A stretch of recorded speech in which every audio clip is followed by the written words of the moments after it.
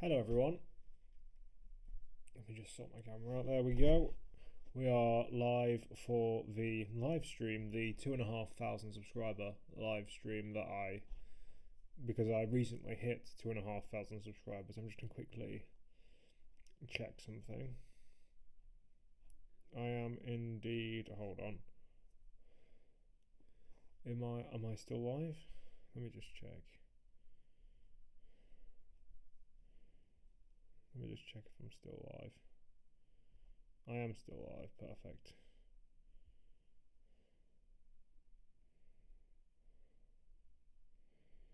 Right, I've got the chat up on my phone. Sai Rigara says hello. Hello to you, my friend. I'm just going to quickly go on to my YT studio, YouTube studio, and monetize my stream, because for some reason you can't monetize them from the preview page, which I think is stupid. It's not showing it as live, so I'm going to have to do it the old-fashioned way and do it on my laptop so you guys can see. You shouldn't see anything you shouldn't see, so it'll be fine. I can always just edit it out afterwards if that's not the case. So I'm going to quickly... For some reason it's kept the same title, which is very annoying, so I'll have to quickly edit that as well. I'm just going to quickly monetization, turn it on, save.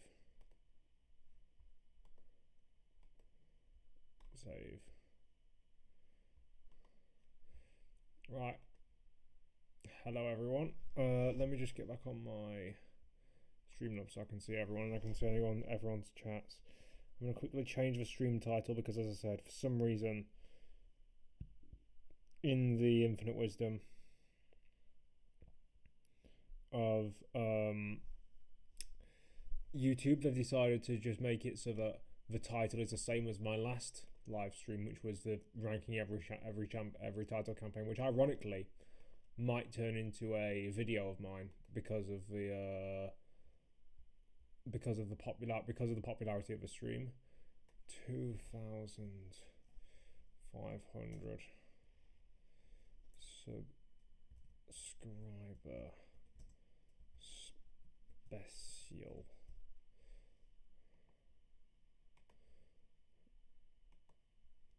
Oh no, it's not even a special. Q&A I'll put instead, so then people might join in. Q&A. Save. Right, I will say hello to anyone else who's joining. We have 3 viewers at the moment. Let me just get off that page. We will get onto this page. I'll be doing a range of tier lists, but I'll also be doing a lot of it's gonna be a very relaxed stream this, because I have no real idea what I'm doing. So I don't like plan, so it'll be very relaxed.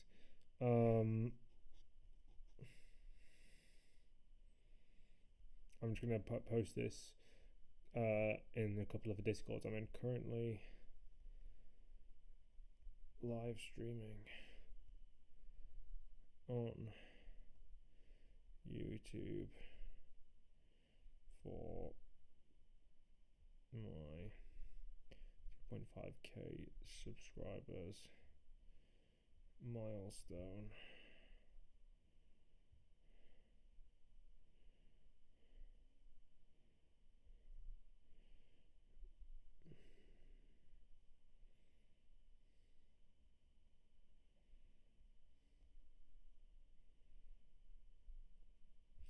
Hopefully people will join. Hopefully people will come in. But yeah, 2,500 subscribers. I don't feel much different to how I did the day before I had 2,500 subscribers. But yeah, how are you guys? As I said, if you are alive and ready in the chat, do put something. If you're not, then that's also calm. But yeah, we'll wait until people properly get in before I start asking or before I start answering or asking questions. Let's see. Yeah, what I may do is I may just minimise or make myself a bit smaller, because I feel like this box is a bit gargantuan. Yeah, you guys can hear me, can't you? You guys can hear me, can't you?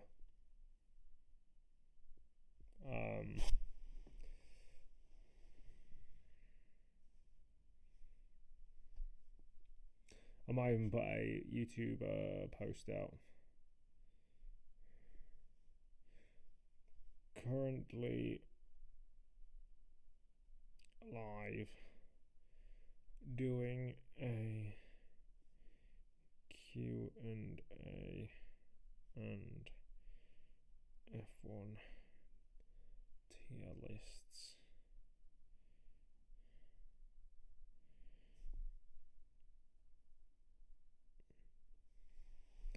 Yeah, we'll wait for people to join.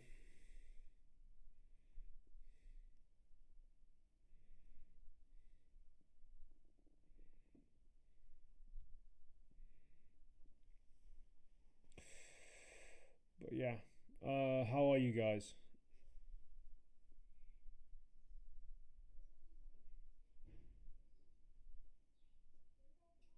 And I'm just gonna check that you guys can hear me. Hold on, give me a second. I'm just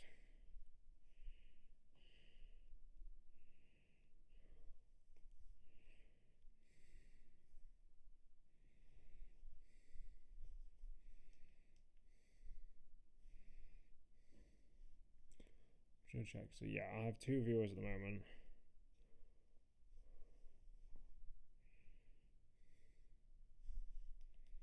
Let's see.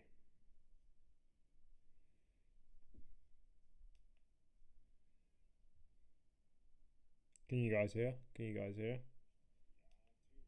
Yeah, you can hear. Perfect. So yeah, I might as well get started with this ranking. So basically, I've got the tier list of the 2025 Formula One drivers. I'm not sure if it shows here. I've got a tier list of the 2025 Formula One drivers. I will quickly. We're not giving Adobe any free promotion, and especially not after they tried to charge me. They tried to charge me £66 a month to renew my my what's it called? My subscription to Photoshop, Premiere Pro, Audition, all that jazz. I'm definitely not going to be renewing that subscription. But yeah, we're going to be ranking every single driver on the 2025 Formula One grid. I'm guessing Duan and Colapinto will be here, because that's usually the crux of these ranking list. And we will go from there. So, who is our first driver? Also, it is a pretty odd list, so unfortunately there is no Colapinto, but I will potentially add him in. Max Verstappen's the first driver. Why don't we go backwards? Let's go backwards, so we're not just starting off with the best. Nico Hulkenberg, this season, it's not been a great season for Hulk, to be honest. Nowhere near his peak. He's definitely over the hill.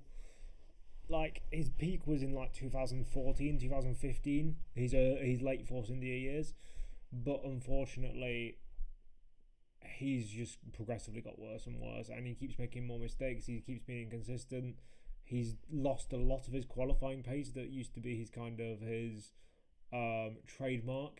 He used to be able to pull out 1 or 2 fantastic qualifying performances a year, and now he just doesn't have that. I'm worried for him going into next year, how he's going to deal with Audi. He's going to be pushing 40, and unless it's just the ground effect cars and he can't understand them, I'm not too hopeful that Nico Hulkenberg is going to do well. So yeah, I will see. I think as I say, he's in C tier for now. I think that it's fair to put him in there for now. He's the first driver we're going to rank on this list. Next up is Gabriel Bortoleto, his teammate. These two have been fairly matched over the course of the year, even despite Hulkenberg's poor qualifying. Bortoleto has been good in some races, but just completely anonymous in others. Now that could be down to the fact that he is in a Sauber, and the Sauber isn't a great car. But in my opinion, he's just not been that outstanding. Not when we'll get to the other rookies, but when the other rookies have shown absolute glimpses of brilliance. So I'm prepared to put him in C tier, maybe just above Hulkenberg. For now, we have 4 people in the chat right now, or in the watching the stream right now. So if you guys would like to say something in the chat, do. This is an informal Q&A slash tier list thing, so you can fire away with your questions if you have any. I'm going to quickly zoom in my page a little more because you can just see that ad slightly that you shouldn't be able to. Oh, now you're going to see it even more. Great. But yeah, I'm going to quickly zoom it all in a bit further. There we go. So it's a bit more centralized. There we go. I'm not giving anyone free advertising space on my stream unless they're paying me for it. So, yeah, those are Bortoleto and Hulkenberg. We're going to keep going backwards. Next up is Oliver Bearman. Everyone who watches this will know how much I rate him. I think that, especially in the second half of the year, he's been top 5 drivers easily on the grid. And although he kind of got a bit quiet towards the end of the last couple of races, Mexico he was superb, Austin he was superb, and throughout the year has had absolute shines of brilliance, like Britain qualifying, where even if he took a grid penalty, he was like he would have been 7th on the grid in a Haas when Ocon was nowhere. And yeah, I would put Bearman in A tier provisionally. We'll see where he moves going into the rest of this ranking, but yeah, I think that he goes pretty comfortably in A tier. Next up is Esteban Ocon. Now, Ocon this year, usually every year, he will have about 7 or 8 truly great races and then disappear into the abyss of nothingness. But he really showed a lot of anonymity in large parts of this year. Like at the start of the year, China, he was good, and he got for a long while he was leading Bearman in the point standings. But I think Ollie overtook him in that middle part of the year, and even when Ollie was fighting for points and was getting struck down by penalties like Monza, like Britain, like Monaco, Ocon was just not there, and he was doing as I said, Bearman got a best place of 4th in Mexico. Ocon's was 5th in China, and aside from that, I think his next best result won't be that high. I don't exactly know what it is, but it's not great. So I think that Ocon, personally, he's in C tier for me. I'd probably put him slightly above Hulkenberg right now, but I wouldn't put him above Bortoleto. I'll consider maybe moving him up or down in a bit, but yeah, actually maybe I might put him above Bortoleto, because even when he was anonymous, he wasn't as anonymous as Bortoleto was. Again, say something in the chat if you want to, if you have any questions for me, or if you have any ideas for tier lists or things I could do on stream for you to enjoy. We are midway through it, obviously, but yeah, here we go. Next up is Yuki Tsunoda. Now, obviously, this tier list has him at Racing Bulls, which is a bit of a different environment to the one he ended the season in. But yeah, what I'd quickly say for this one, I'm just going to quickly do something, by the way, because I'm going to quickly make it so that you guys don't see full ads, so that you guys only see, because I saw this, it was able to do this. I might just quickly hide my window again, because we're properly going with the stream. Sorry guys, I'm going to quickly hide that while I go and sort out the ads so that you guys can see a bit better. not exactly sure how to do this.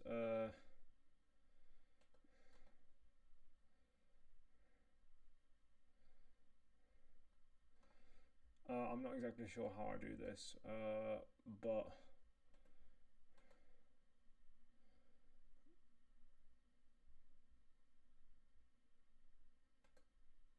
it looks like I can't, because I saw basically what I'm saying was, it was I was watching the stream of the Elms race. I was watching the Elms race earlier, and they ignore those. Those are my analytics that don't exist. I was watching the Elms race, sorry, the ALMS race earlier, and they made it so that when people watched it on YouTube, the live stream, that when you got ads, they weren't intruding, and they played side by side with the video. You just didn't hear the volume of the video. You heard the volume of the ad. So that's what I was trying to do there, but unfortunately, it seems that it's not going to let me do that, which isn't very good. But yeah, nonetheless, we'll move on to Tsunoda. Tsunoda this year, like first two races with Racing Bulls, he was decent, I guess. I mean, obviously, he was going up against a rookie, not just a rookie Hadjar, but a guy in his first two races in Formula One. And yeah, I mean, this year when he was at Red Bull, like, people said, "Oh, it can't get worse than Perez," and it got worse than Perez. So he was nowhere near Verstappen. Like, even Perez, when he needed to, he could pull a good result out of the bag. But the only time Tsunoda ever had the cameras on him was when he was crashing, or when he was trying to defend in Abu Dhabi. I will still maintain that that was probably the most stupid defensive job I've ever seen in my entire life. He had an opportunity to hold Norris up in the hotel section. If he'd have just dropped back about a second, he could have then held him up in the hotel section where it's pretty much impossible to pass. But instead, he let him get in his DRS and make an easy overtake. So, for me, it's baffling how Tsunoda was that bad. I mean, yeah, the car setup window is narrow, but also, do you remember when at the start of the year when they were saying, "Oh, well, Tsunoda has a driving style that's pretty much that's the closest to Verstappen's as anyone's," and he's turned out the worst. So, yeah, I think he's so far in D tier, it's not even close. But yeah, a complete, like, he's out of Formula One full time. He will be, I think he'll be reserve driver for Red Bull next year. So on the occasion that Verstappen or Hadjar becomes ill or has some sort of reason they can't attend a race somehow, I guess he'll have a chance then. But those are few and far between, those opportunities. The last time we really had those was during the pandemic. So yeah. Next up is Hadjar. Now, a lot of people have been rating Hadjar this season. A lot of people have been saying, for example, he's the best rookie. I don't think he's the best rookie, because with Hadjar, it's funny that people will highlight the positives. They highlight his podium in Zandvoort. They highlight his solid, consistent drives to points. But they'll highlight the negative of Australia, and they'll say, "Oh, he picked it all back up from there." But they won't highlight the races in the middle third of the year where he, apart from Zandvoort, where he was kind of nowhere. They won't highlight when he did make those errors. They won't highlight when Lawson beat him. And of all the rookies, pretty much, he had the worst teammate. Like, Behrman's had Ocon, who is a Grand Prix winner and is one of the best drivers in the midfield. Antonelli had George Russell, who is, well, we'll get to where he is on the grid, but he's definitely up there as one of the best drivers on the grid. Colapinto had Gasly, who is one of the best drivers in the midfield, in a midfield team as well. Bortoletto had Hulkenberg, who, although, as we said, he wasn't really good this year, he's a very experienced driver. And Hadjar had the worst teammate of the lot in terms of, for the most part of the year. And even Tsunoda and Lawson are both not as good as the guys that we just mentioned. So yeah, I'd say that Hadjar, although I'm not saying he was terrible, but there's a lot of caveats to how good his performances were. Also in Zandvoort, he only got that qualifying position because no one really set a good final run in Q3, and then Leclerc and Antonelli crashed, and Hamilton crashed, and and Norris got his DNF, so he wouldn't even got the podium if Norris hadn't DNF'd. He would have probably finished maybe 5th, 6th if that race had played out normally, but he didn't. Like, if Behrman had have had one driver in front of him retire and 2 drivers who could have overtaken him retire, he could have been on for a 2nd place or a 3rd place even, because of just how good he was, but he didn't get that, and yet Hajjar gets praised for that. I'll still put him in A tier, but I think that he isn't, or what it wasn't as a good a season as people say. Not as good as Ollie's anyway. Next up is Jack Doohan. I mean, we said that Tsunoda was solidly in D tier. I think that Jack Doohan goes into D tier below him. Like, there's no way that anyone. Like, people said there was loads of guys at the start of the year who were like, "Oh, we have to give him time." No, you don't. You don't have to give a driver time if they're obviously not going to come good on that potential. He had no potential in Abu Dhabi in his first race. Bear in mind, this is like, we talk about this, like, give them time. Even the drivers who had poor starts, like, for example, Hajjar had the worst possible start to a Formula 1 career, didn't even start because of his own mistake and crashing on the formation lap.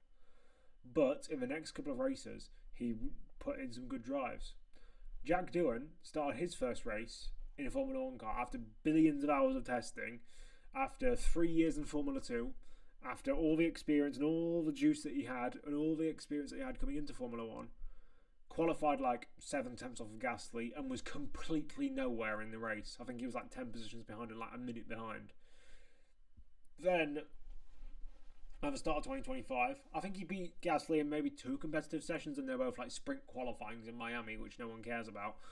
And it didn't score a single point. In a car that Gasly was getting like 6th and 7th places in. He was getting really solid results, and Doohan was nowhere. Like, do I think that he's some terrible driver who is the worst driver in F1 history? No, but he's definitely up there with the worst drivers of his decade. I know we're only halfway through. I think he's one of the worst drivers of his decade, and yeah, he's not good. And I mean, it's quite ironic how now, as I've been saying this all along, and in a Super Formula test in the past 3 days, I believe it's the past 3 days, it might be the last 4 days now, but basically 3 days in a row he crashed at the same corner at Suzuka in a Super Formula test. Like, how do you do that? Like, I understand crashing once, I even understand crashing twice if you're not fully familiar with the machinery, but why at the same place? That just shows that you're not listening to what the car's got underneath you, or there's some sort of issue that you have with that corner. I don't know how someone can do that as a racing driver. Because when you make a mistake at a certain corner, you subconsciously believe, or you subconsciously back off through that turn in the future. At least for the near, like, you might like maybe a couple of hours down the line, you might not feel it, but the next day, you definitely would just back off a bit, so you don't want to risk a potential accident. But Doohan just didn't do that. He just drove like the same every single time, and it didn't work, clearly. Say Zach Brown and Norris on the telephone at the end, like Gaga and Beyonce. Oh, don't even get me started about Abu Dhabi, and that was just cringe. Don't even get me started. I think that is universally every single Formula One fan said that, "Is this the world champion hotline?" was cringe. Hello. Lancelot37 saying, "Have a great weekend." You too, my friend. I was watching the Asian Le Mans Series race earlier on because one of my favourite drivers was competing in it, and I mean, it was tragic because he finished in last place, or he was running in last place for a good part of it, or his team was anyway, because obviously it's 3 driver teams, and then they had a late pit stop, so they couldn't really capitalise. But yeah, I will try and have a great weekend at least. Next up, after that, I'm actually going back home for Christmas to my parents' house tomorrow. So yeah, that is something that's going to happen, and that means that my videos are going to probably take a bit longer to come out. Basically, I don't know why I hadn't thought of this idea before, but basically, I used to edit all of my videos on my laptop. The problem is my laptop is crap. It doesn't have any sort of performance capabilities. It's got a very, very, very basic graphics card. So what I do, like as you guys will have seen when you watch my videos, I do use sparing race footage, and like onboards and all that sort of stuff, and I have to record those manually on my laptop. You can't just download them onto your laptop. So I have to use a screen recording. I use Streamlabs, the same thing I'm using to stream this, but to record the footage. But when you have that open, when you have Premiere Pro open, and when you have let's say when you have the Safari or whatever platform you use to get those things, and Premiere Pro open on a laptop like mine, it just overheats really quickly. So after about 10 videos, my entire PC will restart, and it won't just restart because for some reason when my PC restarts, it disables Wi-Fi, which is incredible. Like, it disables Wi-Fi capabilities. So then I have to restart it again to get those Wi-Fi capabilities back. And yet, so basically, in the middle of my editing, I have to take a 10-minute break to restart my entire computer. So what I'd come up with was I just use because my university has radio studios that I previously went in to do a bit of audio recording if I couldn't be bothered or if I had the time, because their audio is slightly better. But I didn't think to just use their computers as well, because their computers are a lot better than the ones I have. So obviously I'm going back home now, so I won't have the access to those same computers. So yeah, my next video might take a bit longer to come out. It's also it's going to be a bit more difficult to script, because like my Lance Stroll video, I've done so many driver profile videos. Like, it's just find the early part of a driver's career and go through season by season, race by race. And I've done that so many times for so many drivers. But now, my next video, because I am gonna work on, actually, let's have a live look at the poll results of my poll. Can I see the poll on here? No, I can't. I'm gonna have to go on to YouTube proper. Ignore my news recommendations and my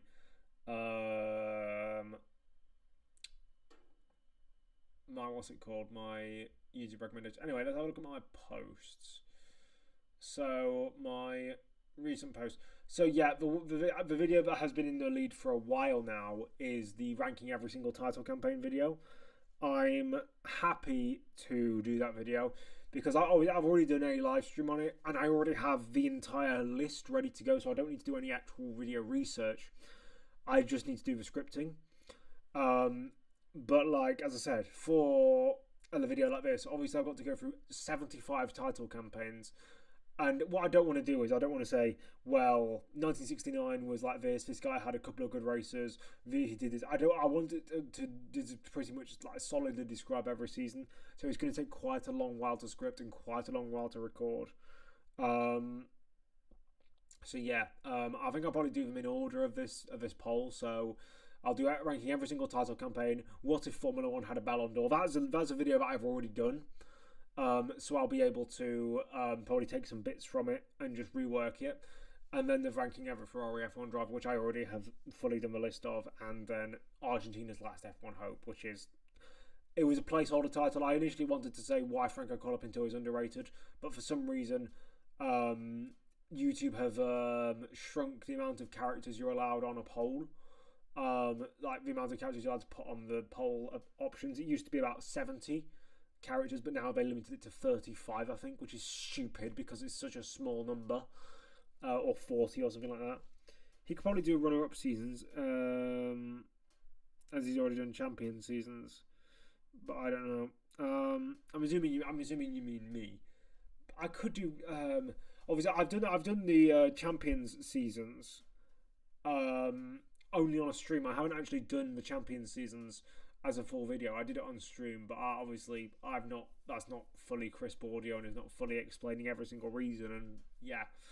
I could do vice champion seasons, but then again, it gets into like the middle ones are just really boring. Like the bad ones will be interesting. Like for example, Eddie Irvine in 1999, why he was so bad. An ex-driver in this year will be quite interesting. And the best ones, like Alonso in 2012, Verstappen in 2025, are going to really bring in some things. But the middle ones are just so boring. Like, I don't really care about, let's say, who's just a really obscure vice champion? Maybe Jody Scheckter in 1977. Like, yes, it was a great year for him and he was really good. But no one cares, essentially. That's the only problem with doing a vice champions video, because it gets into the realm of who's actually going to click on that, and the answer is going to be F1 nerds. So that's the issue I have there. So again, I would love to do that if that would have been a video that I may have put out when I was a smaller channel. But yeah, every Ferrari. By the way, I see your other thing. Every Ferrari F1 driver would be interesting. I already started on that script, but I realised just how big of a task it was, because there's been about 80 drivers, 80 drivers for Ferrari in F1 history. So yeah, I don't know, Alboreto in 85. Yeah, so ranking vice champions campaigns is good when they're good or bad, but when they're just anonymous in the middle, like no one cares. Like there's pretty much an interesting story about every single champions title campaign. None of them are boring. Even the dominant ones, you can say they're dominant. This is really good. But yeah, well, I'll carry on with this 2025 F1 drivers ranking. Pierre Gasly's up next. Now, Gasly for me I'm in two worlds about Gasly, to be frankly honest, because the way I see him, well, I've completely forgotten how to speak. The way I see him is, he's a very good midfield driver, but at the same time, Franco Colapinto is too close to him, and Franco Colapinto has been matching or beating him in race pace a lot without people realising. So I do think he's underrated, but I also think that he's overrated in a way, because I think that, or at least if he's underrated, then Franco Colapinto, his teammate, is very underrated. That's the issue I have. So I think this year he's pulled out the performances when he absolutely needs. Like when the car has been capable of points, he's extracted it, especially earlier in the year. But annoyingly, this is annoying for Colapinto especially, when the car's been bad, usually Colapinto does better. But when the car does good, it's usually Gasly ahead. So it looks like, because Gasly has 30 points this year, and Colapinto and Doohan had 0, so it looks like Colapinto and Doohan are just idiots. But in reality, Colapinto is arguably, over the course of the year, a better driver. I might even be able to get up the stats to prove that on my Excel spreadsheets that you guys are probably all familiar with my videos. Like I put a lot of those screenshots in my videos. But yeah, I put Gasly in A tier. He hasn't been fantastic, utterly stupendous throughout the entire year. He has had rough patches, and obviously he's not as... Maybe I put him in B tier actually, because of how often Colapinto has matched or beaten him. Yeah, we'll do that. Next up is Lance Stroll. Now, I've literally just posted a video on this guy, and I was saying he was underrated. So I would personally... It's a difficult one, because kind of in a similar vein to Gasly and Colapinto, Stroll and Alonso's performances have basically been, when the Aston Martin car is solidly capable of points, Alonso's always the one ahead. But when that car is either not capable of points, or shouldn't be capable of points, or is kind of on the fringes of the points, Stroll usually is the one that capitalises, which is kind of weird. So yeah, I do think, as I said in my video, I do think he's underrated, and I do think that people need to put some more respect on his name. Like, you can't have the results that he has while being bad, and it is annoying how when fans try and slander him, they say, "Oh, but he's been beaten 34-0 in qualifying by Alonso." And it's like, I'm trying to think of examples. Like, I'm pretty sure that Alonso lost the qualifying battles to Trulli. Like, Van Dorn was absolutely destroyed in qualifying by Alonso. Yet people don't see him as bad as they do Stroll. Alonso absolutely. Who else did he destroy in qualifying? There's another driver I think he destroyed. Russell destroyed Kubica in qualifying in 2019, and although he was the worst driver over the course of the year, he still got that point. Vettel's 3 seasons for that would be rather interesting too in that argument, as they split the room anyways. I'm assuming you mean in the ranking every single title campaign video. They probably would, because again, Vettel's title campaigns are quite interesting to go through. Because you have 2010, where, in my opinion, he was the 3rd best driver behind both Alonso and Webber, but he still wasn't bad. It wasn't like he fell into the lap of that title. And then you have where else do you have? You have 2011. I just forgot when Vettel's titles years were. 2011 was pretty much not perfect, but it was very, very good. And then 2012. See, because of how good Alonso's season was in 2012, people put down Vettel's season and they say that he didn't deserve it, or that he was in a rocket ship, or that he somehow nearly bottled his way out of a title. But in reality, that's not the case. Like, again, Alonso, generational season, one of the best of all time. But that takes nothing away from the fact that Vettel had a good or great season. He still had a very good season, very consistent, very unlucky with reliability as well. So yeah, my top 5 drivers in 2025: Verstappen, Russell, Norris, Leclerc, Piastri. Okay, we'll get to that in a minute. But yeah, basic one. And then 2013 for Vettel, because although he won the last 9 races of the season, people don't know, or they always forget how, not anonymous, but how there was basically a 3 or 4 way title fight going on at the start of the year, and then when they changed the Pirellis back to the old spec rubber ahead of, I think it was after Silverstone, that was when the Red Bull just came into its own. So Vettel's like, he's underrated in some aspects and overrated in others. Like 2010 and 2013 are overrated, but 2012 was underrated. Anyway, let's get back to this list. Stroll. I think that although he's been although he's been inconsistent this year, I think that he's not been as inconsistent, or he's been equally as inconsistent as guys like Ocon, guys like Bortoleto, Hulkenberg. It's just that people don't like to admit it, because they like this is something I found. When people don't like a driver, they will always find reasons to not like them, or they'll always highlight when they do something wrong. But when they do something right, they forget about him. Like, people will always mention Stroll's qualifying form, but when I say, well, if he's doing so bad in qualifying, and then he's pretty much matching them in the races, or he's getting just as many points as them in the races, what does that say about the other driver's race pace? And then they go quiet, and they're like, yeah, maybe. But yeah. But people just can't seem to get by qualifying results, which is stupid, because championships aren't decided in qualifying. Yeah, like look at Niki Lauda. He won a championship with an average qualifying position of 12th in 1984. I know it's different times. I know that it's not the same now, and you wouldn't be able to do that nowadays. But people don't rate Stroll for what he is. The 3 with Vettel would be 09, 17. Oh, you mean vice champions video? 09, 17, and 18. I used to think with all the runner-ups, they're probably around the 3 to 8 win mark. So you mean the runners-up years? I mean, 2017 he was fantastic, arguably better than Hamilton. But 2009 he was 2 hour prone, and 2018 again he was 2 hour prone. I don't think they're really interesting seasons to go through. Leclerc and Bortoleto would be an interesting team. I disagree. Leclerc would, at least now at this point in his career, Leclerc would beat Bortoleto every single weekend. Because what I've seen with Bortoleto is his lows are higher than arguably any of the other rookies, but his highs are lower than any of the other rookies as well. So it's like he's just constantly on this line of just performing. Like his worst races in the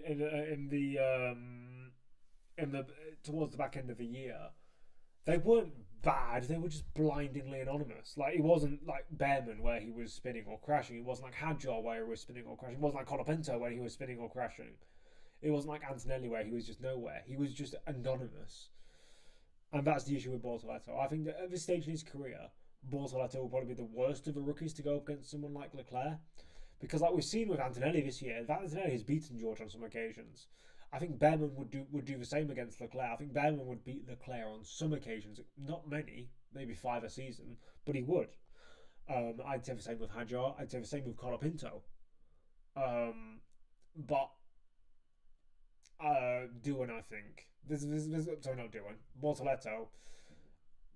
That's the reason why I wouldn't put him in a seat like that, because although he's not bad and he hasn't got as much inconsistency as the guys, he's just not as good at this point in his career. He doesn't have that same performance ceiling, it seems, than the other guys. Next up is Alonso.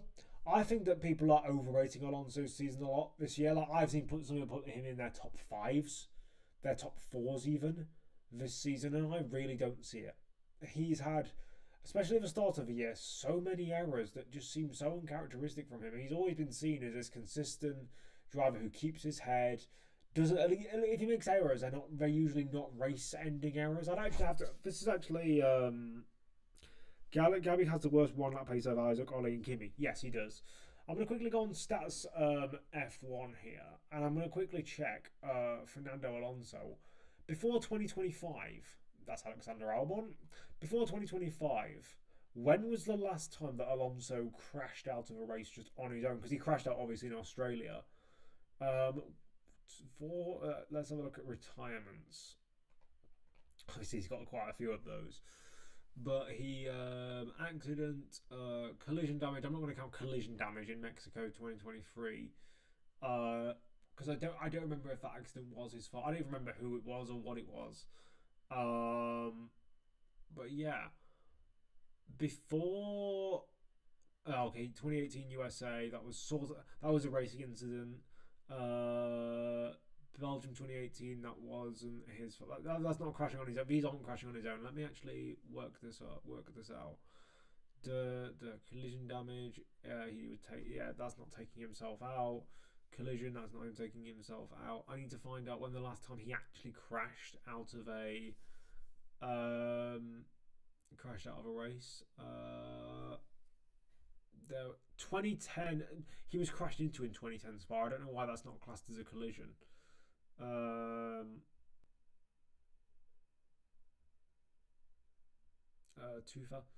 2008 Spa. No, sorry, 2008 Canadian Grand Prix. I've not seen that.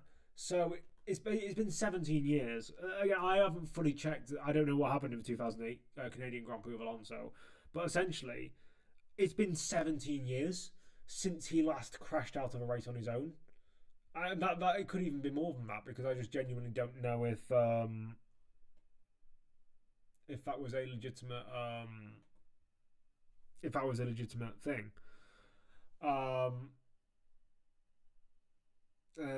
What you're saying, Behrman might be better. He also may crash more and cost the team more points and money. The problem with the thing is, Behrman doesn't really cost teams money in terms of, like, yeah, at the start of the year, like Australia, he binned it into the wall a couple of times. But outside of that, he's kept it out of the walls. He's just not completely mistake free. He crashed into Sato in 2008 Spain, did he? Oh, okay. So we have to keep looking for the. Has Alonso ever actually before 2025 crashed out of a race on his own then? Accident 2007 Japan. Oh yeah, 2007. So between Fuji 2007 and Australia 2025, Alonso didn't crash out of a single race on his own, is what I'm trying to say. And then this year he had Australia where he crashed out on his own. He had the Miami Sprint where he crashed into Lawson. I will still say that accident was not Lawson's fault and that Alonso should have given him room. He hasn't had any major crashes other than Australia, luckily, but he's just been inconsistent. And he's been similar to a level of Stroll's, maybe not similar to a level of Stroll's inconsistency, but he's not been delivering up to the point where you'd expect him to be. I definitely wouldn't put him as high as Behrman and Hadjar. I'd still put him in A tier probably, but I wouldn't put him in as high as Behrman and Hadjar. Maybe is he as good as Gasly even this year? I'd have to go. Let me have a look at the results. Let me have a look at the results sheets. I do have a rough memory of like the reasons why results happen, so I'm not just going to go off of them verbatim. But yeah, it took him a while to get points, obviously, but that was just because he wasn't being consistent and because of reliability. Yeah, there was Silverstone where he didn't execute as well. There was which other races did Stroll do well in? There was the Netherlands where he finished behind Stroll, even though Stroll started last. And yeah, he was good towards the end of the year, I suppose. But in the mid part of the year and towards the start, he wasn't that great. Whereas Gasly, I know he's right at the bottom of those standings, but he has been pretty consistently good. Same with Antonelli, and he's already with Mercedes engine alongside Russell. So, yeah, I think Antonelli would be a good pick for Ferrari if they can get him. Obviously, Italian. I'll probably put him down into B tier then. Maybe still ahead of Gasly, but down into B tier rather than an A tier. Next up is Antonelli. Now, his season started off, I wouldn't say badly. I'd just say anonymous. I keep using that word, anonymous. He was very sort of... what's the word? He was quite a far away off George, but he wasn't to the point where you were like, oh my god, he needs to get a grip. Because like Doohan was like 7 tenths away from Gasly on average, I think, in qualifying. But Antonelli was about 5 tenths away, his worst, to George. And obviously George is a better driver than Pierre, especially in qualifying trim. And Antonelli had less experience. So, yeah, I'd probably put Antonelli around... I mean, I actually argue he's been better than Ocon this year. C tier. Does he go in B tier because of his end of season pickup in form? Actually, how good was his end of season pickup in form? He ended up finishing what? No, he had less than half the points of George, which people don't talk about. And obviously, he did have that long run of retirements, I suppose. But yeah, his end of season form was pretty good, apart from Abu Dhabi and Kota, where I believe did he have that? No, he had a small incident with Ben, but it wasn't related to his result in the end. I'd probably put in. Should I put him in B tier? Yeah, go on. I'll put him there. And then we've got George. George is the first driver who's going in S tier. For now, obviously he's the best driver on the grid, but we haven't gone to the other guys yet. Next up is Alex Albon. Now, Alex Albon is a strange case when it comes to Formula 1 and Formula 1 fans, more importantly, because so many people rate him, and I don't really know why. So many people were like, oh my god, he's so good. Because he will, like, at the start of the year, he was pulling out some good performances. But, as soon as Sainz got adapted to that car, he was right there with him, and or better than him. So, yeah, this is the thing. Sainz took how long? So let's have a look at this. After Monza, when Albon didn't score a single point after Monza. Let's have a look at this. So after Monza, that's not what I meant to do. I meant to do this. There we go. Open new link. So after Monza, Sainz had 16 points and Albon had 70. Then, in the next 8 races, Sainz gained 50 or so points. Yes, 2 of those were podiums, but he deserved both of them. it wasn't like yes, Qatar was partly due to McLaren's, let's say, questionable tyre strategies, but it's not like he wasn't the next best driver to pick up. So I think that Albon is in a way overrated because he will have good performances, but then he'll just disappear into the abyss, and then people will just forget about it.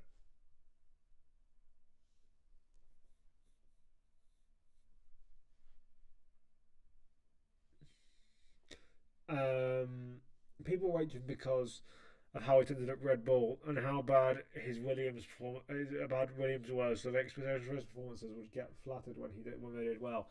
Yeah, that's what I've seen. Basically, whenever he goes up against a bad teammate, he looks good, and whenever he goes up against a good teammate, he looks bad. This is the thing. Like his entire, even his Red Bull career, the only reason he got that seat over Danny Kvyat was because Kvyat was already a known quantity, which is such a backwards way of thinking. Surely a known quantity should be more valued in that situation than a guy who's had 12 Formula 1 races, I think, at the time when he got put in that Red Bull. Kvyat should have always got that seat in 2019 because he was a known quantity, he had the experience, and although he wasn't some generational talent, he would have been able to bring consistent points, which is what Red Bull eventually desperately needed. And I think that he would have been the solution to that. But yeah, I'd put Albon C tier. He can't go any higher than C tier, in my opinion. He's really shown himself up towards the end of the year. He can go towards the top of C tier because he wasn't as inconsistent as the other guys. But the fact he scored no points after Monza when Sainz scored 2 podiums is a joke. And then Sainz, I would put Sainz higher. Sainz, I think, was on a similar level of inconsistency as Stroll. In terms of, not every single weekend problem was his fault, but he should have done better, especially to start with. People were clowning on him at the start of the season because because Hamilton was actually doing reasonably well at the start of the season. Obviously got that win in the sprint in China, and people were like, oh yeah, it was definitely the right decision to get in Hamilton. And then the rest of the season happened. But yeah, I'd put Albon and Sainz there around about. We'll have to go through the rest of the ranking to see if that's where they end up. Next up is Lewis Hamilton. I don't know why. I don't know why this season was so. Actually, no, I do know why this season was so bad.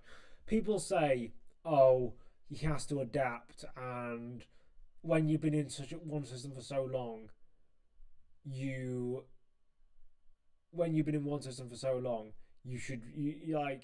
take so long to adapt. Now, if you're just an ordinary driver, like a Carlos Sainz or like any of the other drivers who've transferred this season, okay, fair enough. You take a bit of a while to adapt. But the reason why the greatest of all time, or the greatest drivers of all time, are called the greatest drivers of all time, is because they don't play by normal rules. They don't play in terms of what drivers' expectations. Michael Schumacher was the one who got 100% podium record in a season. Max Verstappen was the one who got 19 wins in a 23 race season and pretty much won every single race that he should have won. And then you've got guys like Fangio with that crazy winning more races. When he finished a race, he was more likely to win a race than he was to finish in any other position. Jim Clark with all his Grand Slams. Whereas Lewis Hamilton this year has just proved he is one of the greats still because of his achievements and because at his peak he was a very, very, very, very, very good driver. But when his lows are this low, you can't put him in the same breath as Prost, Clark, Fangio, Schumacher. It's simply not possible. Even when Schumacher came back at an age that Lewis Hamilton is currently younger than, after 3 years away at the sport, he had to learn new tyres, a new car concept, a new team. He had the exact same tasks that Lewis had and more. And he wasn't as good as Nico Rosberg, but he was very damn close in the races that both drivers finished. And then by the time 2012 came around, when he was 43 years old, he was much better than Rosberg because he managed to adapt and he managed to get back up to things. Alonso, at Lewis's age, wasn't in Formula 1. He wasn't in Formula 1 at 40, but he was in Formula 1 at 41. And although it took him like 5 races to get back into the groove of things after 2 seasons out. Now, unless, again, I know that Lewis Hamilton fans aren't the brightest, just like Cult Max fans are and Cult Alonso fans aren't the brightest in the world. But if you're going to tell me that being in Mercedes for 10 years and then, or for being in Mercedes F1 team for like 12 years and being a Mercedes powered driver since the dawn of time, if you're going to tell me that is a harder adapting job than coming back to a sport after 3 years away or 2 years away, then I don't know what to say. So yeah.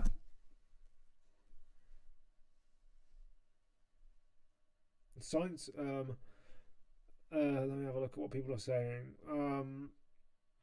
Well, so Albon was good when the car was good.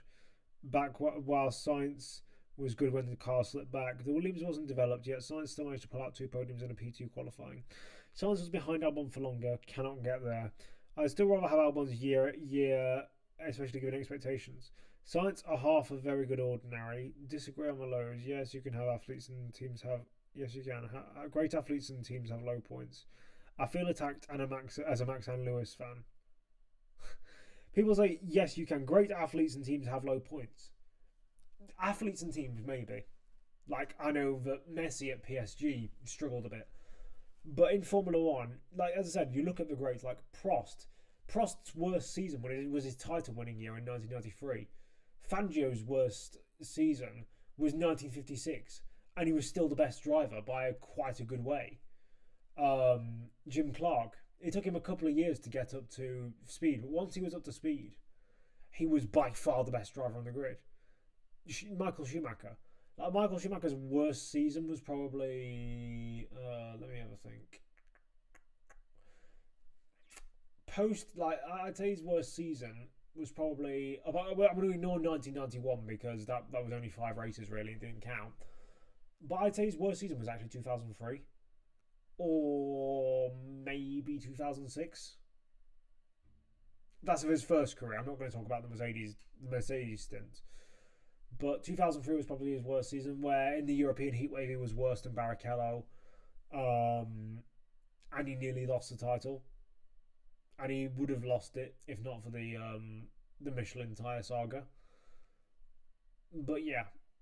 I mean, even like Niki Lauda is probably the only example of any of the drivers that I truly rate having low points in their career. And his low point was getting beaten by John Watson in 1982 and 1983 after 3 years away and having had no interest or no testing in Formula 1. He'd gone from ground effect basically being a novel concept to a fully fleshed out like staple of Formula 1. And he came back and yes, he wasn't as good as John Watson, but John Watson was a very good driver and arguably a champion caliber driver. Yeah. So and meanwhile Hamilton, I'm not gonna go through his entire career, but you look at the teammates that Hamilton's gone up against. Like people have said, oh, the reason why Hamilton lost to his teammates was because his teammates were good, and if Verstappen and all the other drivers had had teammates that were just as good as them, then they would have looked worse against them. Or if they'd have had better teammates, they would have looked good. But the thing is, like, for example, again, I'm going to use the example of Alain Prost. Alain Prost had 5 different champion teammates. He had multiple more race winners as teammates, and he beat all of them. He was better than all of them, like, and including Ayrton Senna. And people will probably say that Senna was better, but he just wasn't. He was maybe faster on 1 lap pace, and he would win the qualifying battles, but he wasn't the better driver.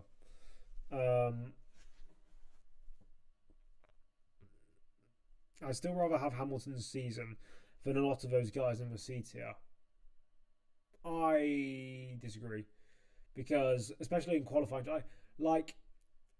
Hamilton, especially at the start of the year when the Ferrari wasn't as temperamental as it was at the end of the year, You put Hamilton doing the kind of qualifying clangers he was dropping.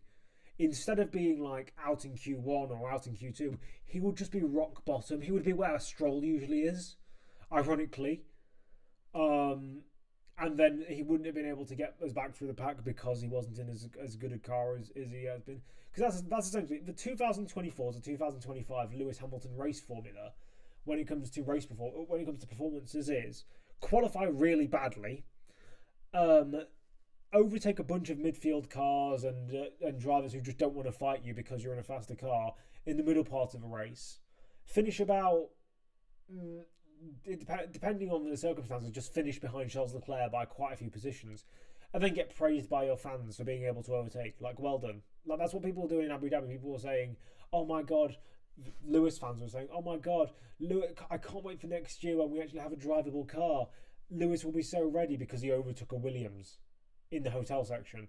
Like, do they not realise that they are basically just not jumping out of the way, but they are not fighting it because they know he's faster, because he shouldn't have been qualifying down there.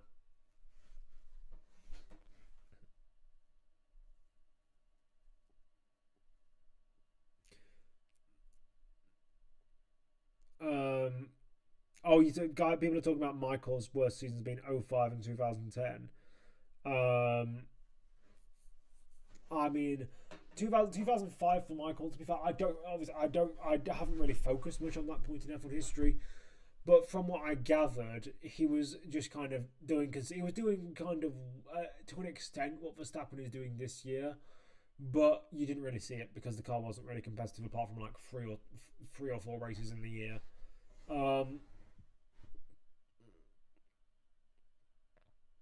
Prost weren't great in '91, to be honest. I think he was, and I'm going to say this because he was in the teammate battles. He was against John Lacey. He outqualified him by 3/10 on average, and was about half a minute clear in the race as they both finished. And again, 1991, the reliability rate wasn't as great, but yeah, I think that like people seem to think because of what happened to him against Senna, people seem to think that Prost just wasn't a fast driver or wasn't a good qualifier, but he was. He was faster than Rennie or New in qualifying, and that guy had 21 pole positions. I think he's got the most pole positions of any driver who never got close to a championship or was never in a championship winning car. I know that Renault was just a qualifying merchant, but still he had a very good amount of pole positions, and yet Prost was faster than him. And I think that just because he prioritised race stream over qualifying doesn't mean that we should hold that against him when comparing him against Senna in qualifying. It's the same example. That is part of the reason why like Alonso versus Stroll is similar to Prost versus Senna, in a way that people will just go, "Oh, qualifying form," and just act like qualifying is a perfect representation of everything when it's not.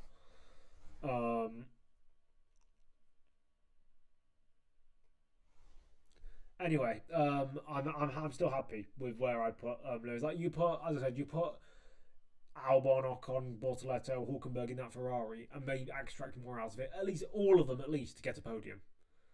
Like Lewis should have had a podium. He should have had at least one in a 25 race or in a 24 race season. When how many podiums did Leclerc get in the end? 1, 2, 3, 4, 5, 6. 6 podiums. Lewis should have at least one. And he ended up with 100 less points than him, pretty much. And yeah, that's the way I see that. Also, bear in mind Lewis had how many? So he had how many non-fault retirement? What happened? What happened? I can't remember what happened in Sao Paulo. Also, yeah, Leclerc got taken out, and Lewis. What happened to Lewis? I forgot. Collision. Oh, he had a collision with Colapinto at the start, and then and Sainz, and then blew. So Lewis had 0 no-fault retirements, and Charles Leclerc had 2. Yet Leclerc still finished 90 points clear. Yeah, that's an appalling season for Lewis, especially when Charles also, like as you can see in Silverstone, didn't have the greatest strategy. Yeah. I think now Lewis isn't in a car that's like at least fighting for wins occasionally. he's now been shown up as a kind of inconsistent. He's always been inconsistent. Like, even in his best seasons, with the exception of 2015 and 2012, even in his like best seasons, he still had quite a few flaws, quite a few mistakes. That's what I put 2015, 2012, and 2014 on a pedestal of any other Hamilton season. Like, people talk about 2020 somehow as one of his best seasons, but it just wasn't. He had in Austria he finished fourth, in Monza he finished seventh, and in Abu Dhabi, yes, he had effects of the disease that I can't name on this stream, but he still finished third and was miles behind Bottas. So, yeah, those are hypotheticals though. Again, it's hard for me to put the guys in 16th behind the guys in like 19th. Point standings aren't everything, and the car plays a big part in that. Also, the only guys that are in 19th who I put above Lewis were, I mean, literally the guy in 19th. Bortoletto was only down there because his car was just naff. Especially like the car was really good towards the start and the middle of the season, where he was a rookie and was building up to performances. Like in the middle part of the season, you can see he was really good, and then when the car tailed off, he wasn't. He got 1 point compared to Hulkenberg's like 6 or 7, but he was right. He was right there. Their teammate battles were very close. So to just, if it was a spec series, or if it was a series like, for example, IndyCar, where driver performance is a lot, or like driver standings are a lot more indicative of driver performance, I'd be willing to agree. But unfortunately for me, just because someone's down in 19th doesn't mean they're worse than the guy up in 6th. Regardless, yeah, let's go to Charles Leclerc. Charles Leclerc is up here. I think that he had a couple of off races and he's not been perfect. The car's not been perfect. I think he's easily S tier though. I'd agree that some of his Mercedes years get overrated. 2010 and 2012 are two of his best seasons. You see, I see a lot because my Twitter algorithm likes to give me a lot of posts, or likes to show me a lot of posts by Lewis Hamilton like fanboys or fangirls or whatever they are. I don't care what they are, but they like to show me like them showing videos of him in previous seasons and just saying like, oh my god, McLaren Lewis was the fastest driver of all time. Like, please just stop. But nonetheless, like, there are people trying to say that 2011 is underrated and that he was the fastest driver on the grid. It doesn't matter if he was the fastest driver on the grid. He was too busy crashing into everyone. 2010, there are some people who genuinely try and tell me that the McLaren was like some awful car, when in some tracks it was the fastest car on the circuit. And again, this is another thing that annoys me with Hamilton. People try and prop Hamilton by saying, look how far he was ahead of Button in qualifying, not realising that Button is probably the worst driver to compare against someone for qualifying form because of his driving style.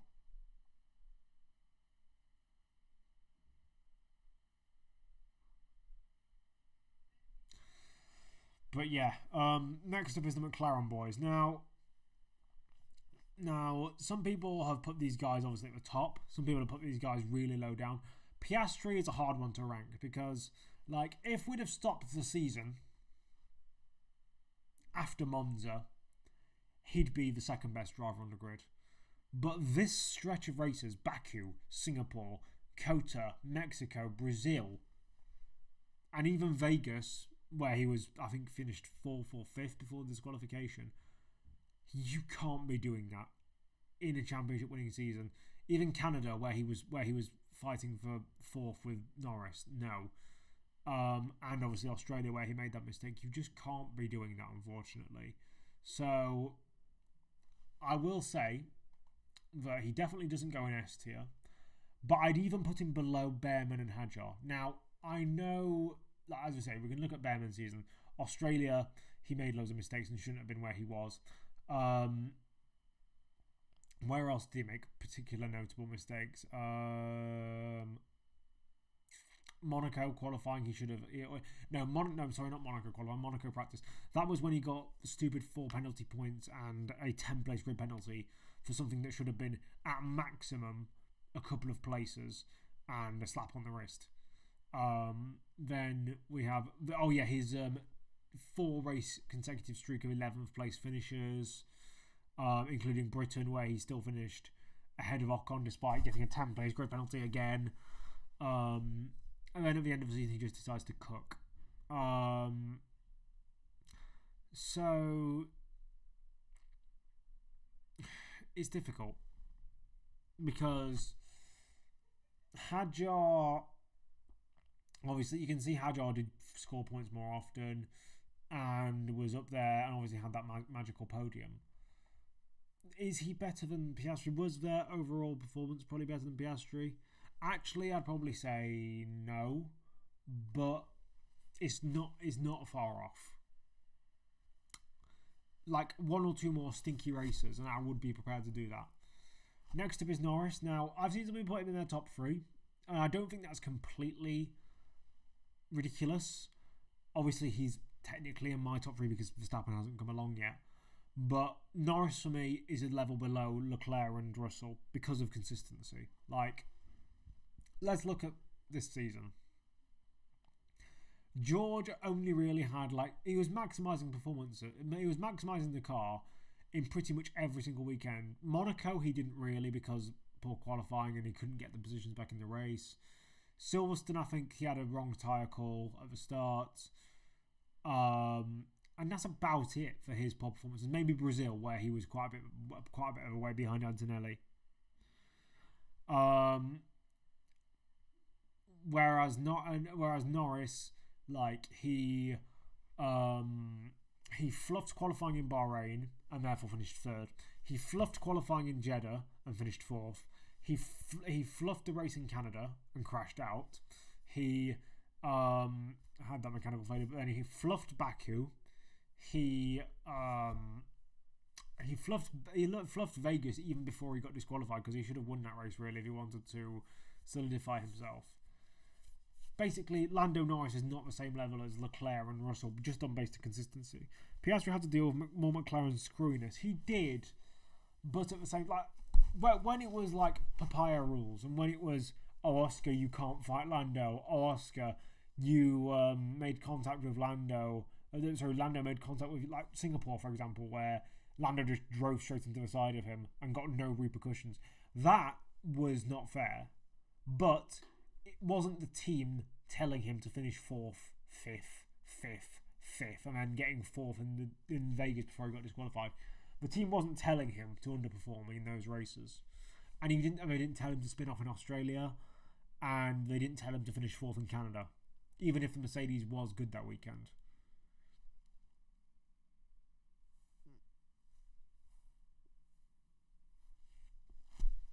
So that's what I'd say to that. Next up is Liam Lawson. Now, obviously the first 2 races were abysmal. He was way off and he didn't really have the right attitude. But once he got into the flow of the season, there was a point in the middle of the season where he was actually outperforming Hadjar, and then he slowly slipped back and wasn't great. So he's a pretty awkward driver to rank because some people seem to think his racecraft is a bit, let's say, risky. I'd personally say he goes in C tier. Just hovering around these guys, really. I don't really know where I should put them. But yeah, and then actually no, I just said that Lando was a step below George and Charles, so I'm gonna put him below George and Charles. And then Max is top. If anyone doesn't have Max first in their drivers this season ranking, they are literally just haters. Now there are people who at the start of the season were saying because of Spain, Max was below George. One race where you have a cock up doesn't outshine all of his other fantastic results. So that's my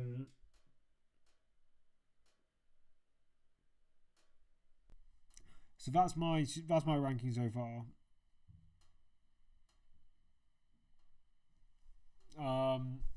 Not even season ranking so far. It's my overall season ranking. I think I made a more comprehensive list in my notes app on my phone somewhere, where I probably had a bit of a quicker, more than just a quick glance at results and remembering things a bit more clearly. But I think that's a fairly good representation of what I think, how I think this season's gone. I think that's a fair way of looking at things. What do you guys think?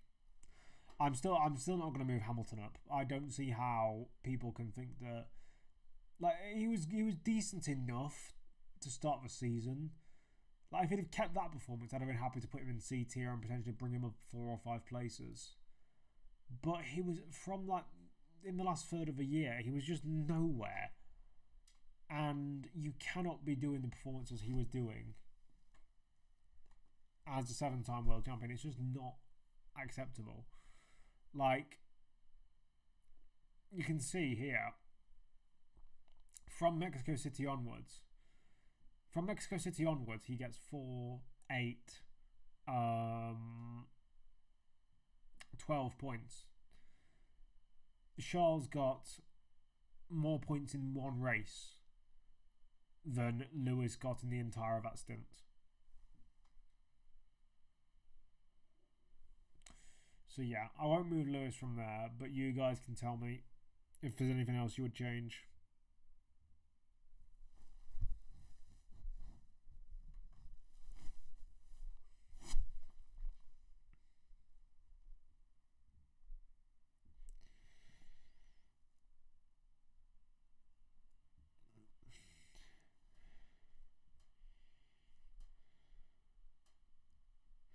I've got a couple more tier lists that I do want to do, by the way. We'll go on to those now. I was looking through the first page. I've done track rankings before, and I've even done like full on like every track in F1 history rankings. But I think I want to do a tier list on these because I want to see which ones I rate, because my opinions will have changed based on what happened this season. That's 4 races though. Most of the season, Leclerc and Hamilton were a position or two different.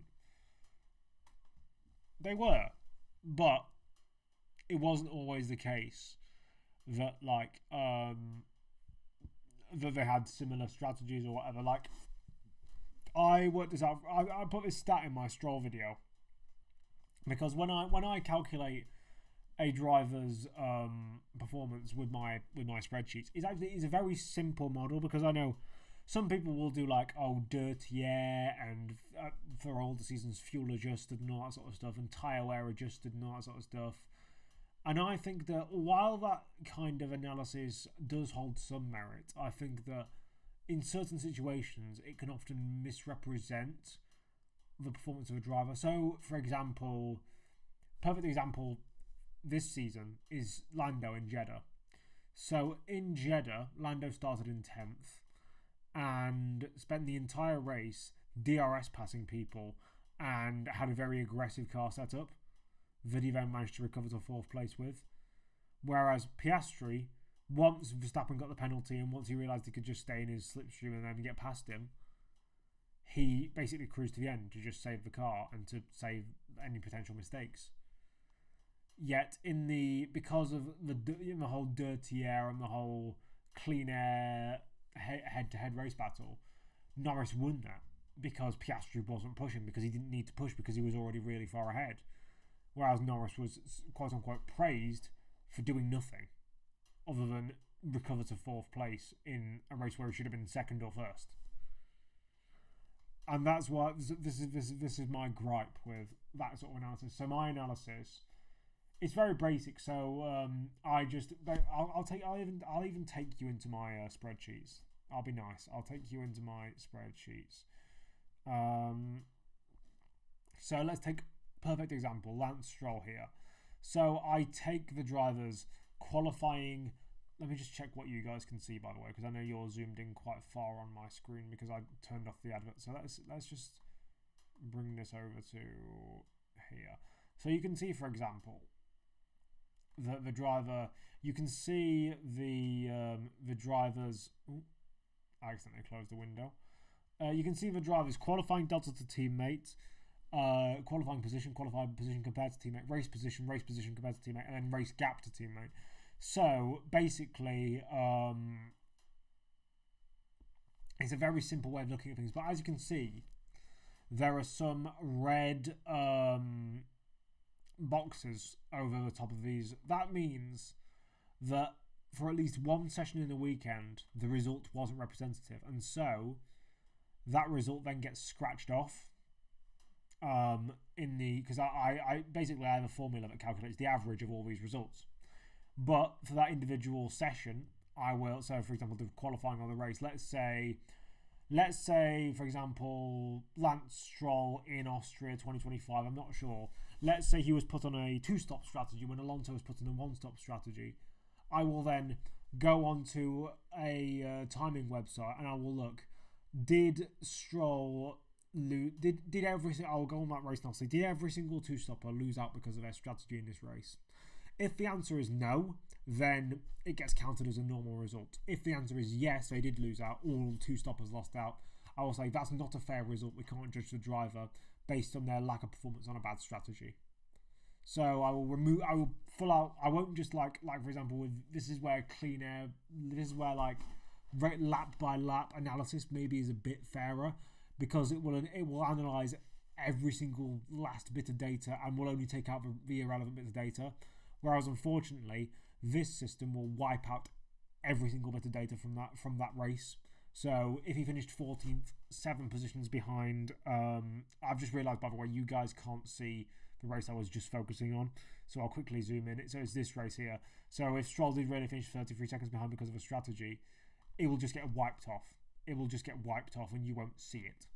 It won't be counted in the final average. That's the only real negative, is where a driver, let's say, was performing worse anyway, but their bad performance was made even worse by a factor outside of their control, whether it be being hit or a bad pick strategy. It also kind of favours inconsistent drivers, because if a driver doesn't finish a race, there's also no data. Or if their teammate doesn't finish, there's no data. So again, if you retire from a race while behind your teammate, you're saved and you don't lose out. But if your teammate in front of you retires while they're ahead, you also get saved.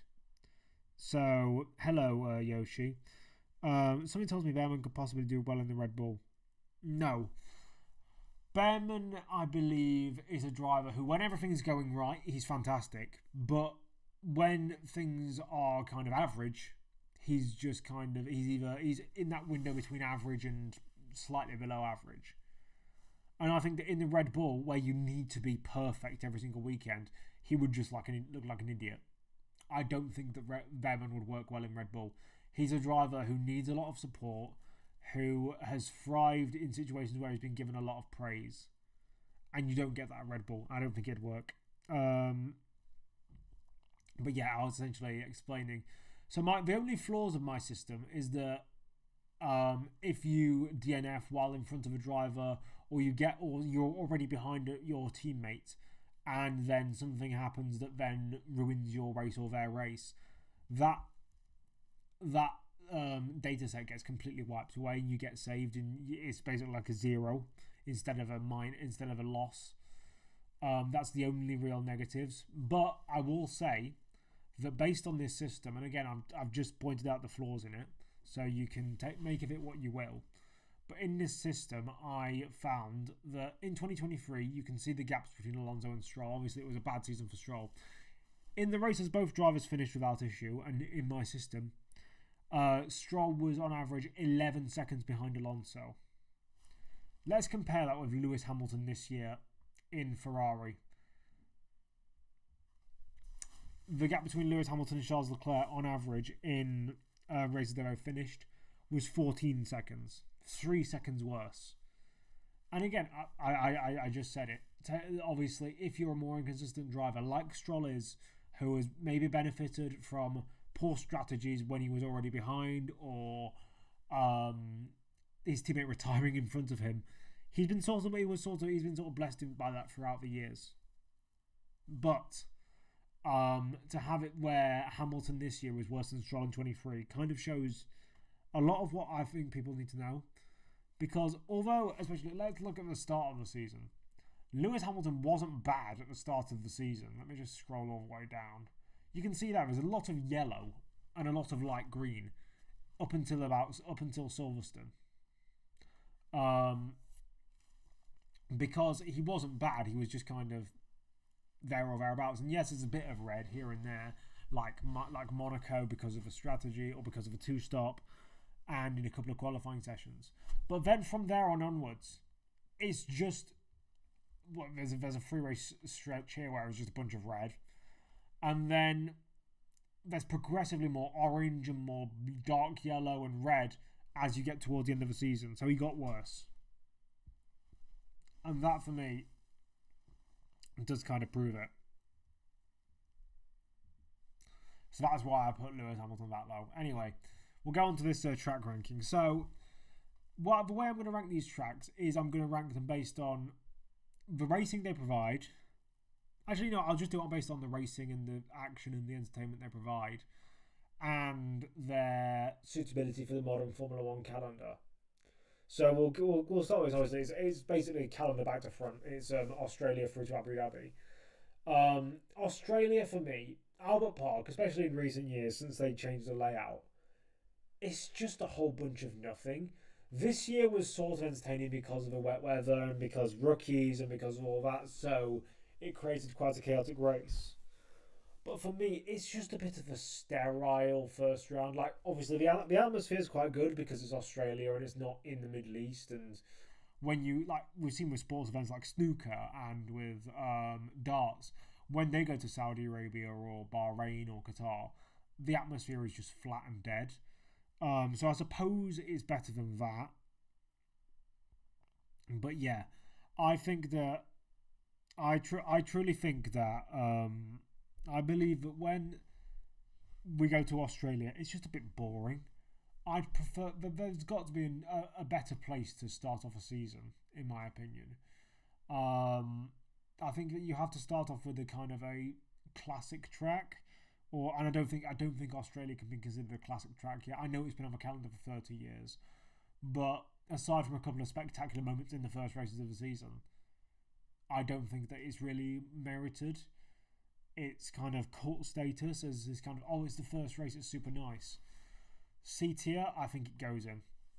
China, I hate, like, for example, on the Formula 1, that's why I think Behrman should not join Ferrari. Ferrari and Brits are just a strange fit, minus, like, Hawthorne. At least in Bortoletto, Rubens Barrichello were decent there. I think Behrman could do well. The thing is, the reason why Brits recently, or since Hawthorne, Surtees and those guys haven't worked at Ferrari, is because the British Ferrari drivers that we've had since then, so Hamilton, Irvine, Mansell, who else? That's pretty much it from the last 40 years or so. They went there later in their careers. So Mansell was already past his Williams days, or for his first Williams days. Hamilton's obviously right at the end of his career, and Irvine was already at Jordan and Benetton, and not Benetton, sorry. I've forgotten. It was just Jordan, wasn't it? He only raced for Jordan before he went to Ferrari in 1996. Yeah, that's right. So he'd already been in Formula One they'd already been Formula One for quite a while. Whereas Behrman has been part of the Ferrari Driver Academy since 2020, I believe. He's grown up in Italy he's now lived in Italy for 6 years, I believe, or something, 5-6 years. He knows the language pretty well, according to lots of sources, and it's had a massive effect on the way he speaks. He's got an Italian twang now. So I think that what I'm trying to say is, British people and British drivers are generally the most uncultured people you'll ever come across in your entire life, and therefore, like John Barnard, when he went to Ferrari, he wanted to live in the UK while working at Ferrari. Like, no, you just don't do that. You go to Ferrari and you are there and you do your stuff. I don't know if this is a hot, but yeah, basically what I'm trying to say is, Behrman at Ferrari is not like any other British driver at Ferrari because he might be British, but he's embedded in Italian culture, and he may as well be half Italian. I don't know if this is a hot take or not, but the chicane after turn 6 at Melbourne was actually better for overtaking. No, like, I mean, what it did was it allowed for an extra DRS zone or a longer DRS zone by removing that chicane and making you're never going to get side-by-side racing into that chicane at the end of the long straight, but at least you were going to get overtaking into it, or sorry, not at least you were going to get overtaken before it, I suppose. And then Australia got its gimmick of having 4 DRS zones, so I suppose there's that. What I'd say is that I don't think the old layout was better for overtaking. I think that in different car regulations, maybe, because if we had car regulations where they were more on rails and it was more about corner exits, or sorry, less on rails and it was more about corner exits and it was about pure straight line speed and slipstream, then I'd maybe agree with you, but otherwise no. If that S-bend was replaced by the chicane after T6 was actually a challenging high-speed chicane, it would be cool, but it's just a sweeper and it took away an overtaking zone. It took away an overtaking zone, but then kind of added one in, is what I think. Ferrari versus Behrman will be a battle for the ages. Which midfield cars from 1998 to 2002 would you say were underrated?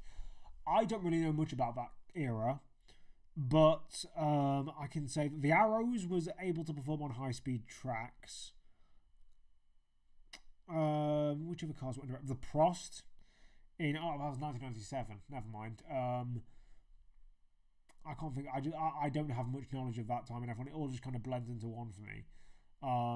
I suppose the 1998 Jordan, maybe, because Hill was able to do nothing with it apart from one win where he had to employ team orders. Anyway, we'll move into this analysis. China. I hate the Chinese Grand Prix circuit when I drive it on the Formula 1 games because I drive with no traction control enabled.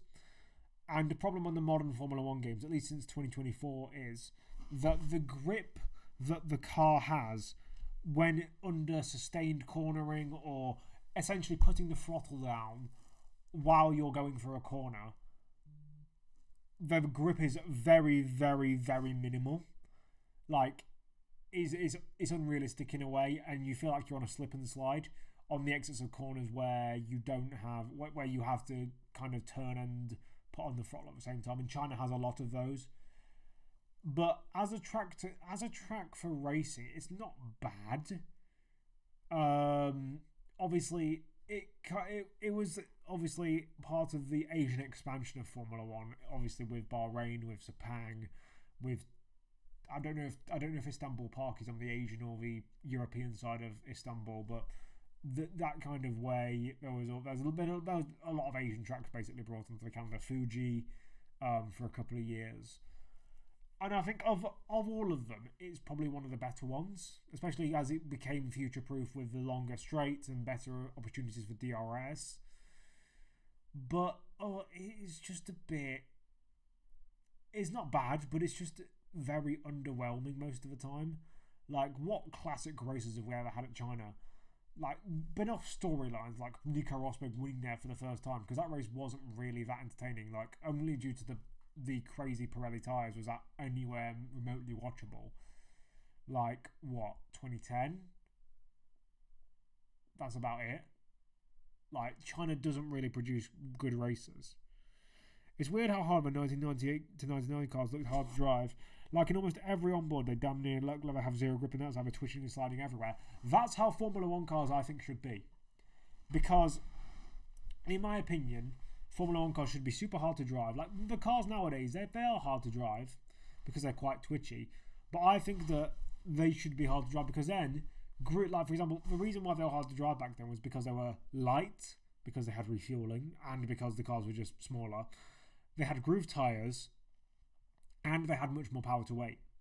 nowadays, because of how big they are, and because of the slick tyres, and because of the big fuel, they're so benign and tame. So I think that if you I know people hate groove tyres for some reason, but I think that groove tyres could only be a benefit to Formula One nowadays, because it would increase braking zones, therefore making it easier to overtake. It would make cars harder to drive, which would make more mistakes, which means easier to overtake. It would mean slower lap times, which would mean that we're not getting as much dirty air. It would mean, it would be only beneficial. But the only reason people don't like groove tyres is because the drivers don't like them, because they can't go as fast as they want to. Like, tough shit.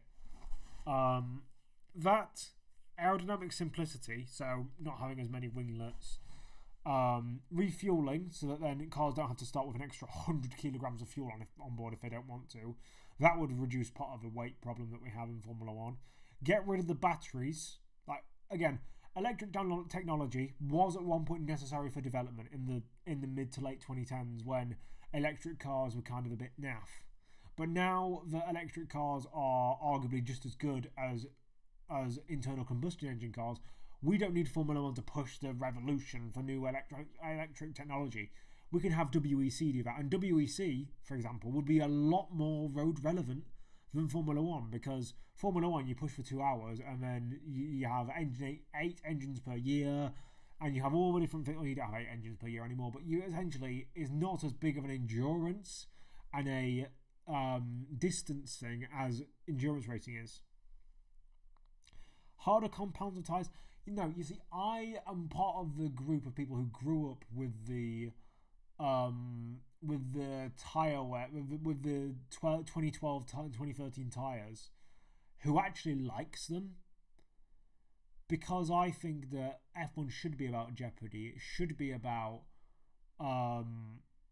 creating offsets and creating weird situations for drivers.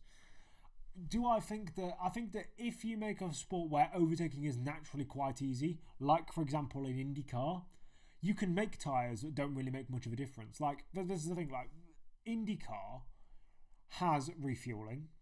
It has cars that are very easy to follow compared to F1 cars. And therefore, because the cars can naturally overtake quite easily, they don't need to make tyre wear some sort of gimmick. So yes, they have option, and they have they have softer tyres and they have harder tyres, but that's all it is, and there's no gimmick to them. It's just like you might do a 2-stop at this track and you might do a 3-stopper at one track, but at the end of the day, unless someone tries some wild strategy doesn't make much of a difference in IndyCar, because most people are on the same strategy. That's why IndyCar doesn't need that extra gimmick.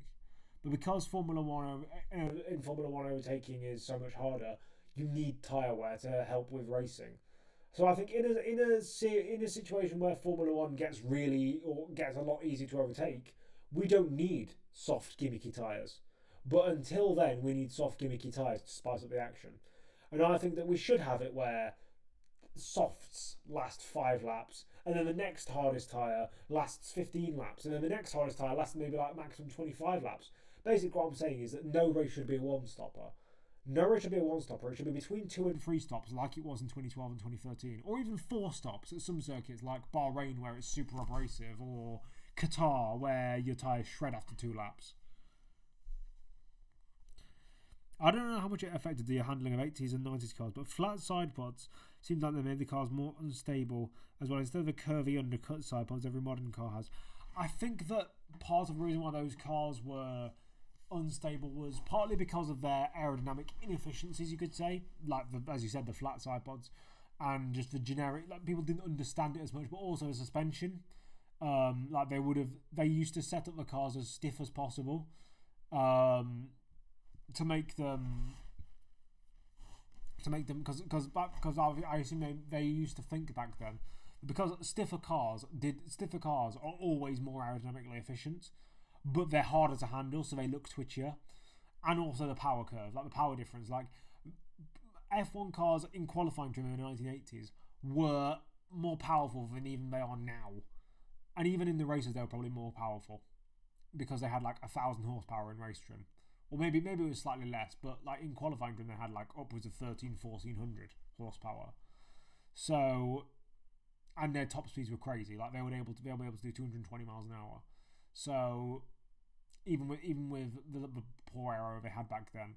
So yeah, I would say that just in general, like going down the reason why IndyCar, at least up until last year, was so good for racing is because they had simpler aero. They had a good push to pass. They had no gimmicky tyres. They had refueling, and the cars are just slower. Like, as much as we're pushing for lap records, and that's great, and is all good for the image of the sport. If you want better racing, make the car slower by 7 seconds a lap, and you'll see a great. You could have the exact same aerodynamic properties, but just make them 7 seconds slower per lap with the exact same car, and it would be an increase. It would be better overtaking. IndyCar knows that simpler aero is important for better racing and dirty air. That's probably one of the reasons why kart was so good in the 90s as well. Yeah, I mean, I have a lot of opinions on IndyCar. Most people probably don't agree with them. I think that IndyCar should be stopped trying to be the American F1 with loads of road courses. I think that it should go back to a mainly ovals-based schedule. I think that it should become faster because nowadays at the Indy 500, like, it's great. Oh my god, they average 234 miles an hour. But that's not much faster than Formula 1. I think that IndyCar should stamp its authority and say, we are faster than a Formula 1 in a straight line. Because obviously they won't beat them in the corners. I think that IndyCar should be aiming to average 240, 250 miles an hour at some circuits. And I know that the reason why kart was shut down in the early 2000s was because the cars were too fast. But I think with modern technologies, like with all the G-force suits and all that sort of stuff, and safety improving, I think you could make cars that raced 250, 260 miles an hour safely. Because you're always going to have an element of danger. And I think that would genuinely bring in more F1 fans than what IndyCar is now. Because if you say to someone, okay, it's basically the American F1, they race at mostly road courses, and it's like, well, I may as well just watch F1 then. Even though I know the racing is better, but people don't see that. But if you say, this guy is fighting this guy, and they're going 250 miles an hour around corners, they'll go, okay, I want to watch that, because it's a bit of daredevilish. And I think that IndyCar should stop trying to be the American F1. They should try and go back to... I think the way they should do it is they should do it where you have 1/3 road courses, 1/3 short ovals, and 1/3 long ovals. And that will fix most of the problems. The funny thing about F1 cars from 2017 nowadays being faster than V10 cars is that the V10 cars are still faster in straights and high-speed corners. Yeah, that's because they have more nimbleness. It's like the 2005 cars are probably faster than the 2025 cars at the hairpin at Monaco because they just turn better in tighter spaces. Yeah.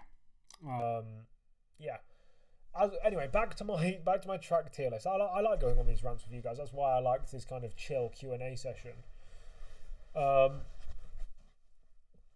China, I think it's a C tier circuit for the reasons I mentioned.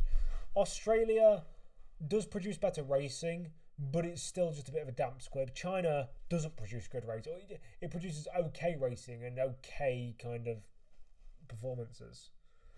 Like, there's a side-by-side comparison of Ralf Schumacher pushing his 03 Williams at Austria last year compared to a Red Bull. Yeah, obviously they had better track limits there as well, and the cars were less affected by curbs. I do think that with ground effect, now that cars will be less affected by curbs, it will make racing a bit better. And I do think that obviously they're making the cars better in a straight line and with less downforce. Hopefully that'll make them more like Indy cars in a way. But we'll just have to wait until the first race. That's the only way we'll find out if it's better for racing. Next up is Suzuka. I think that Suzuka is in the wrong era of Formula 1. It's such a great circuit to drive, and it's such an enthralling lap to watch. If you ever see someone lapping around Suzuka, it's amazing. However, in the DRS era, the fact that there's only one DRS zone because they couldn't make one up into 130R basically ruined the circuit, and it's gutted Japan's or Suzuka's reputation amongst F1 fans. I mean, obviously, I think part of the reason why Suzuka had a good reputation to begin with was because of Prost and Senna in 1990, and even 1988 to an extent. But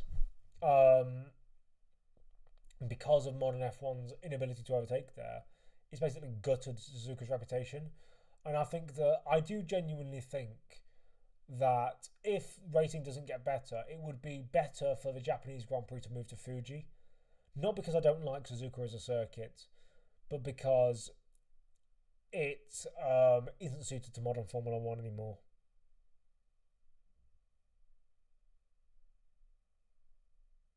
Speaking of track limits, they should bring back grass instead of covering everyone off an area in asphalt. I do like for example, what they did at Austria, where they put gravel strips on the exits of the corners, so that if you went over them, it wasn't a case of, oh, we're going to have to give you 25 penalties after the race. It's a case of you lose time instantly, and it's a self-policing policy. I like that. I think that's the way forward. If you're not going to bring, because obviously the reason why they have a lot of runoffs is because of motorbikes, because a lot of the tracks have motorbikes racing there as well, or because gravel can destroy the cars, and grass can destroy the cars, or the underside is what I'm saying, and it is more punishing, and the teams don't want them to be more punishing. Yeah, I think that the gravel strips are the way. Yeah, but it is because of Australia. As an older guy, and have been watching F1 for a pretty long time, but I do agree about the point you make about regarding the engines. I'd be happy if they dropped the electric battery to go to V10s. I think they'd have to have some element of like environmental awareness, so biofuels, for example, but they can easily do that. Biofuels, and obviously they wouldn't be able to. But thing is, I wish F1 would actually acknowledge the reasons why it's so.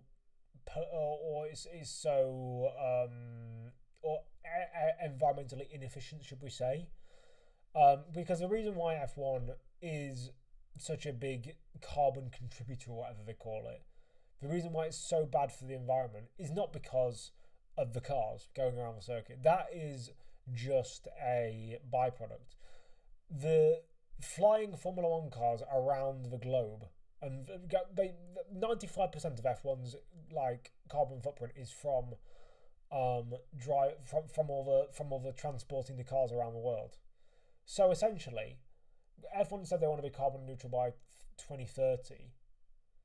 By increasing the calendar from 20 races to 21 races to 22 to 23 to 24, they are essentially making their carbon footprint worse, and they're trying to clamp down on the small percentages. Like, they're trying to clamp down on the efficiency of the cars, which it might be good for overall car improvements, but in the grand scheme of things, it might get rid of like 1% of F1's like carbon footprint. Whereas if you were to get rid of an entire race, just one race weekend, that'd probably be like 2 or 3%, and therefore you don't need to do anything. You just need to take something off the calendar. So I do think that F1 should have an environmental awareness to it, but it shouldn't really affect the racing. It should only affect how we go racing, not the way we actually. No, it should affect where we go racing, and not how we go racing. Rather, so yeah, where, and with what, really. So yeah, I'd be fine. And Suzuka is too narrow for modern day cars. I wouldn't even say it's too narrow. I'd just say that modern day cars are too big for it. I'd say it's the other way around. That the cars are too large for the circuit, rather than the circuit being too narrow for the cars. I would find it if they went to what car had them in the 90s and used turbo V8s. Marketing and PR. But the thing is, you can say marketing and PR. If you say we've lost 10% of our carbon footprint by moving 2 races off the calendar, that's good PR. But and biofuels would be good PR, but they just don't want to, because electric and stuff are buzzwords, I guess. But yeah. But anyway, back to Japan. I do think that it's better than Australia and China, just because of like qualifying, and because not so much in the past few years, but the weather and its potential if F1 doesn't rely as much on DRS in the future. Next up is Bahrain. Now, Bahrain, obviously, another one of the Tilka circuits, similar to China. Very similar characteristics to China. Very future-proof of all the sharp corners after long straights. And I do believe that it is a good circuit, but it's nothing more than a good circuit. Like, people will laud the circuit because of the battles they've had there, like Rosberg and Hamilton in 2014. Leclerc, I believe, and Verstappen had one here in 22. It can produce good battles because there's back-to-back DRS zones. But I guarantee that when DRS goes, it will just become another circuit, and I think that it isn't bad. I do like it because of its challenge. It has an element of challenge with like turn 9, 10. The acceleration zone in turns 2 and 3 is notoriously difficult for all sim racers, and I assume it's the same for real life drivers. It's such an awkward traction zone to get right, and other corners as well. Modern cars are too big for most old school tracks, and they struggle around Nürburgring, Imola, and most good 80s to 2000 tracks. Yeah, they just need to make the cars smaller. But then again, due to modern safety, it's generally conceived that bigger cars are safer because there's more crumple zone and all that sort of stuff. But I do think that making cars smaller would solve a lot of issues. Even just making them like shorter rather than if you have short and fat cars, it's still fine because they take up less space on the road. And it would also, I suppose, shorter cars would then make the wheelbases narrower, which would then make them more prone to oversteer rather than understeer. If we still had the 2024 to 2025 V6s, the size problem could be so easily fixed by reverting to the 2009 to 16 car sizes. I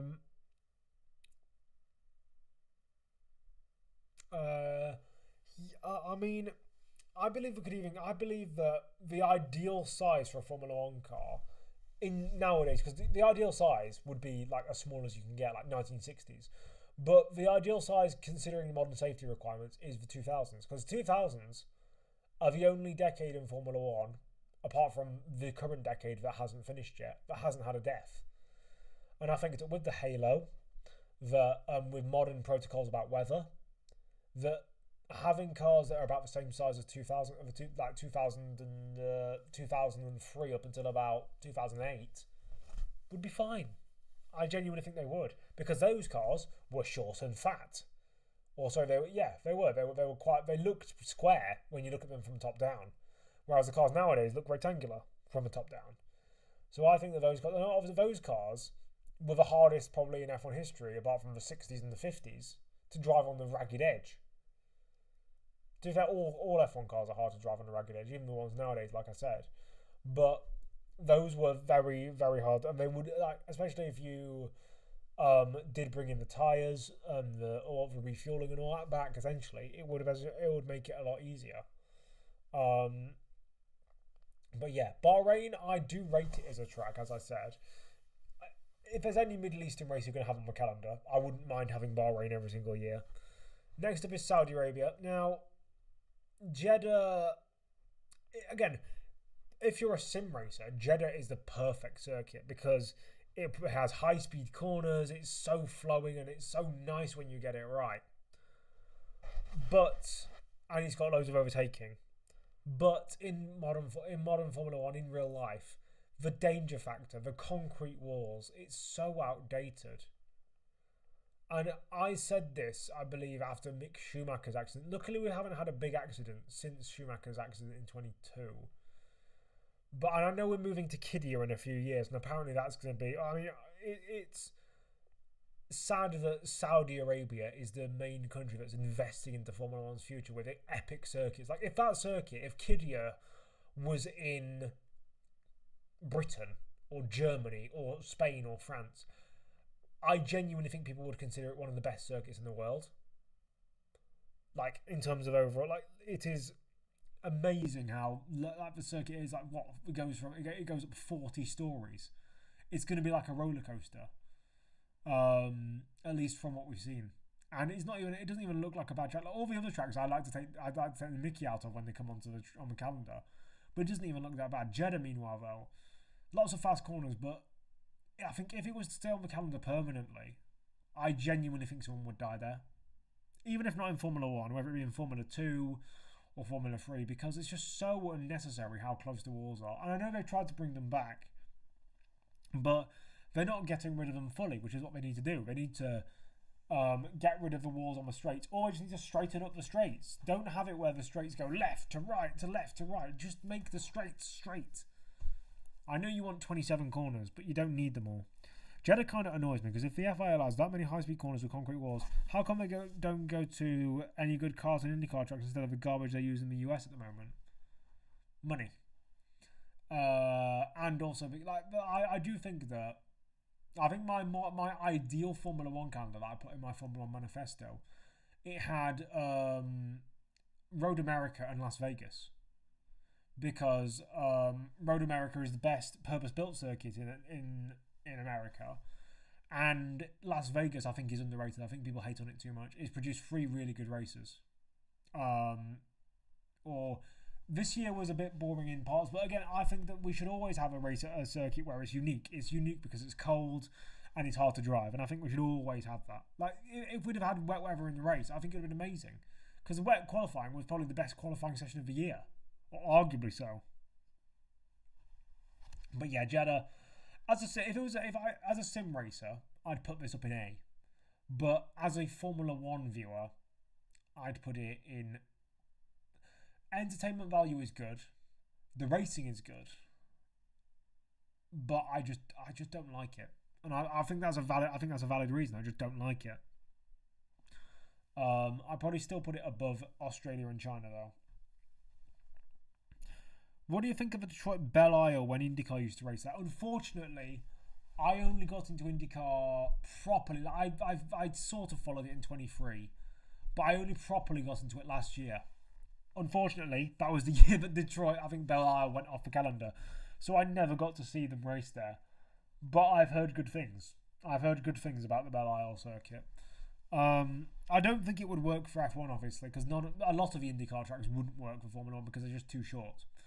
Like some of them are even shorter than Monaco.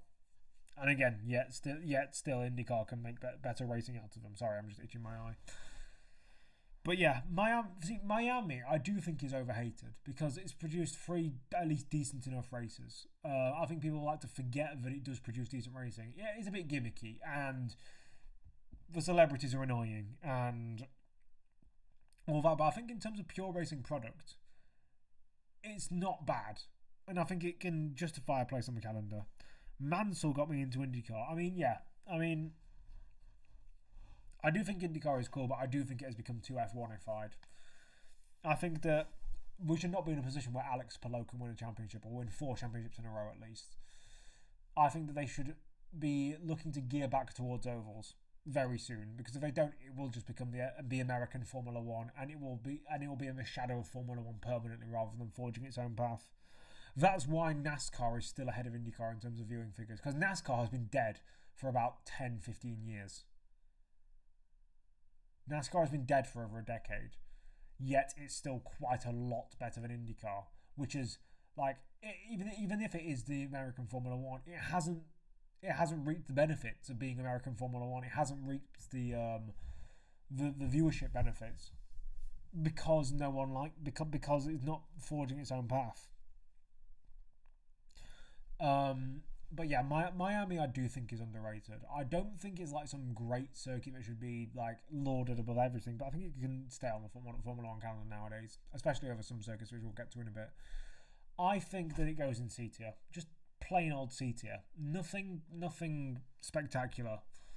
Next up is Imola. Now, Imola as a concept I love, but it's modern interpretation. And I've said, people will have heard me say this on stream before. I've said this on stream before. The chicanes, they need to go.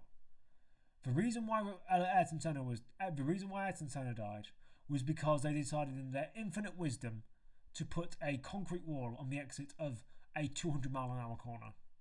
The reason why Roland Ratzenberger died was because they decided in their infinite wisdom to put a concrete wall on the outside of a 200-mile-an-hour corner. Nowadays, they put Tech Pro, Armco, tyre barriers, anything, and those 2 drivers would have survived even in period cars.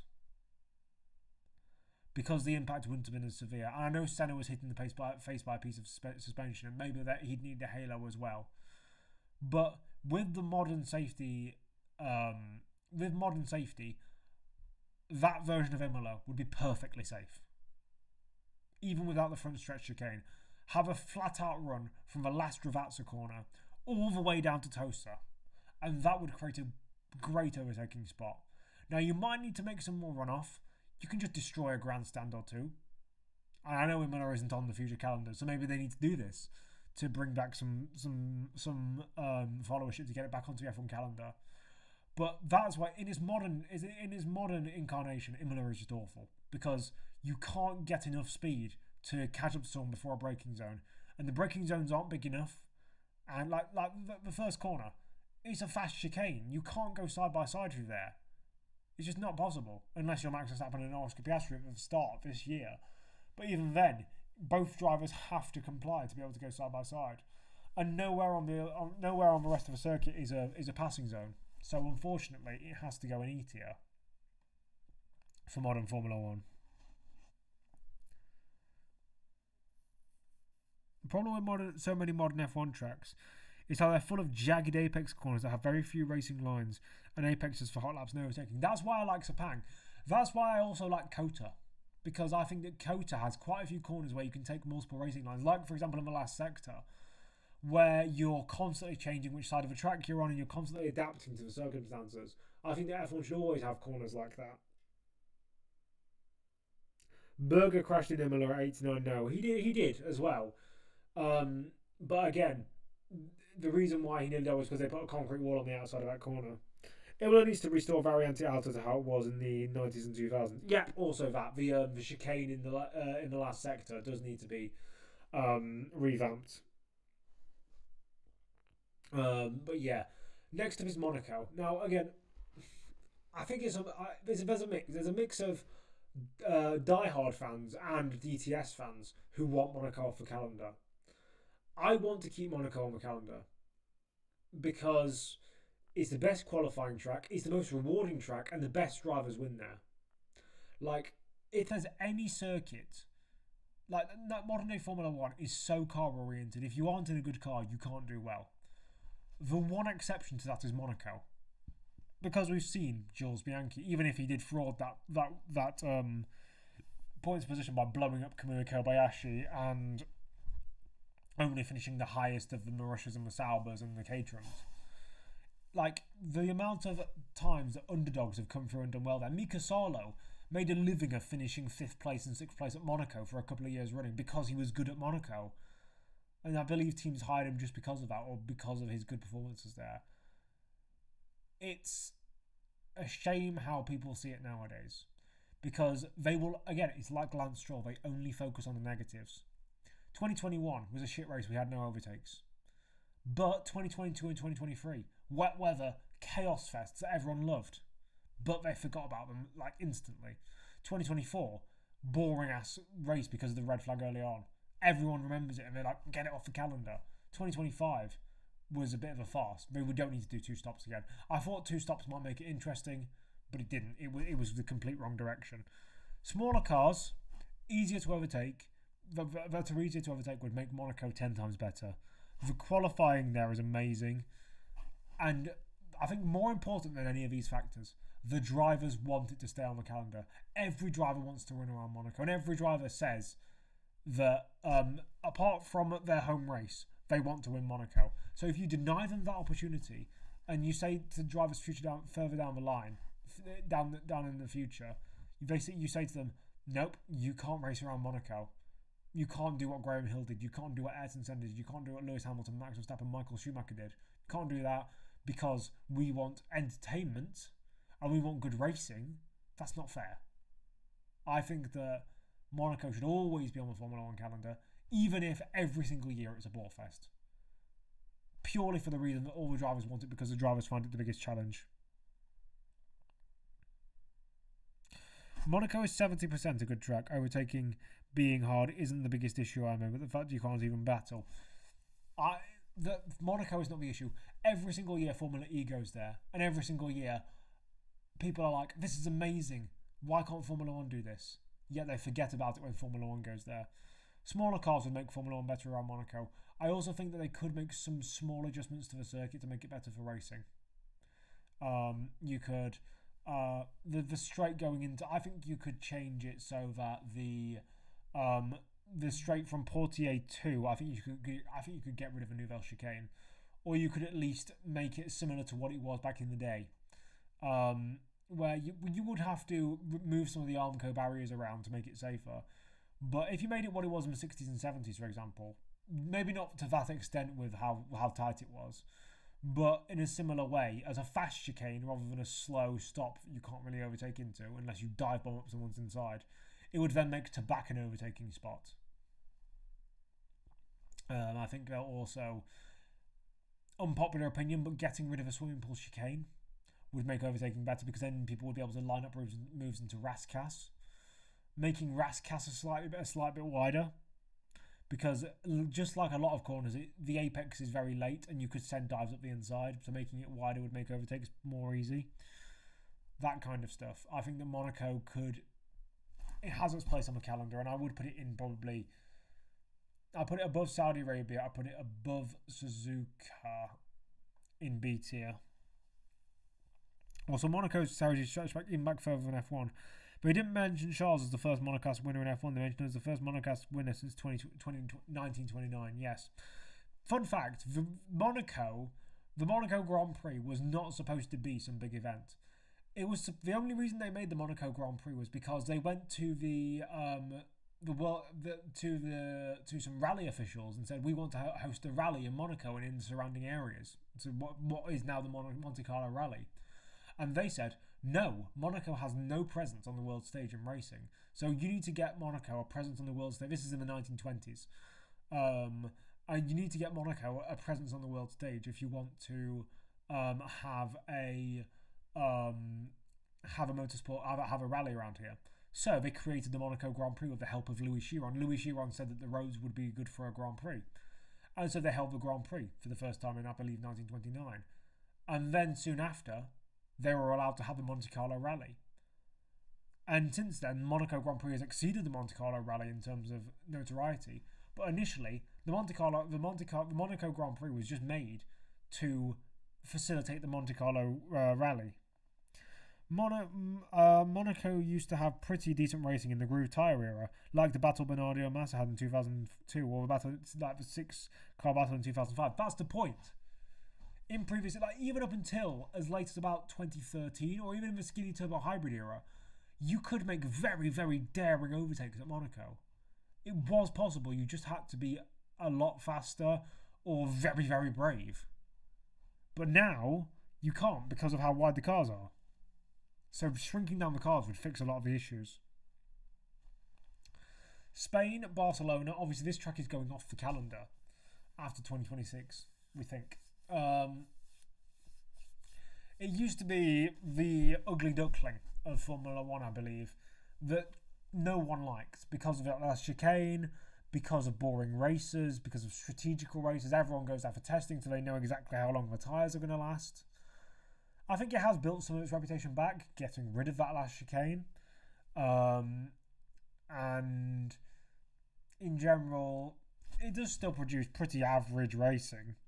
But I don't think it's as bad as it once was in terms of reputation. I think it's a perfect C-tier track. I'd probably put it behind Miami. Just a boring C-tier track. Next up after that is Canada.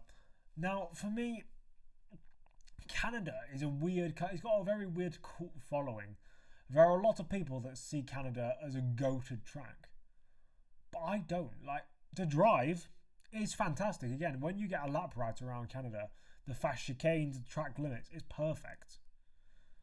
But think about it. In recent years, what great races have we had there? This year was a bit apart from the fact that George won a race and it was a shock that Mercedes were the fastest car, and Lando and Oscar crashing. That's not a good race. That's just a couple of good events, that would be good regardless of how good the track was. 2024, I was at the wet race. See, I don't even remember. 2023, I don't remember if it was 2023 or 2024 that was the wet race. 22, I don't remember anything about. They didn't have one in 2021. They didn't have one in 2020. 2019 was the controversy with Vettel and Hamilton, but I don't know why it was a controversy. 2018, the Stroll and Hartley crash. Like, I don't actually remember a properly good race around Montreal for a very, very long time. Maybe 2012. And that's literally like the last time. 22 Sainz versus Max. I don't even remember that battle.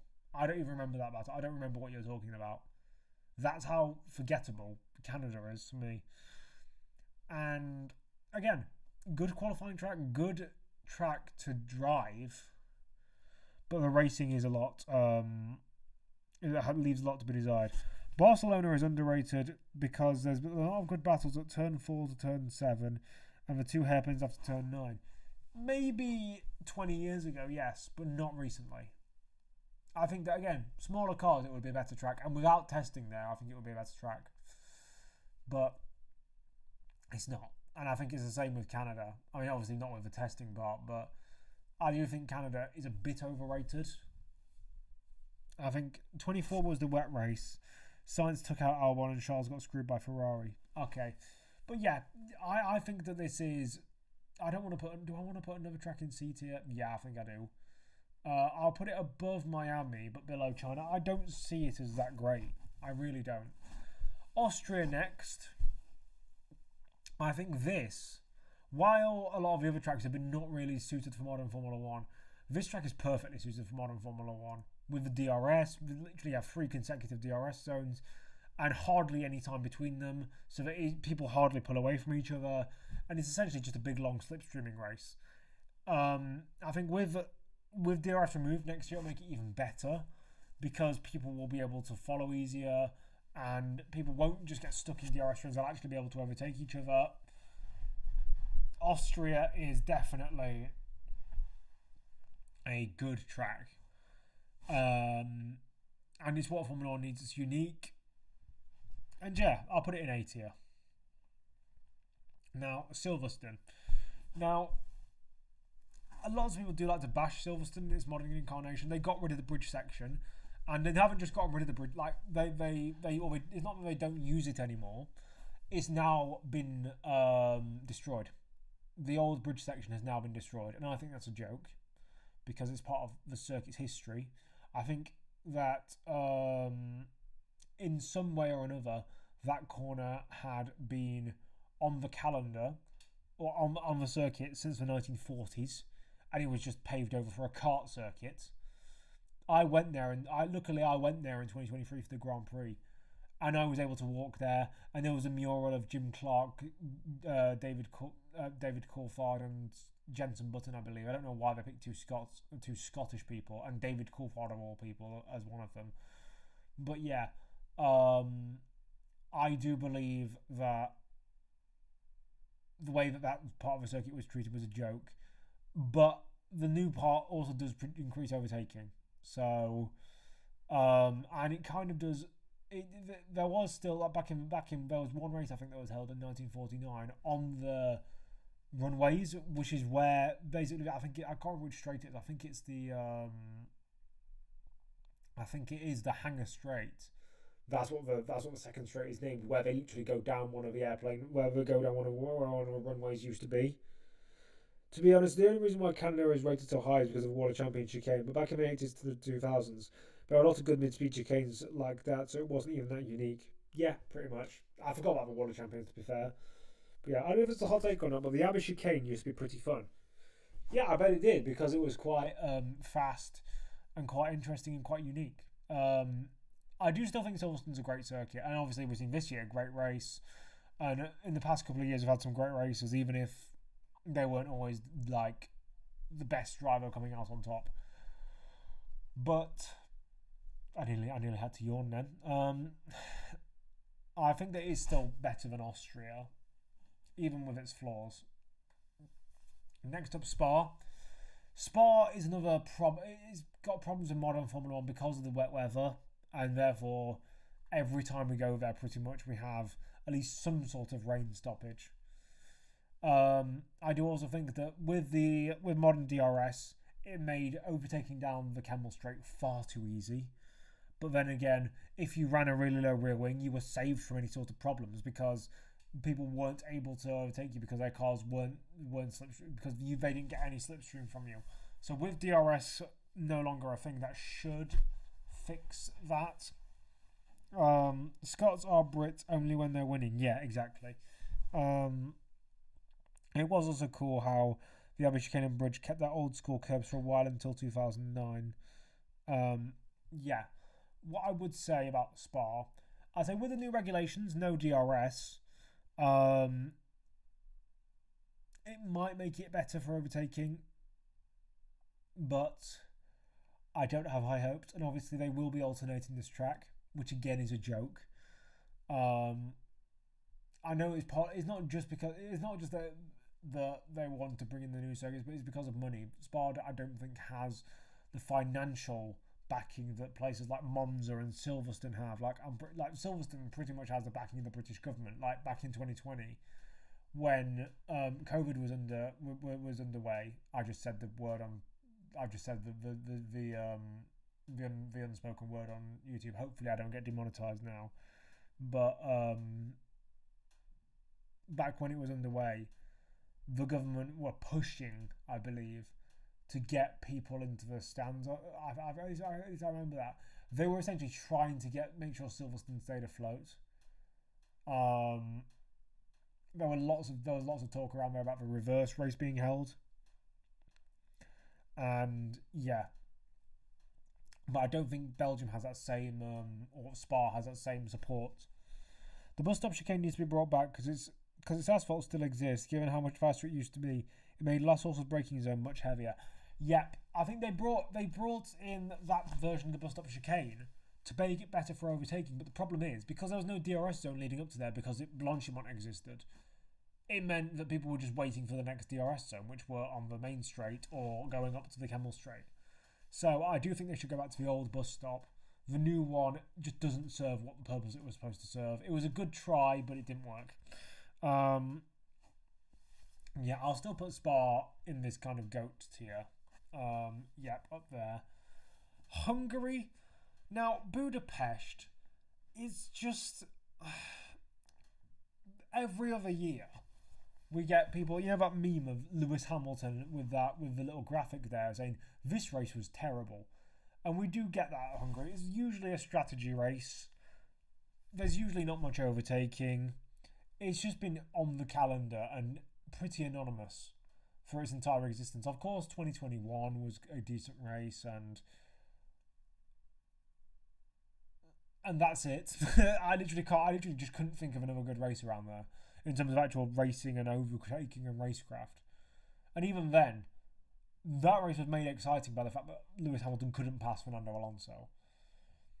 I think that if the Hungaroring was in America, I think the IndyCar would love the place, because it looks like an IndyCar circuit in my opinion.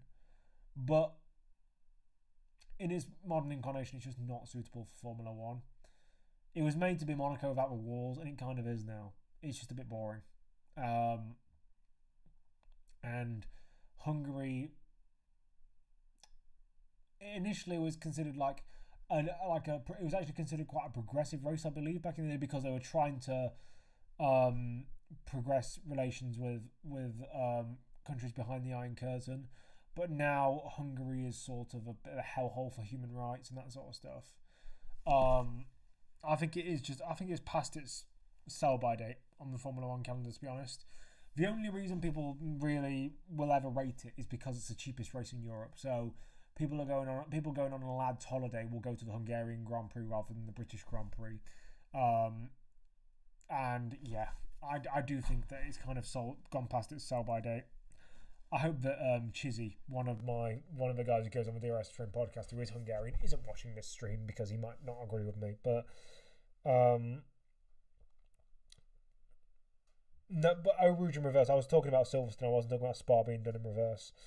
Hungary used to be way better with the old T1 and T12. I've driven that version of the circuit. It was better for driving, but it wouldn't have been better for racing, because all they did to turn 1 was literally increase the length of the straight and tighten turn 1 and made it better for overtaking. And then they tried to make a second overtaking zone in turn 12. I don't know why, because there's nothing overtaking zone even now.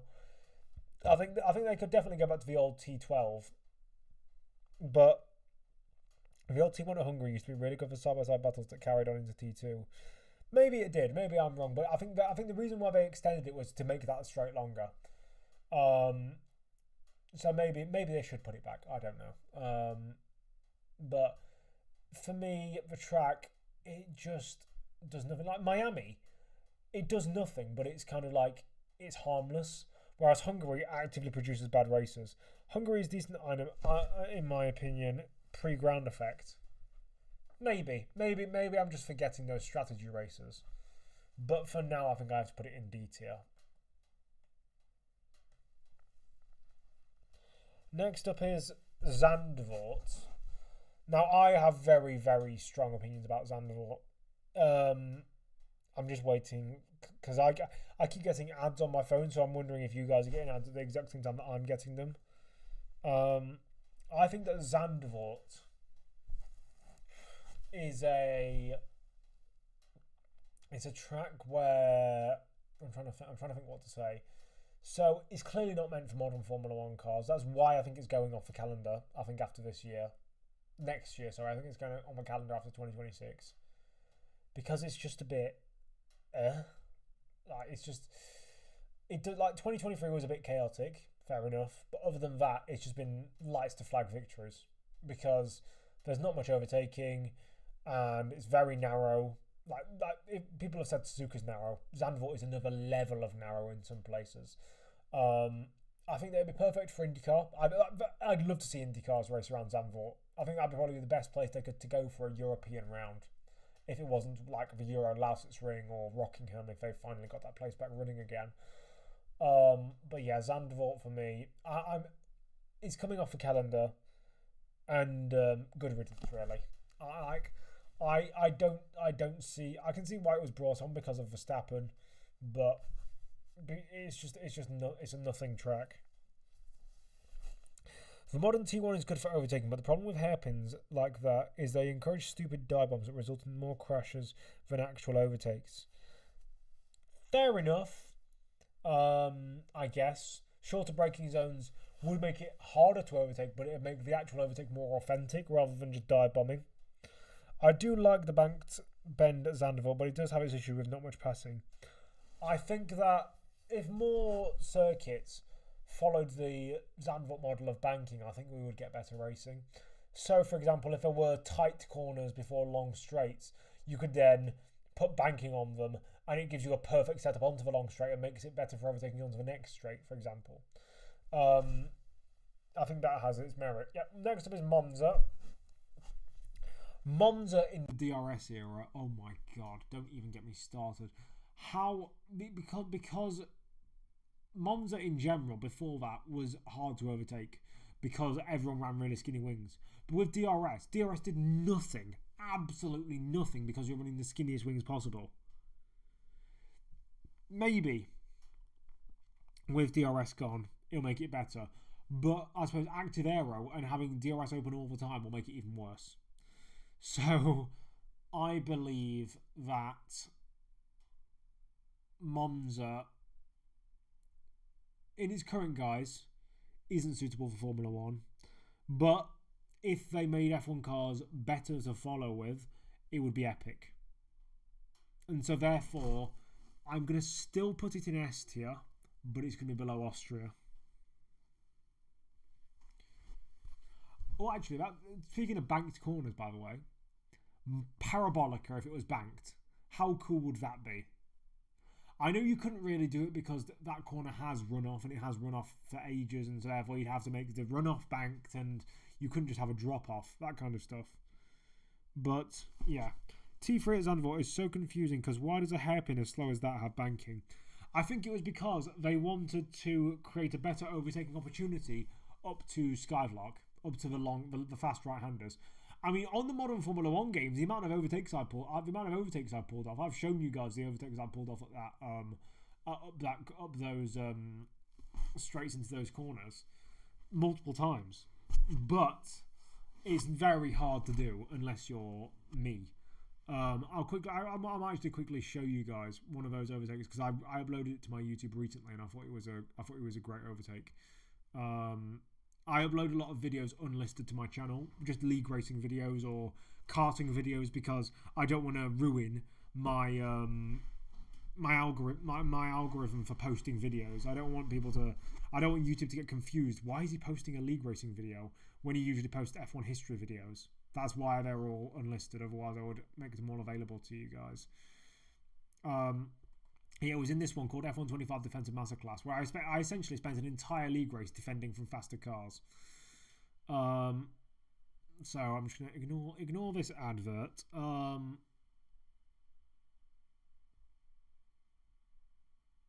Ignore this advert as well. I will show you this overtake. That's the wrong one. Oh yeah, I remember. Basically, I uploaded a ton of videos, but I put the wrong names on all of them. So videos that I thought were certain videos weren't actually the video that I wanted it to be. So I'm gonna have to figure out which video it actually was. I'm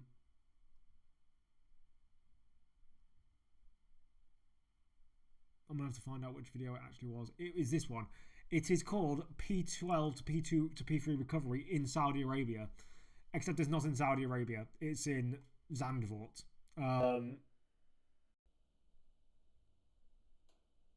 Right. Can you guys see that? I don't know if this is a hot take or not, but the Monza used to be better when T1 was that goofy double chicane. I think maybe now, especially nowadays, because obviously the first chicane is now basically only renowned for chaos rather than actual good racing, which is the issue. I'm just gonna quickly, as you can see, I'm quickly in the background just fixing this up so that you can see this screen a bit better. So I'll take you to the overtaking question that I managed to pull off. Where is it? Was it lap 5?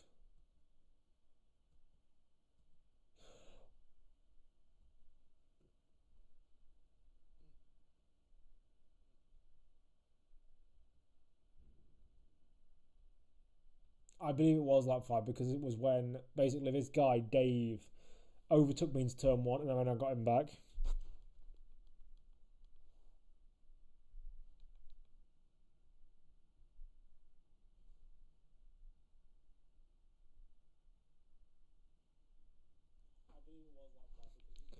So you guys can't hear the. Hold on, you can't hear the. I'm not going to put captions on because you already can hear me. But yeah, essentially, I'll quickly go back here. No, I don't want to turn the captions on. So you can essentially see what happens here is I'm defending like an absolute madman going into this section. He manages to go around my outside. Oh, that's a bit risky from me.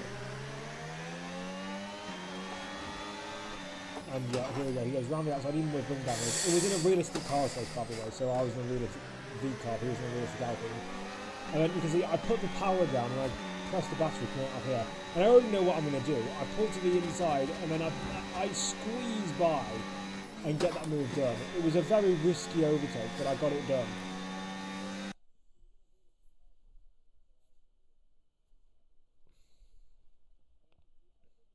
There were a lot of. I think I even put in the description all of the moments that I had in this race where because this was initially called a defensive masterclass. I put all of my defensive masterclass moments into a compilation. Oh, Luke is in the wall. So someone spun out on the long banks corner, and then coming into turn 1, this is my defense against this guy. Okay, let's see what this is. So I defend. Okay, so then I understeer into him. I wouldn't really call that a defence, I'd just call that a bit of luck, to be honest. Why can't you stay organised? I've experienced this myself, and it's called chronic impulse control, where you prioritise. I'm not sure if I turned into him or if he turned into me there, but something happened. I turned into him there. There was one before that, okay, there was one before that. Oh, that was the overtake, you've already seen that. You don't need to see my greatness twice.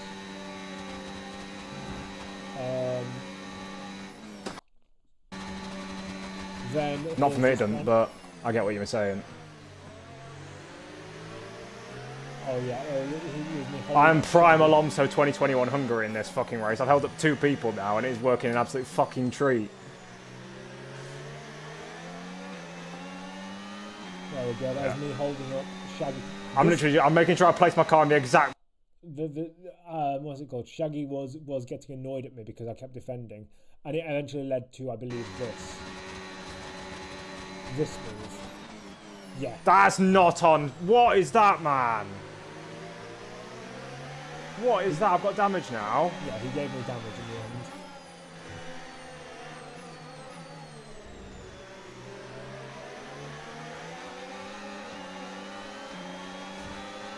Fucking damage now.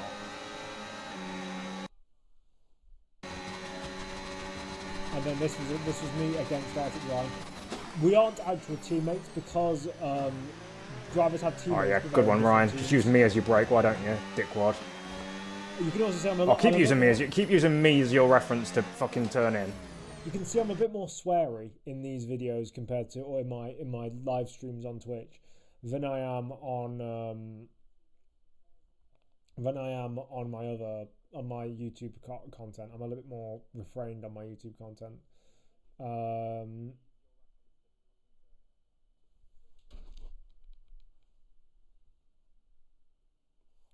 Where we are, so that's 53. There was one at 55. Yeah, he's gonna get me here, I think. No, it's not, because he's gone outside. What a stupid move. Yeah, again, surprise, surprise, he's using me as a fucking... He's fucking...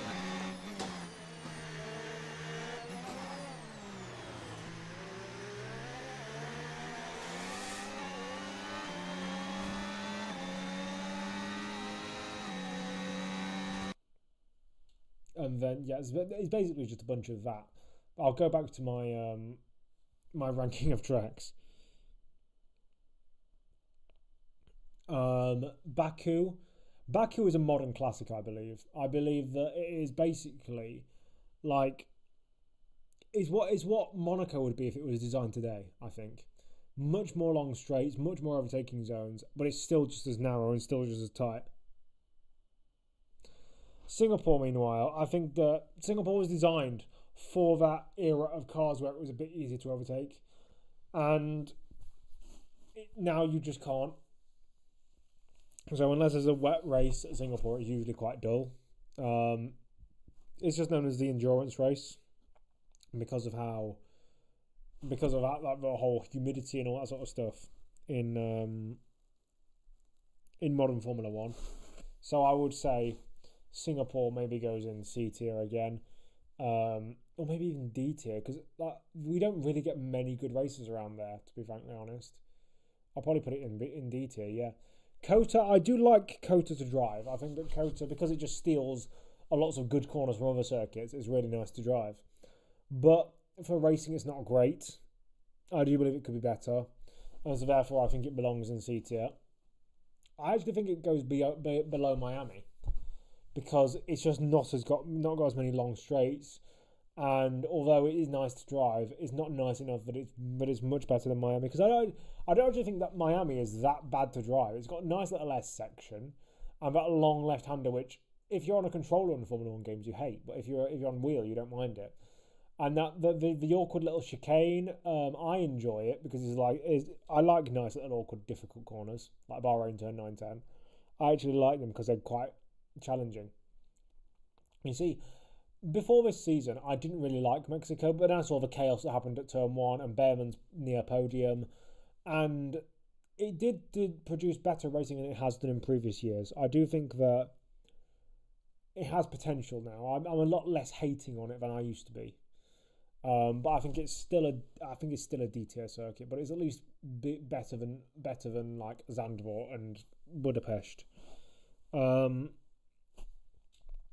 Miami's better than Kota on the F1 games, but IRL I prefer Kota.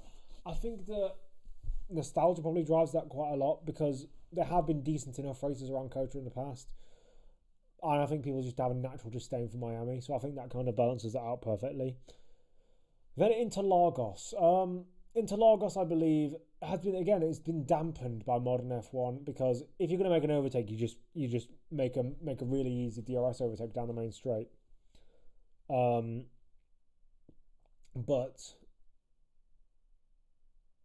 I've forgotten how to speak. Sorry. But in the past, it was actually quite nice to watch races on there because of wet weather, because of all that sort of stuff. And yes, we did get a wet race there last year. And this year we had the great Verstappen comeback.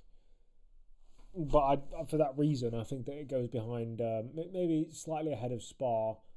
And I think Austria maybe goes ahead of Spa as well. I think Austria is slightly underrated in that sense. Vegas, again, I think Vegas is underrated. I think that Vegas should become could become the next Monaco because of the cold conditions, because of it is a lot easier to overtake. I think it is B tier. Qatar, get it off the F1 calendar.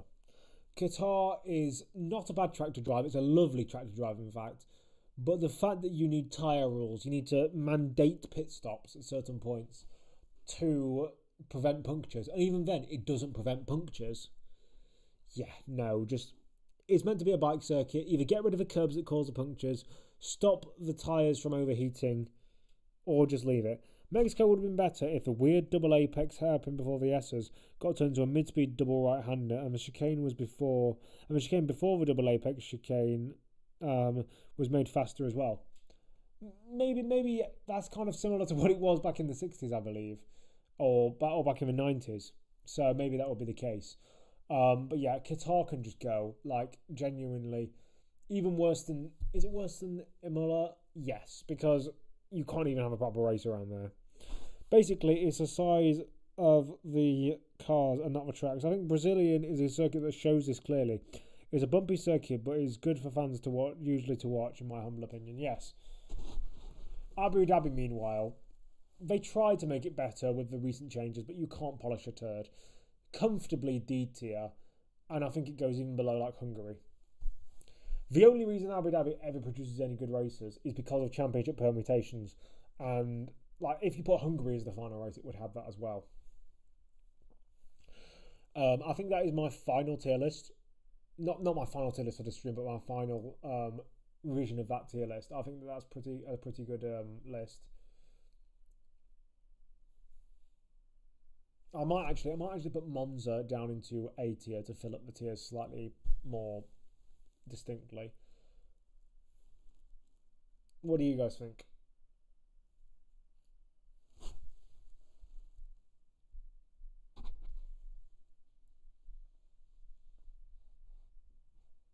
I'll wait for you guys to type or put whatever you want in the chat.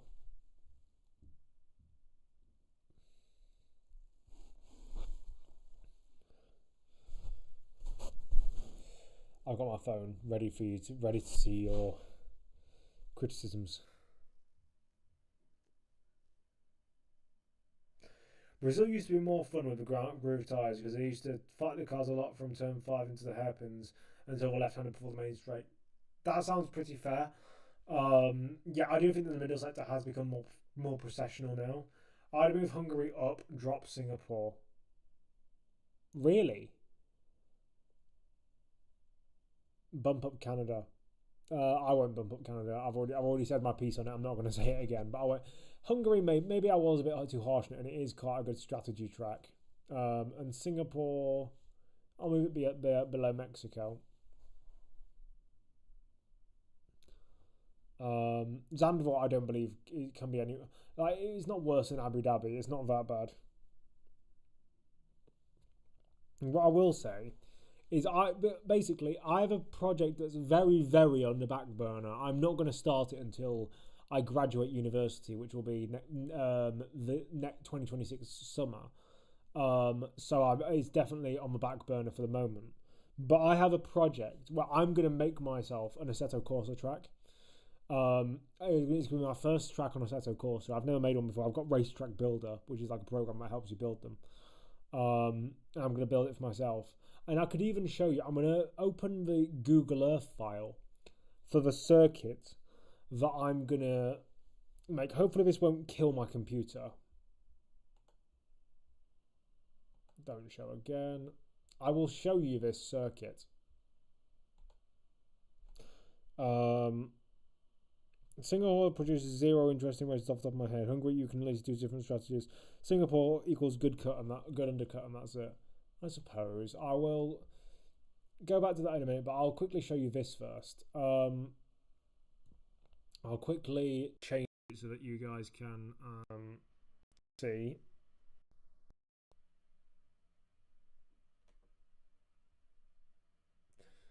Let me just change the window that you guys can see because you can't see it at the moment.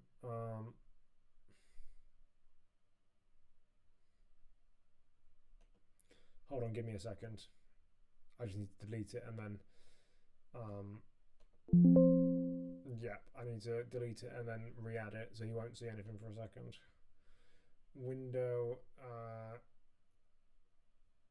Window capture, add source, window capture. There it is, Google Earth. This is a track that I made in let me just go around here. It was a bit of a joke track that I made initially in North Korea. I was gonna just make it a bit of a joke. Oh, you can't see me anymore. Whoops. There we go. It was initially a joke track that I made in North Korea, and then I actually thought, you know what, this looks like a decent circuit. The best part about Singapore was the triple apex chicane. Like, despite how dangerously and goofy it was to drive, it looked fun to drive. Yeah, I agree. I believe they should have kept that little section. But yeah, I made a joke circuit in North Korea, and then I was like, actually, you know what? This slaps. So I'll take you around it, I guess. I'm not really familiar with the controls of Google Earth, so bear with me if I do make mistakes. Yeah, like that, like zooming out when I'm supposed to zoom in. So you have, right, initially the start finish straight was supposed to be down here, but I think I'm going to move it because obviously you got, yeah, ignore me, I don't really know how to work these controls. Yeah, I don't really know what I'm doing here. Hold on, give me, I'm just going to use the ones on the side here because otherwise I'm going to look like an absolute idiot. Yeah. So initially I was going to put the start finish straight down here, but there's no place for a pit lane. So instead I'm going to quickly move the eye line so it's a little bit more natural.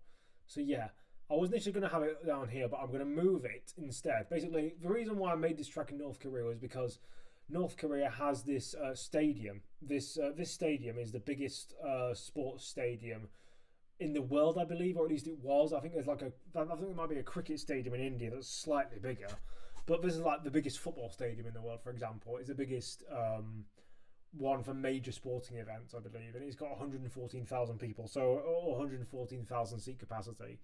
So what I wanted to do is I wanted to make a circuit on the same island as it because look, it's a very cool looking stadium, to be fair. And so I think because there's more room for a pit lane, I'm going to have the curved start-finish straight, as you can see here.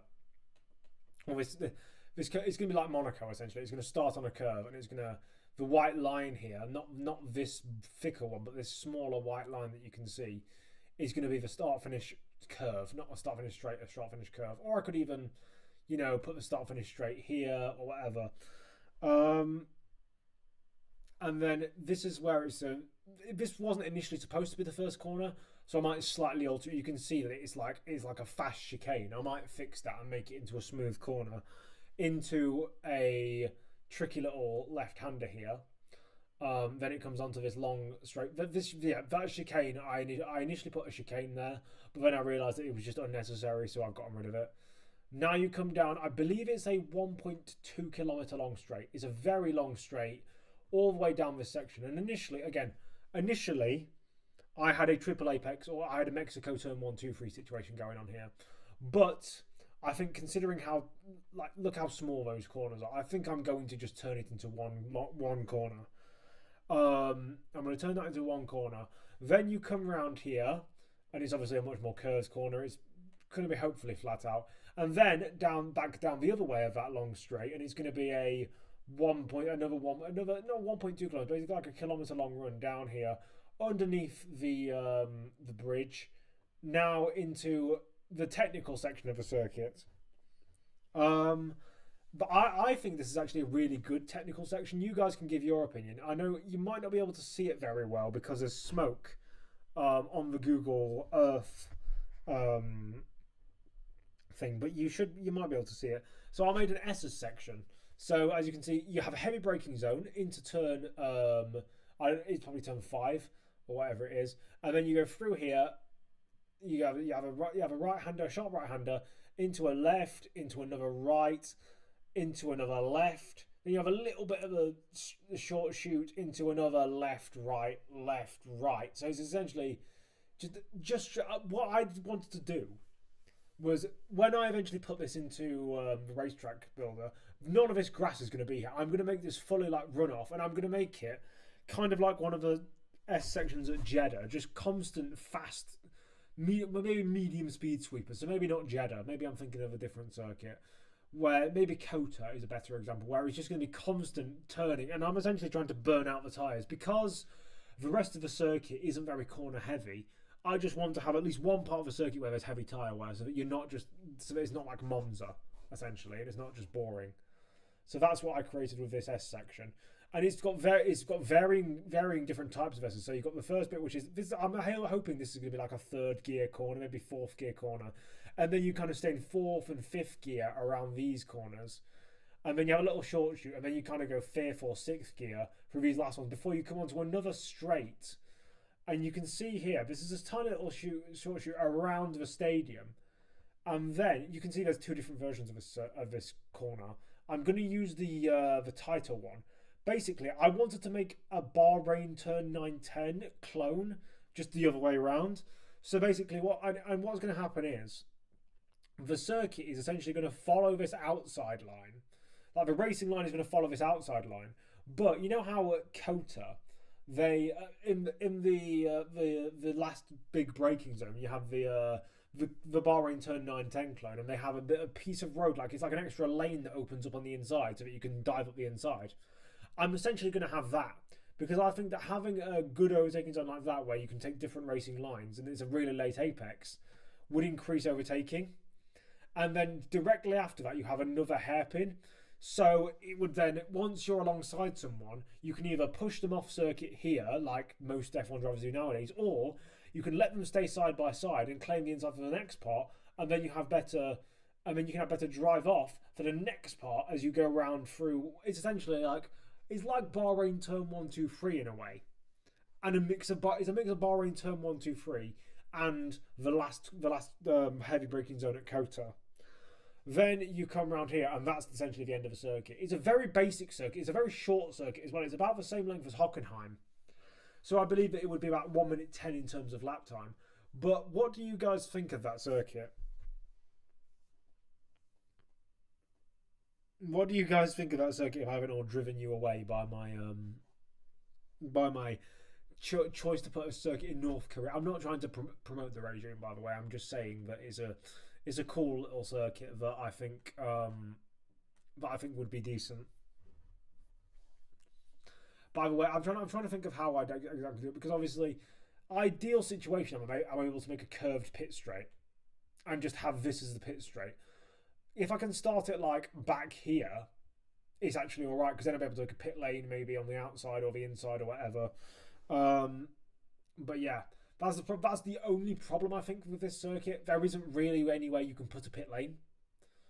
The only real place I could think is maybe down here, but then again, it might end up being faster than the actual circuit. 2 long straights, strange circuit.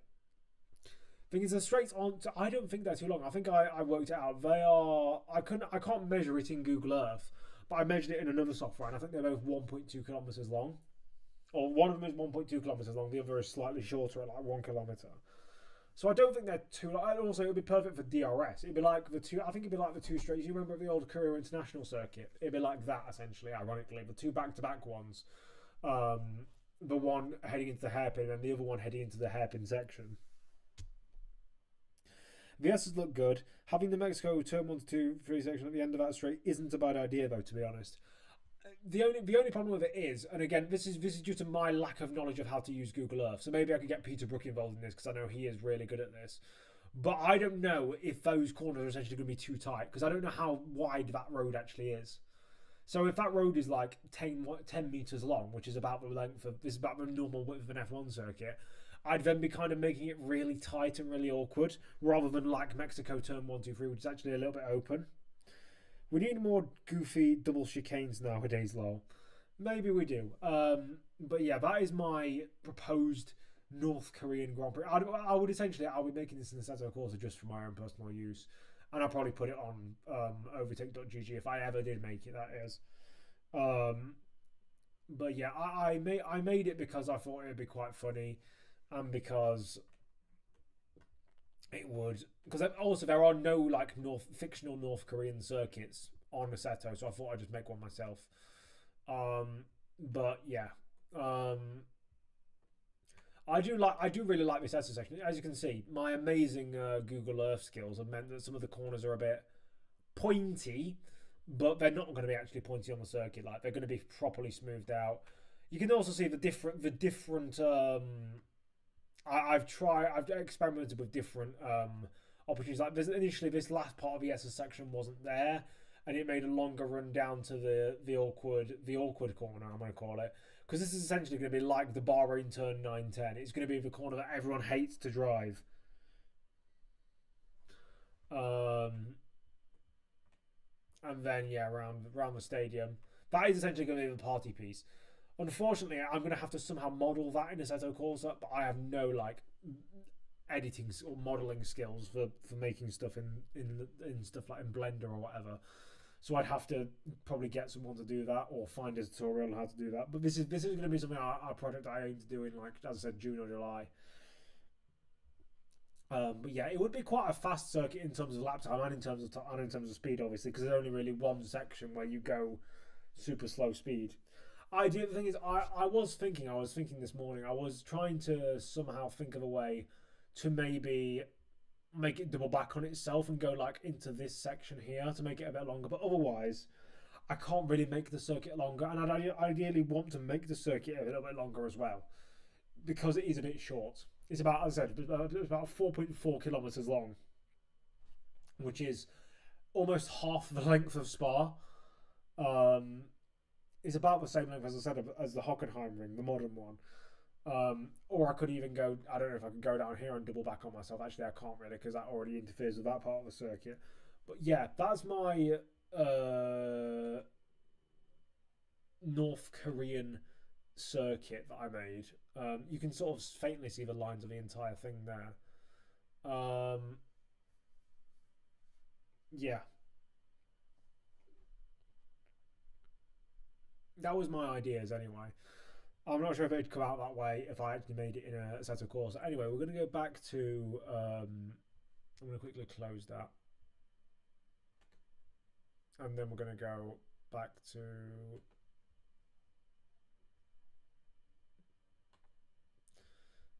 Where is it? There we go. Create a track. We've already done the track tier list. I want to see if there's anything else we can do.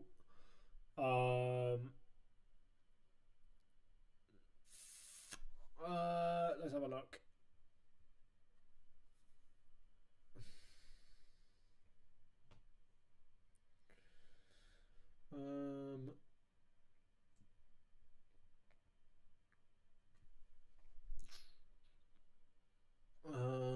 Let's have a look.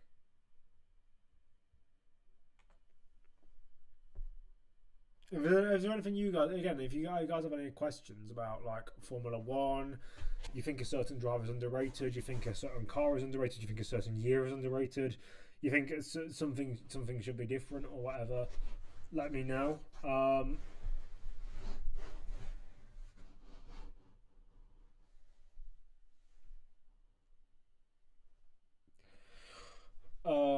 But yeah, what I could do is I could go on to... I've done this before, haven't I? Where I've gone into Spork and I've done some Formula 1 quizzes.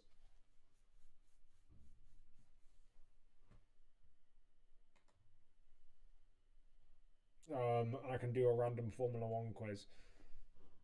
I'm not naming the drivers of 2018. Everyone knows all those off by heart, or at least I do. Vettel team and teammates. Again, I know all of those. It takes me a while to find a quiz that I actually enjoy. Can you pick the GPs won by McLaren Racing Team in Formula 1? Okay, I'll try it. Oh, it's the individual race events. They've won Abu Dhabi. They didn't win the 70th anniversary Grand Prix. Did they win in Argentina? I think they must have done with Hakkinen. Yep, they did. They've won the Australian Grand Prix. They've won the Austrian Grand Prix. They haven't. Have they won the Azerbaijan Grand Prix? No, they haven't, I don't think. They have won in. Have they won in Bahrain? No, they haven't. Okay, yeah. No, they haven't. Never mind. It's crazy how Williams managed to evolve the FW20 into the BMW era cars, despite how much of an unstable train wreck the FW20 was. Was that the 2000 car? Which car am I thinking of? Yeah, the 2000 car, because that was the last car before the BMW engines came in. F1 driver lineup 1963.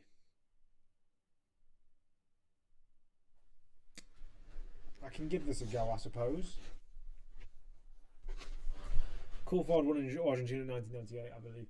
Okay, well, we'll do this one. So I've got to basically, what you have to do is you have to name as many drivers as you can from the grid that year. I'm quite good at these. Brabham, McLaren. I'm trying to do them team by team, but I also can't. The issue is not just when I'm under pressure from having you guys on camera. I just can't. I can spell, but I just can't spell with everything. Hill.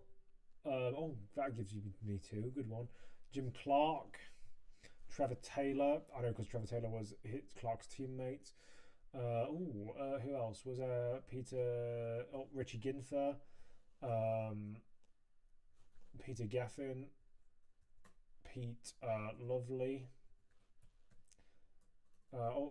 John Love was in there and Pete Lovely wasn't. Inez Ireland. Who else was around in 1963? I can't be bothered. I've just realised I can't be bothered because there's a ton of English drivers. Now I have to remember all of them. Actually, let's change it to auto racing. It's changed it to auto racing, so it's going to include MotoGP, NASCAR, IndyCar. I don't know anything about MotoGP, so I won't do those. I'm not doing the cross. Go Fish. I'm not playing Go Fish. You can just jump in a bin. Italian F1 champions, there's only two. Easy NASCAR drivers in 15. Can you pick the missing name from the 10 known NASCAR drivers in 15 seconds?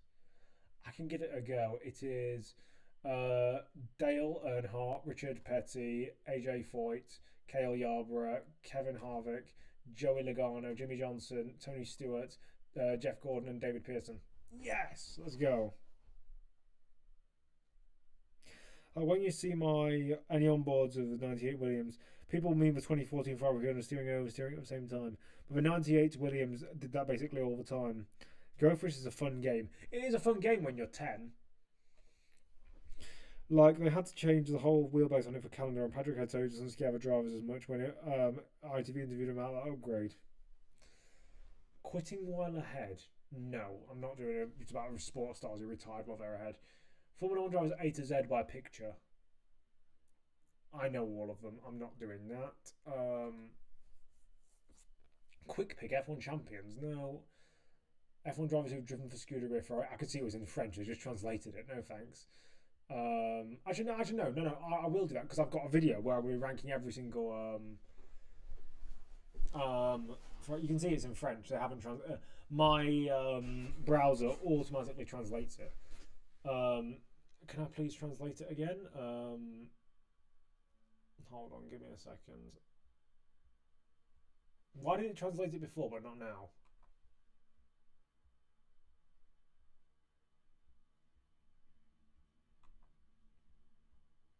I think I should be able to get all of these names at least. I did French in school, so right. Schumacher, Raikkonen. Actually, I'll go year by year. Leclerc, Hamilton. Oh, this is before 2025. Never mind. Science. Does it have Behrman? Oh no, so it's 2022 era. So Vettel. We've already got Raikkonen. Then it goes back to Alonso, Massa, Fissi, Badoa, Barrichello, Irvine, Salo,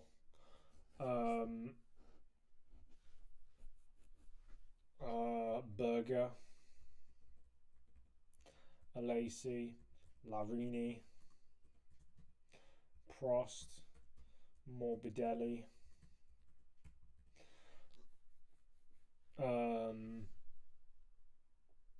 Mansell,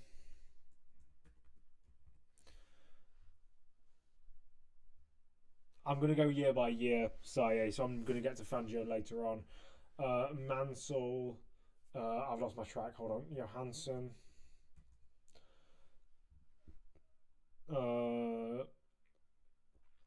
Alboreto,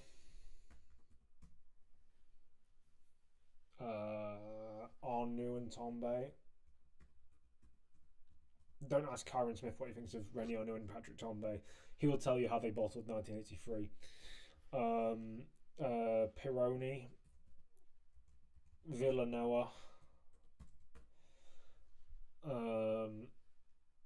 Regazzoni and Reutemann. I know they're slightly earlier, but they just came into my mind. Andretti, Scheckter, Lauda,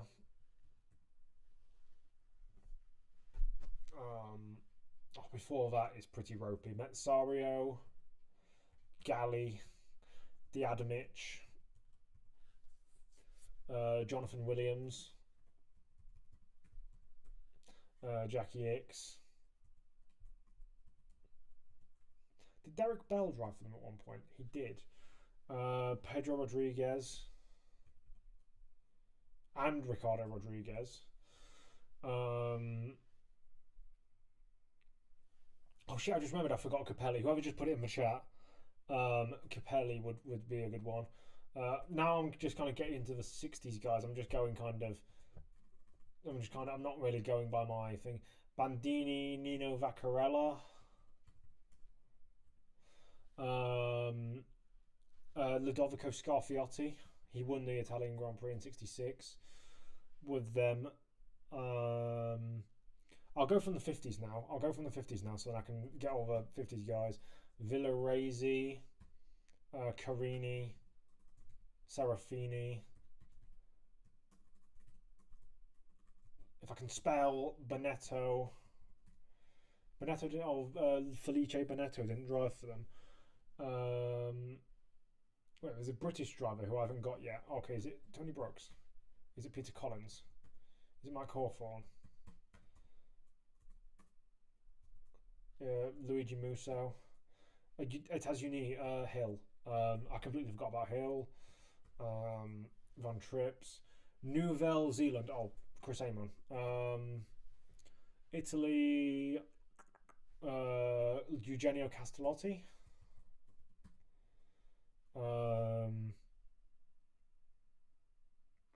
Italian driver. There's probably someone who raced in the 60s that I've forgotten. Giulio Cabianca. No.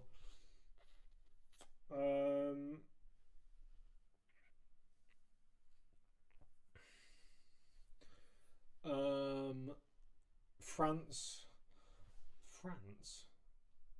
A French driver from Ferrari who I haven't already put down. Oh, Trintignant.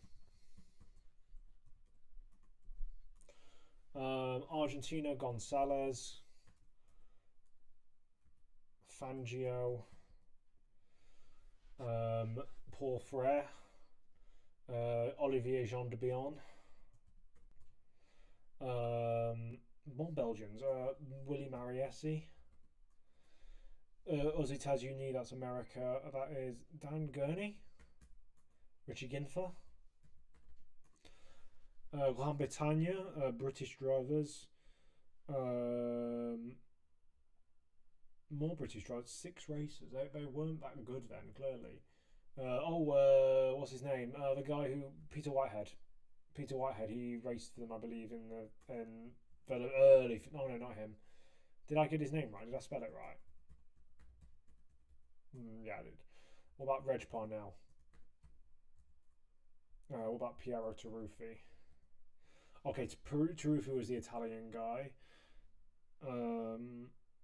Which makes me wonder if I've missed any of the other obscure Italians. Spanish, that is it Paco Godia? Is it Juan Jover? I need to be careful how I say that name because it's very close to a Spanish swear word. Alfonso de Portago. I'm an idiot. Why am I thinking of the obscure guys when it's just someone who's right there in front of me?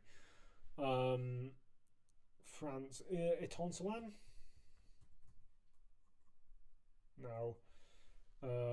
There's a couple of guys. A one race American. Harry Schell. A Belgian. Andre Pilet. A one race Italian. Home didn't race for Ferrari now. Jean Béhat.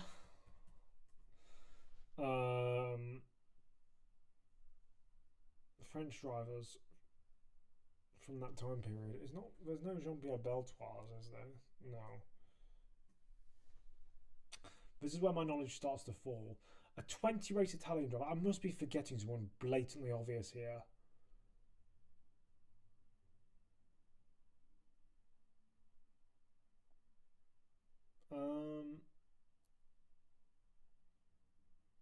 A 20 race Italian driver.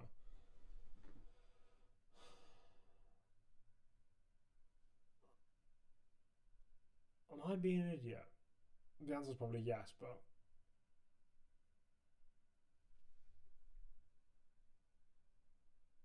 who would you say was 70s equivalent of De Cesaris and Maldonado? Jody Scheckter when he started his career. James Hunt when he started his career.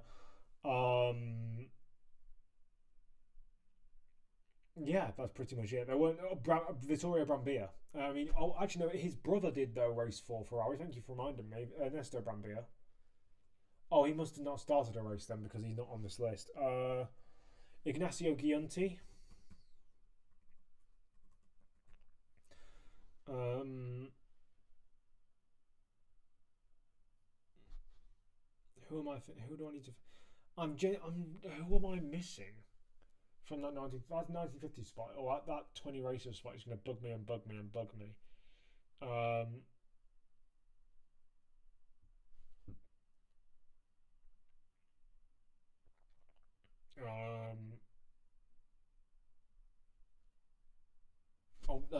Giancarlo Baghetti.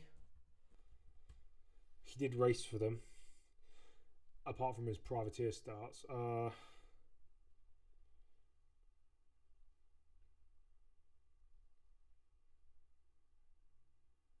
Who is that? I'm going to give up because I can't think of any more. Farina. I forgot about Farina. That's silly. I should have got that. The other ones I know, but I wouldn't know them enough to get them off the top of my head. I should have got Farina. That's silly of me. I'm not doing Formula 1 World Champions year by year. I could literally do that in my sleep with my eyes closed to a demented baby. 3 times Daytona 500 winners. I do know them, but I don't know them enough to. F1 Continental Champions when the races are split by countries. Oh, I love this. Okay, I'll give this a go. Right, so. Okay, so there's a lot of them that I haven't even got answers. Right, so let's just go through the real life champions. Farina, Fangio, Ascari, Hawthorne, Brabham, Hill, Clark, Surtees, Holm.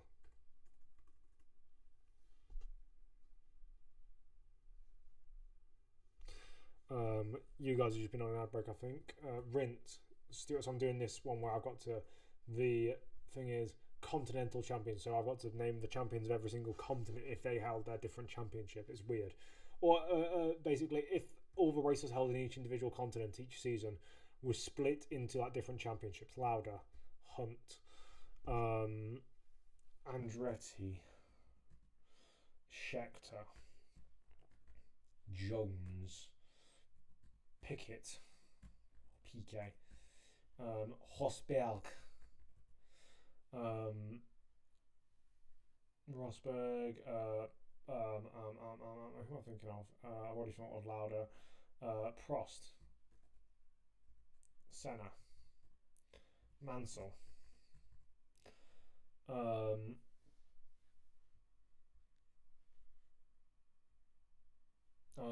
Schumacher, Michael Schumacher, Jacques Villeneuve, Mika Hakkinen, Fernando Alonso, Louis Hamchis. Did Raikkonen win? Hamilton, Raikkonen did, but only two obscure ones. Vettel, Button,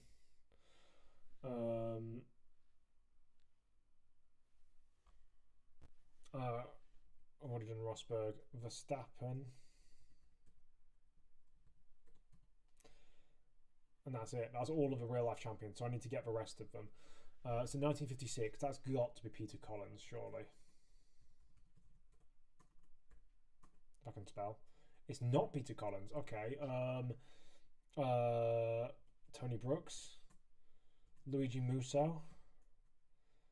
I might be stopped at the first hurdle here.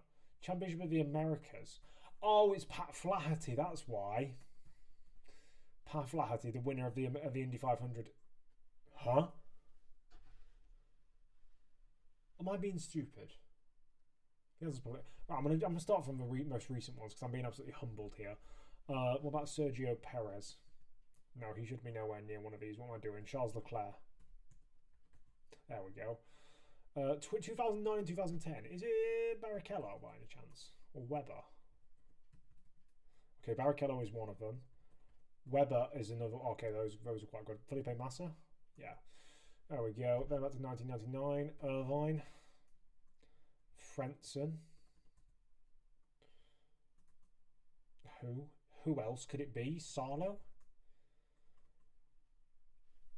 Who else could have been? Who is this?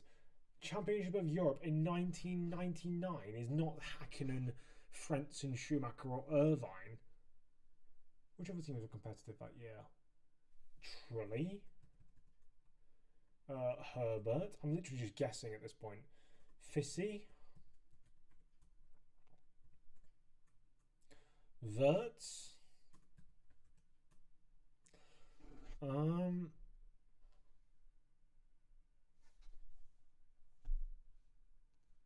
What did you think of the DRS Train episodes where the meta came on? I'm not gonna speak about those. I don't think. I just don't want to cause any issues. I think as a collective, as a period, we kind of as a pod want to put that behind us. I wasn't on that last episode with Demeter, but from fan and pod, both, we didn't feel like it was a great fit. It was an experiment we tried, it didn't really work out. Yeah, we go, Gerhard Berger, John Lacey, 1997. I've already put Villeneuve down, so it's not him.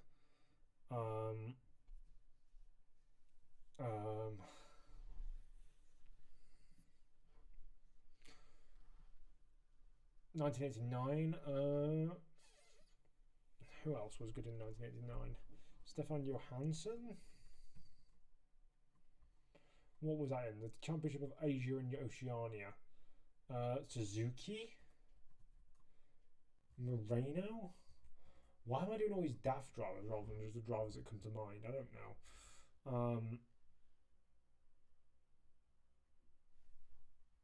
No, this is probably going to be like Pironi.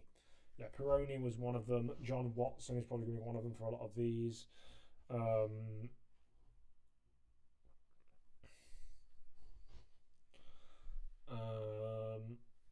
Arnoux,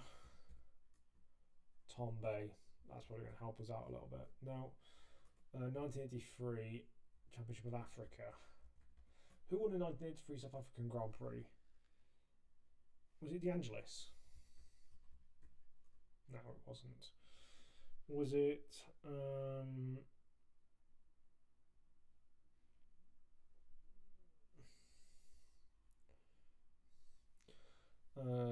what about Stuart Lewis Evans?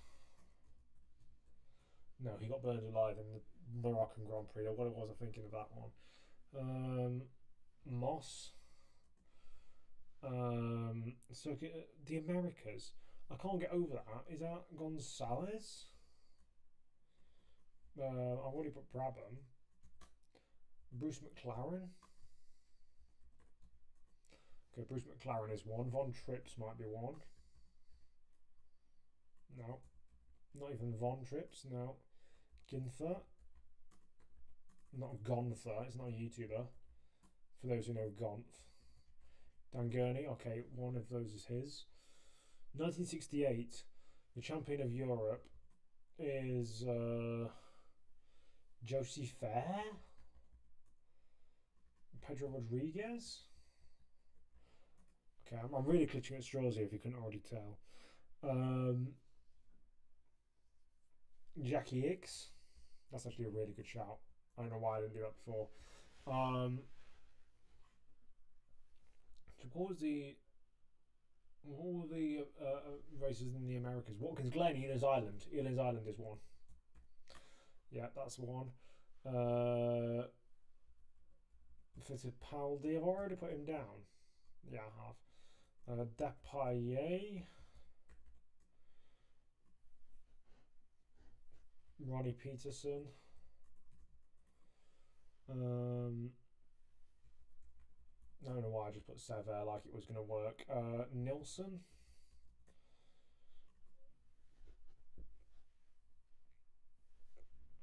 Jabouille. Jarrier. I'll give up because I want to see who these drivers are. Berhat, I could have got him. Reutemann, I could have got him. Patrese, Nannini, basically just a bunch of number 2 drivers that people forget about when they do these lists.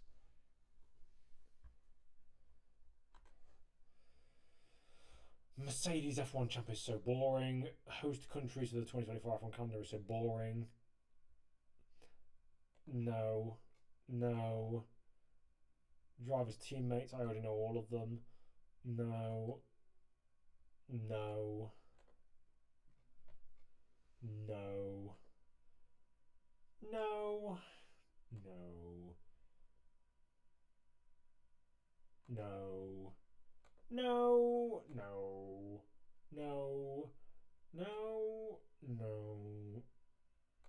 I would already know that, but that's just so boring and cliche. I already know the podium sitters. I already know the Hungarian Grand Prix winners. I already know Max Verstappen's profile. I don't. It doesn't help me when I do that. All-time top F1 point scorers, current point system. It's top 50. If it was top like 500, I'd be able to do that because I wouldn't be able to get all of them. I want ones where I'm not going to be able to get all of them. Do you think Luciano Berti was underrated? I mean, he got blighted by 2 big accidents. I didn't watch him to be able to know if it was underrated or not. You probably have to ask Ciaron Smith or someone like that who was around during that time. But he was definitely a decent Formula 1 driver, I think. Best European rider. I'm not a MotoGP fan, so I wouldn't know.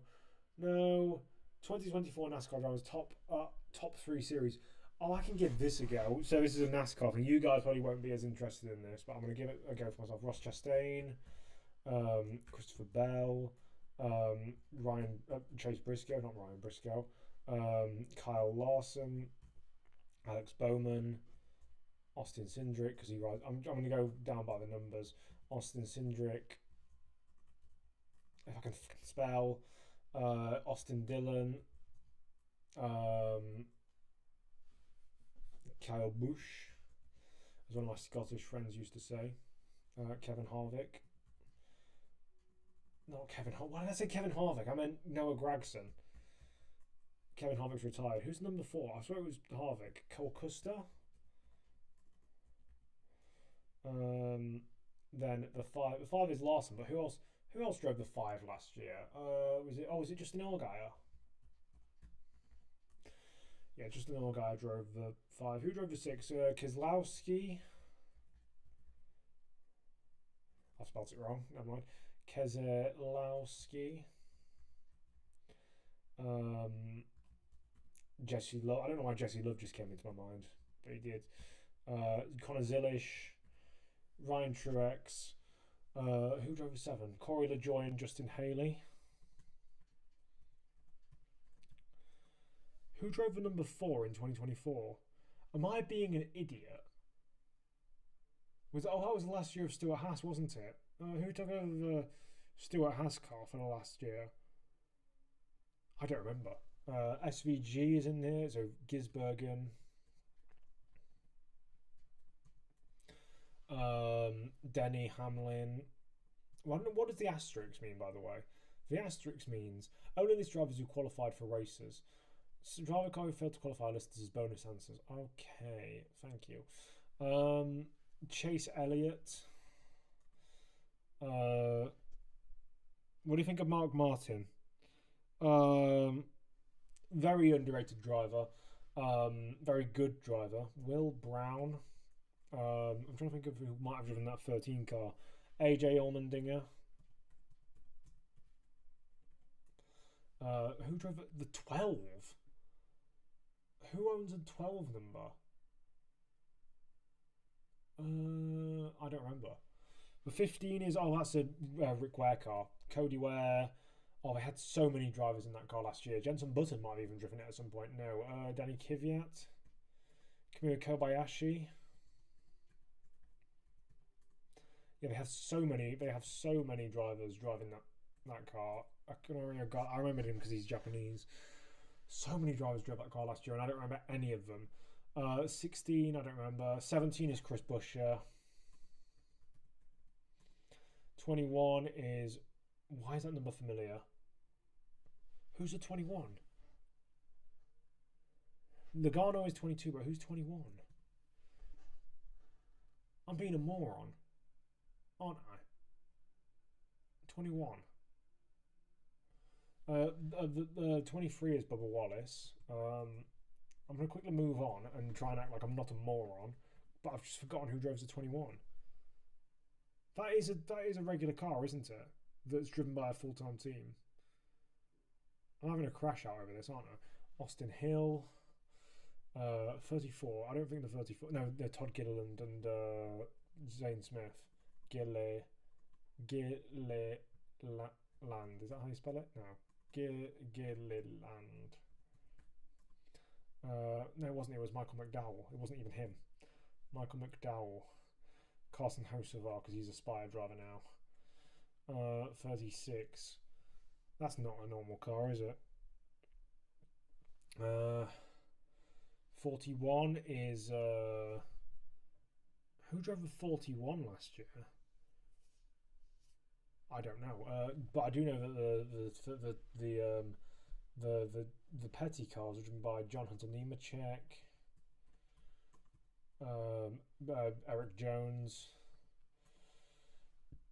44 was maybe driven by JJ Yaley.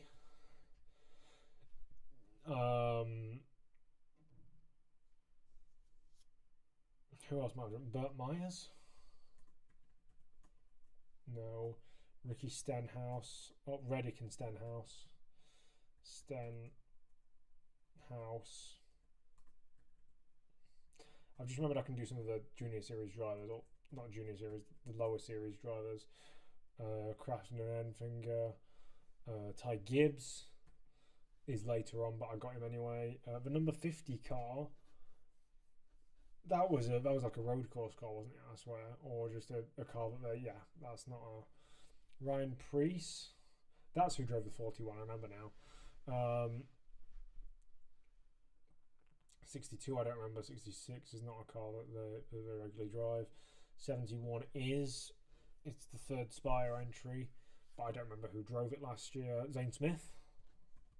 Yes. 84 is Jimmy Johnson. For 78, it was Catherine Legg this year, but I don't think she drove it last year. Or BJ McLeod. BJ McLeod.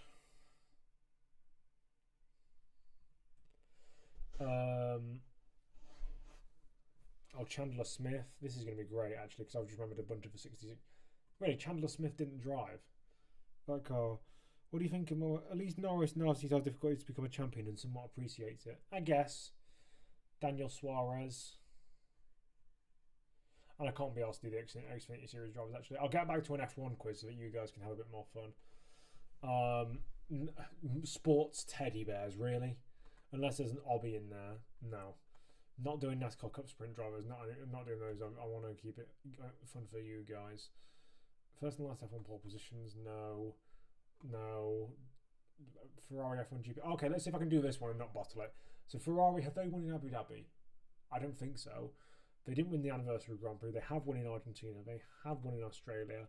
They have won in Austria. I don't think I remember them winning at Baku. No, they haven't won at Baku. They have won at Bahrain. They have won at Spa. They have won at Brazil. They have won at Silverstone. Did they win at Caesars Palace? I don't think they did in either year. They have won at Canada.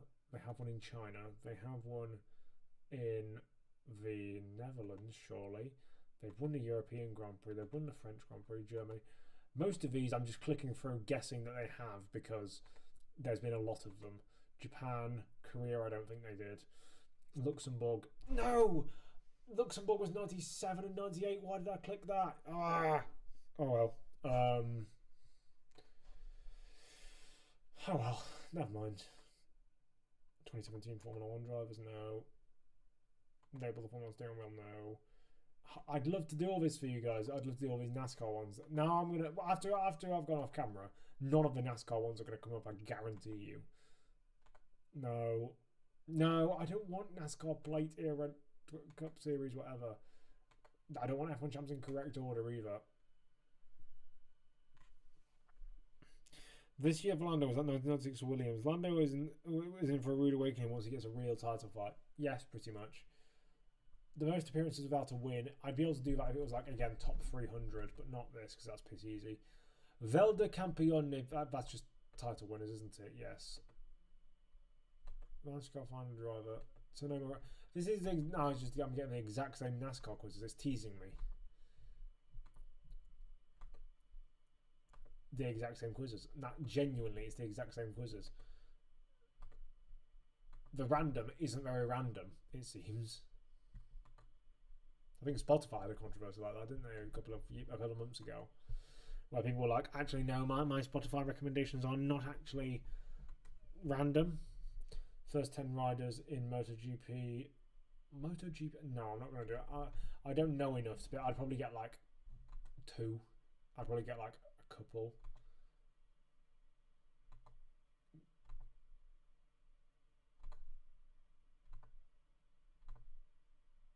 NASCAR Atlanta winners. I would love to, but I can't, because I'm on stream with a bunch of F1 fans. Stop giving me NASCAR shit. You know, I might just go into Formula 1 stuff. I might go into the pole position badge. That might be a good idea.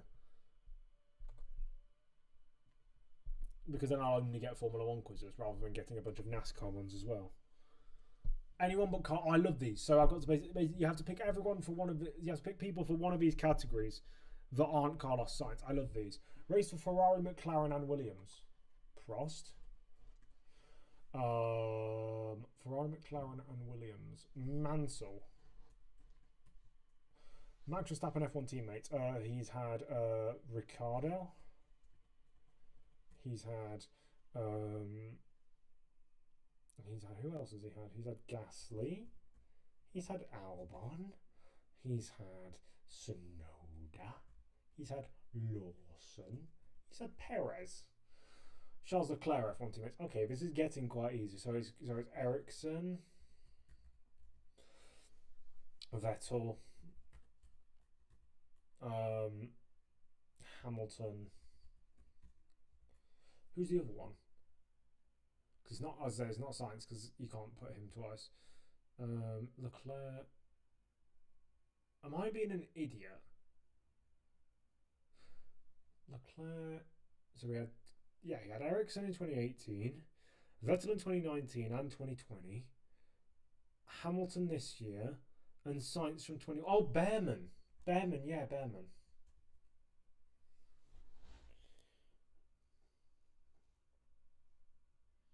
If you also bring back any dead corners, parts of tracks like the Daiichi corner at Fuji or the Foster, what would you bring back? I'd bring back Peraltada at Mexico. I'd bring back the what else would I bring? I'd bring back the meanwhile, I'm just trying to think of how to do this. I'd bring back the I can't even think, sorry. Fuji would be a good one, the Daiichi corner. If they made it safe, would be interesting to see. Hockenheim is a boring one, but again, quite interesting. I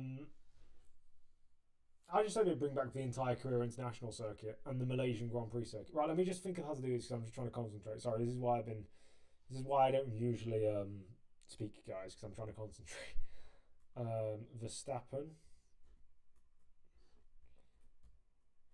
Oh yeah, Verstappen hasn't won at Singapore. What a silly suggestion. Rosberg.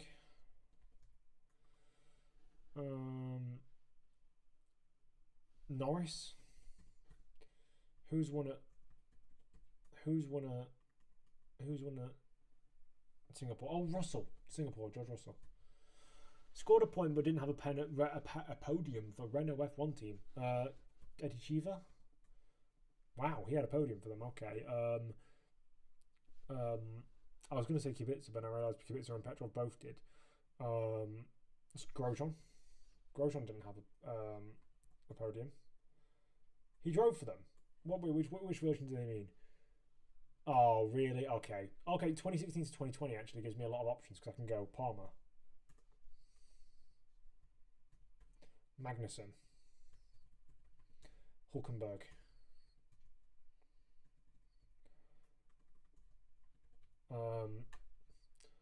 2002 to 2011. Button. Who else?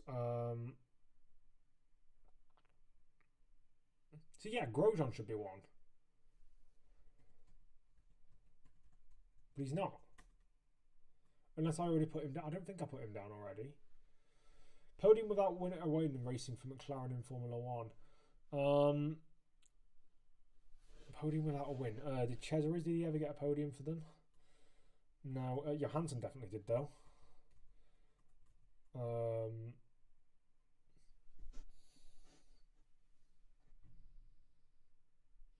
Pedro, your message just got retracted, by the way. I'm not sure. I can't see what the contents were, but if you'd essentially like to reword what you said to make sure that you don't get caught by the censors, you can do. Because I'm not going to. I don't know what you said. It could have been something that was atrocious, but I don't know. So I'll give you a good chance to tell me what it was. Kovalainen in 2007. Kovalainen. Stella Rosa, 2000 and the earlier seasons is quite good actually. Alio didn't get a podium for. Brundle might have though.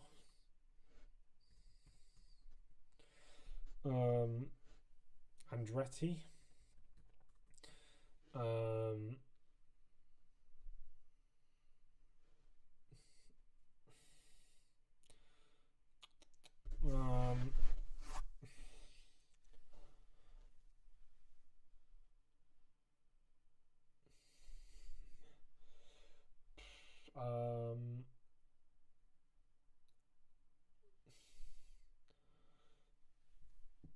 Did Scheckter eventually get a podium for McLaren in that first year, or no, he didn't? Jochen Mas did because he was won 4 more races but wasn't champion for Ferrari. 4 or more. That's a very small number. Musso, not Hawthorne. Collins, Brooks, Trips. I'm not getting any of these, am I?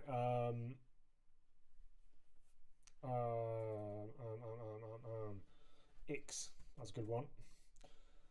I've only got 1 minute left. Formula 1 race winner since 2005 and never raced in International Formula 3000 GP2 or Formula 2. Formula 1 race winners, Bottas. He never raced in those series. Ricardo, I don't think did either. Won former races but wasn't champion for Ferrari. Leclerc, that's an obvious one. I haven't got enough time. I'm gonna just give up. What I will do actually is I'll do one of these anyone but Formula One drivers. I'm pretty sure Buzz didn't get any podiums from Renault. This company had a kids site for a reason. It's the yoke in the word of Alonso. Brilliant. Random quiz. Anyone but Jean-Pierre Jarier. Okay, I'll try this. French drivers with a podium but no win in Formula One. I've got this. That was quite funny. Actually, I just froze in my tracks. Louis Rosier, Philippe Tonsolin, Robert Manzon, Jean Berrat, Johnny Servoz Gavin. I'm trying to think of French drivers.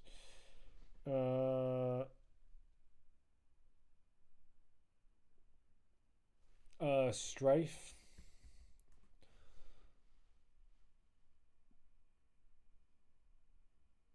Gachot, is he considered French? Because I know he was French-Belgian. No, he isn't.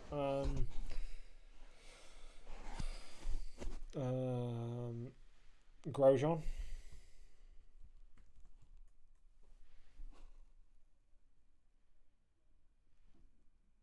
Pescarolo, that's a great shout to whoever just said that.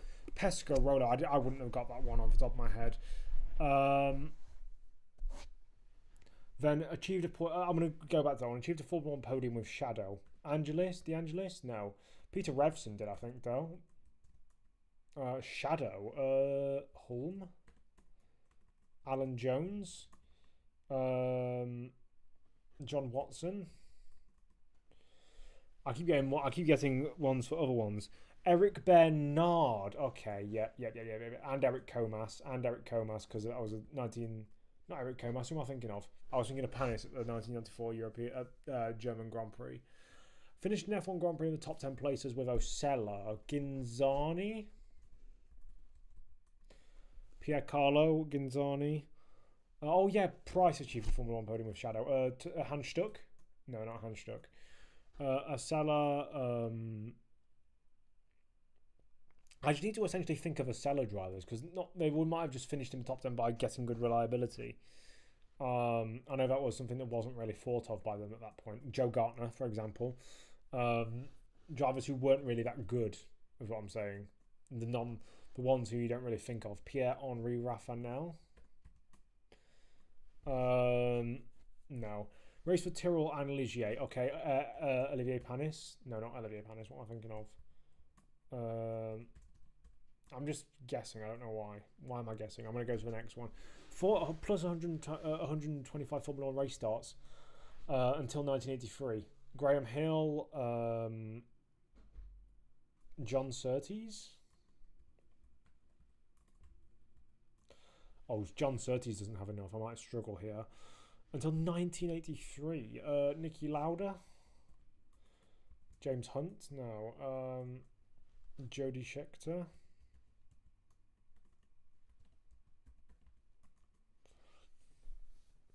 Shadow Chiva.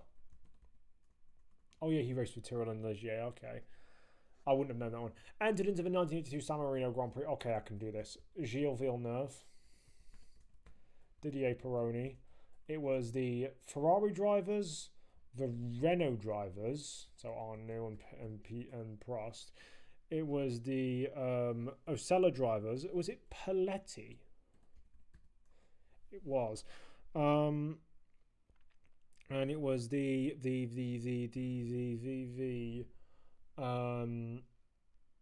which other teams raced? Alboreto. I remember Patrese was in there as well. No, I swear Patrese was in that. Or maybe he wasn't. Oh well. Did not start a Grand Prix but won the pole position. Leclerc. Schumacher might have done. Yep, that was the one I was thinking of. Hakkinen. Coulthard. Oh yeah, there we go. Wait, Oh, he did start it in the end.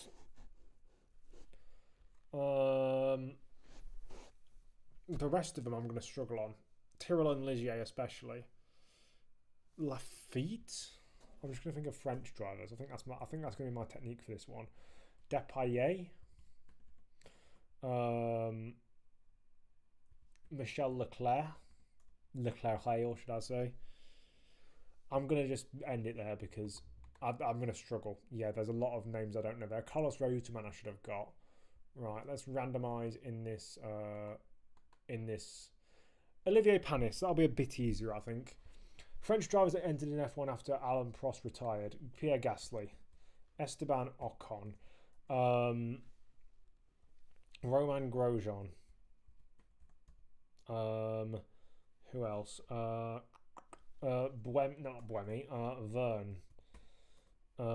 Pick. There's one in between there. Montagny. Hadjar. Gounon. Bouillon. Bernard. Comas. Oh, so they're guys who started after. Okay, they started after Prost retired.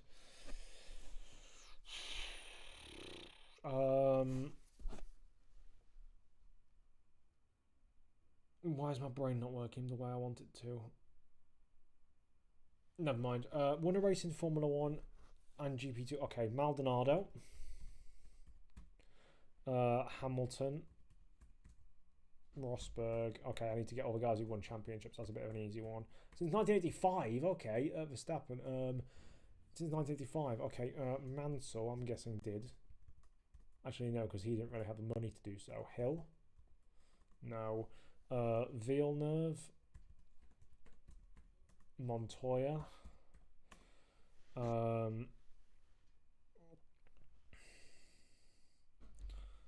Remember, this is only winning races as well, so I could just do John Lacey. He would be a good shout for all of that kind of stuff.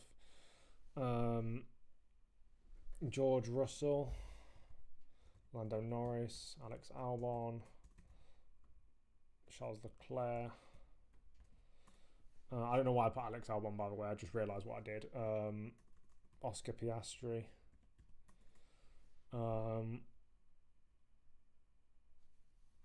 Sebastian Vettel. Oh, did he not race in? No, he didn't race in GP2. That's absolutely correct. Bourdais. That's a good driver. I didn't think of. Bourdais. Who's between Verne and Pick? Another French driver. Oh, Bianchi. Yes, Bianchi. Sarrazin.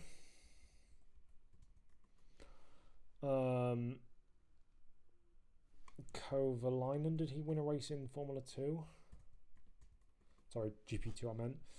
And then one between Maldonado and Gasly. Ricciardo didn't, I don't think, unless he raced in F3000. No, he didn't. Between Montoya and Trulli. Fisichella. I know who. There's Alonso I haven't even put down yet. I haven't even put Alonso down yet. Schumacher. Raikkonen. I don't think Raikkonen ever took part in those series though, but he might be in one of the other categories, which is important as well. Raikkonen. No, he's not. Never mind.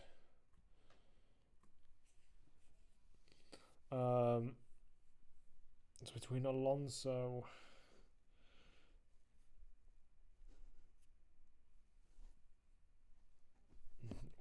I know Heidfeld didn't win a race, but I want to see if he's in any other ones. Okay, Prost Grand Prix drivers. Frentzen, that's a shout. Frenzen's in a lot of the categories. Prost Grand Prix drivers. Nakano. Trulli, Lacey, Heidfeld.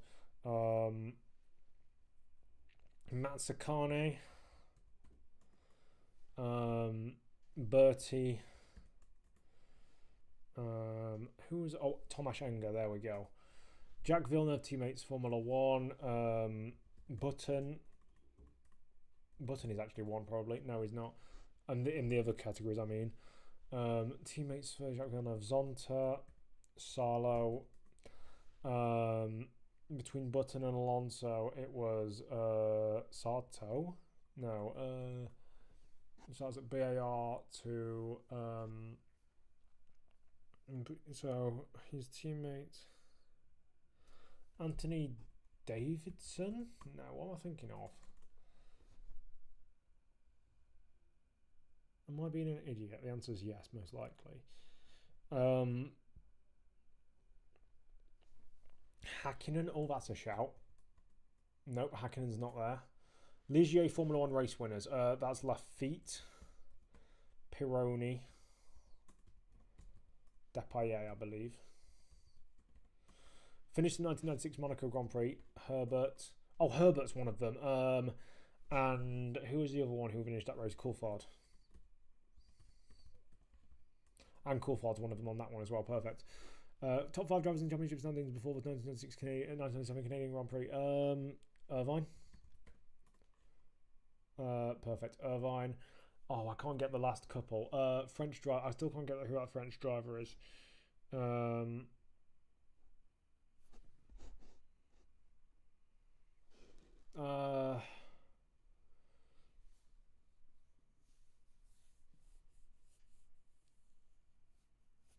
I don't know. Let's have a look.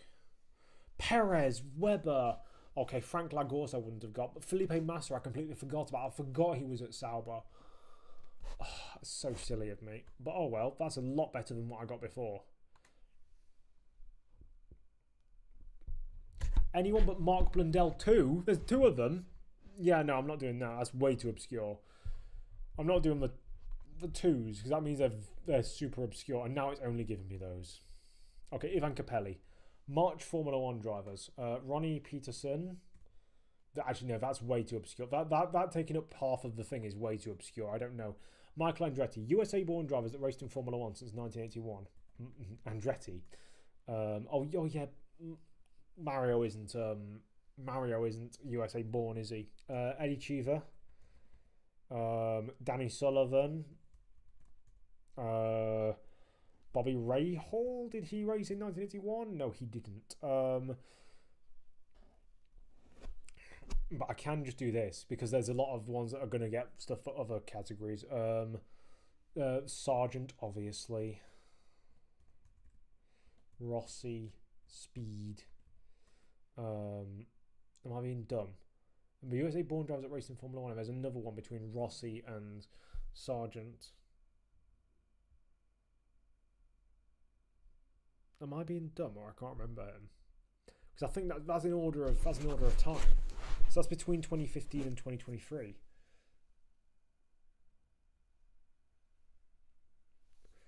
McLaren Formula 1 drivers with 0 Grand Prix wins. Oh, this is going to be easy. Derek Bell, David Hobbs. I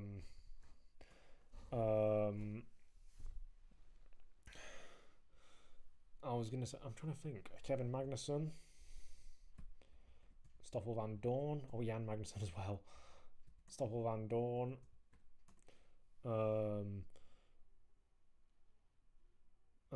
It's that far back. Philippe Alliot, Martin Brundle. It's good to say that they've had so many good drivers. Verts De La Rosa.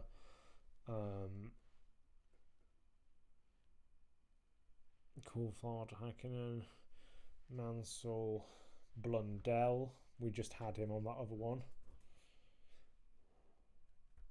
Oh, Christian. Oh, yeah. Pietro Fittipaldi was born in Florida. Yes.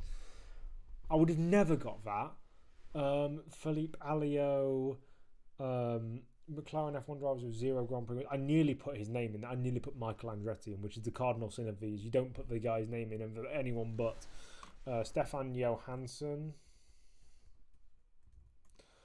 Andretti Cesaris, Stephen South. Oh, never mind. McLaren drivers.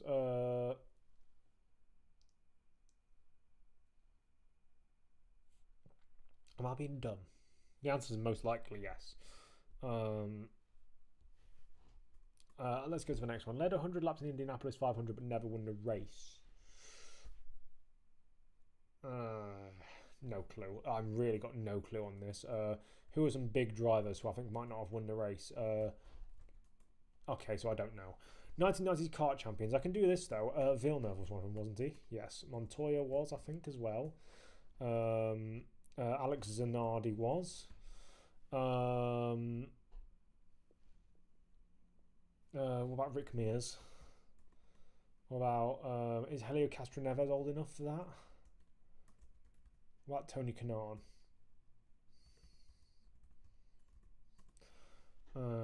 No, but he was good enough for some of the I've already got Fittipaldi down, so it can't be him. Loyen, is this how you say Loyen Dyke? No. Either I didn't spell it right or it wasn't correct. Won an IndyCar race in 3 different decades since 1956. Okay, let's do AJ Foyt. Jim Hall, for some reason, comes to mind.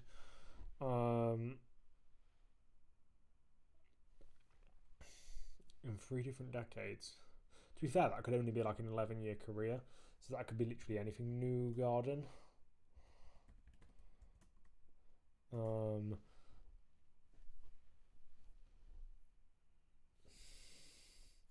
Mansell. Oh yeah, 1990. I'm an idiot. 1990 car. Why didn't I just get Mansell straight off the rip? Tony Stewart. Oh, never mind. Podium finish in his last Formula 1 Grand Prix. I've already got. Have I not got Nico Rosberg for that? There we go. Nico Rosberg. Podium finish in the last Formula 1 Grand Prix. Who can I think of for this one? Drivers who retired at the top of their game. Alain Prost. There's only one between Alain Prost and Nico Rosberg. That's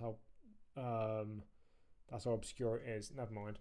Didn't win the Indy 500 as a driver, but won as a team owner. I wouldn't be able to get that. No way.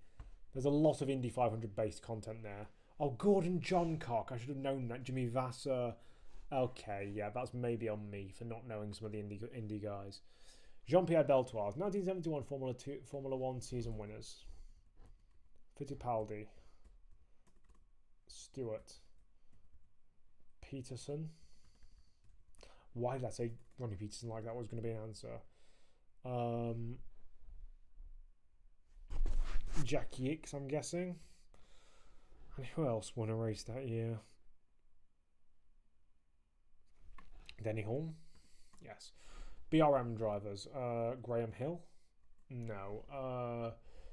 I would not know. I would genuinely not. Maybe the F1 debut in 1967. Johnny Servoz Gavan? Francois Sever? No. That's ridiculous how many. Jackie's doing. I'm not gonna. That's actually a bit too hard. I think I'm just gonna. Helmut Marko, no. Although it's recent, no. Satoru Nakajima, though, I'll do. Made his Formula 1 debut in 1987. Nicola Larini. Who else made their debut in 87? Modena.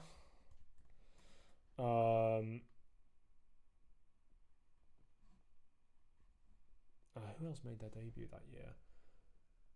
I can't remember. Ayrton Senna teammates, though, I can do. Johnny Cicotto, Michele Alboreto. Not Michele Alboreto, I mean Stefan Johansson. De Angelis. Dumfries. Prost. So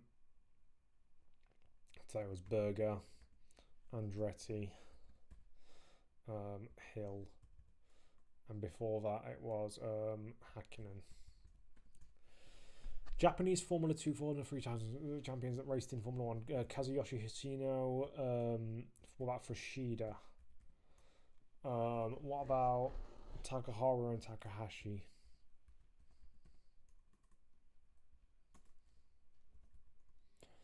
Hosseimi. Masahiro Hosseimi. I could even just put Nakajima for Kazuki and see if he was any of them. No. Sato, Suzuki, Katayama,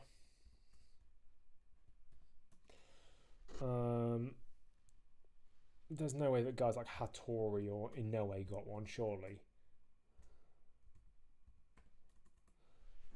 Ide. I might as well put him down because he's Japanese. Yeah, he's going to be on quite. There's going to be quite a few Japanese drivers who just exist and get on these. To be fair, so it could be a good idea to just name them.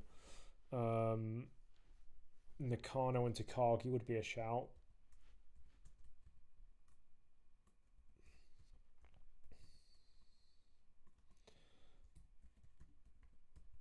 I'm just going to guess with some more drivers here. Tarquini, Raf, Vanel.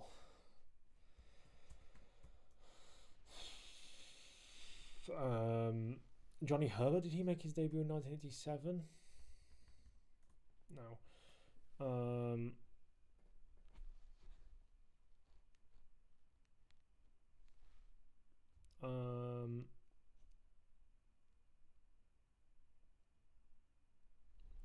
Raced but never won a Formula 1 Grand Prix with the Honda engine. Ronnie Bucknam.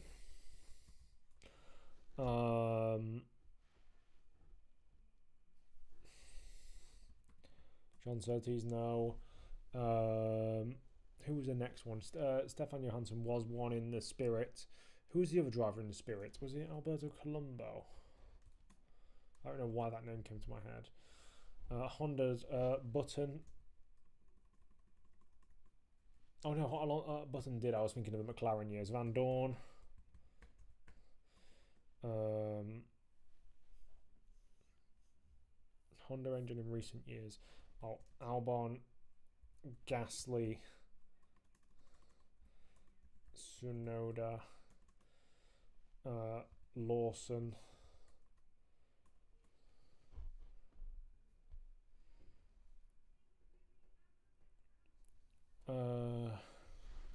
Verts. That's where it was Toyota engines he ran. Whoops. Honda. Barrichello, he never won a race with a Honda engine.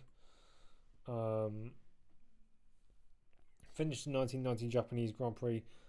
Dalmas, was that an option? Oh my god, which option was that for?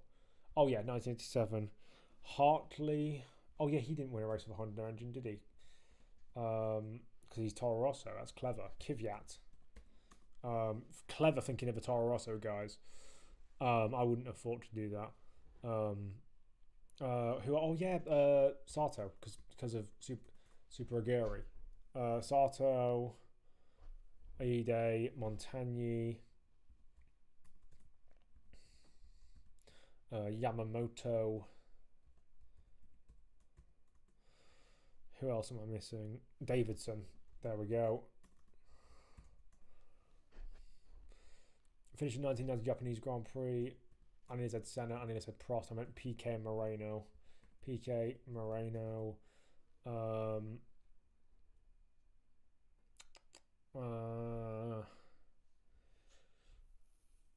I've forgotten how to think.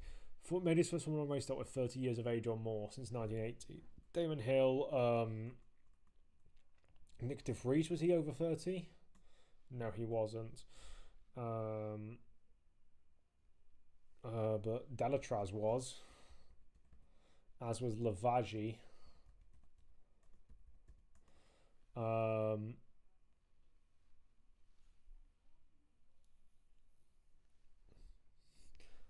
Philippe Adams, I think, was.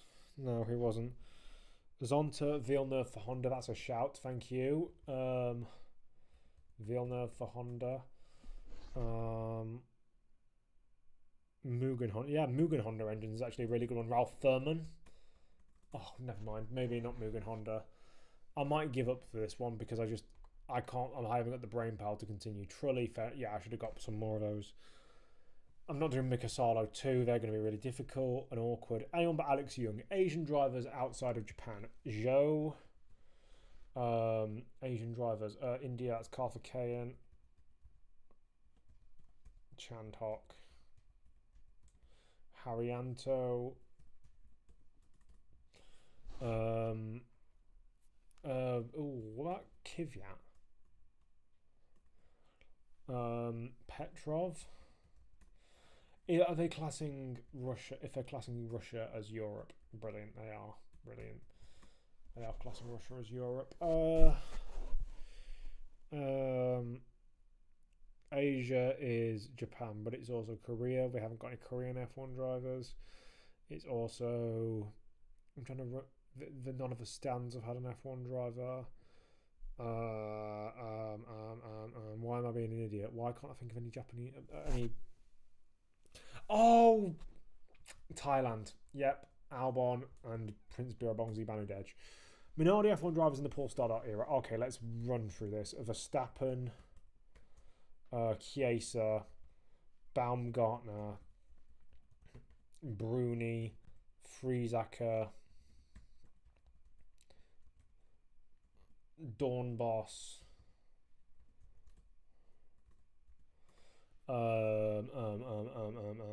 Albers. Who else is there? Justin Wilson, Webber, Davidson. Who was there in 2001? It was 2001 Minardi drivers. Alonso and Marquez. There we go.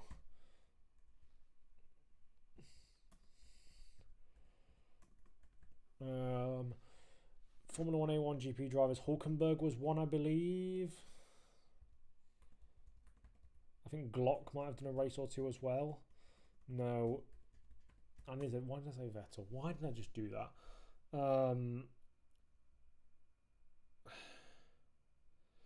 Who would get selected for something like that? There'd be bad drivers usually. European F3000, but I'm going to go with drivers that were kind of in the fold at the time. Bernoldi, Montoya, Enger, Mazzacane. Oh, Enger won a A1 GP race. Mazzacane. Who else was in the pipeline at the time? In 1999, Jenson Button, but he didn't race there clearly. McNish, Sato. Sato, I've just guessed. 2003 kart season drivers: Takagi, Fittipaldi. Who raced in 2003 kart season? Roberto Moreno, is he still kicking? I'm thinking of the 90s guys, but they were still kicking around. All of his Formula 1 teammates had at least one Grand Prix win. What on earth kind of stat is that? Hopefully we can get one where he's only had one teammate and they had one Grand Prix win. But that's probably quite unlikely. Because a driver who's had one teammate is usually a bit pants. Van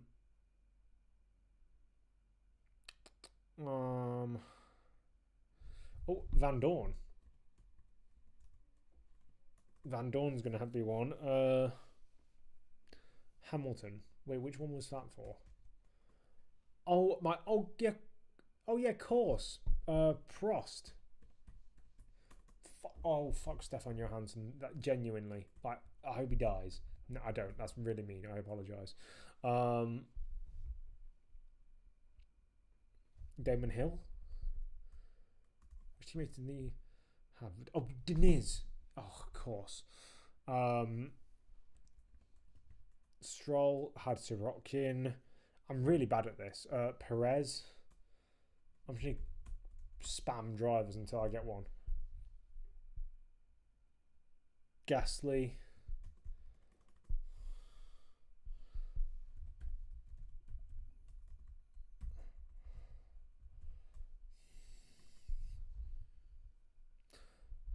I don't know.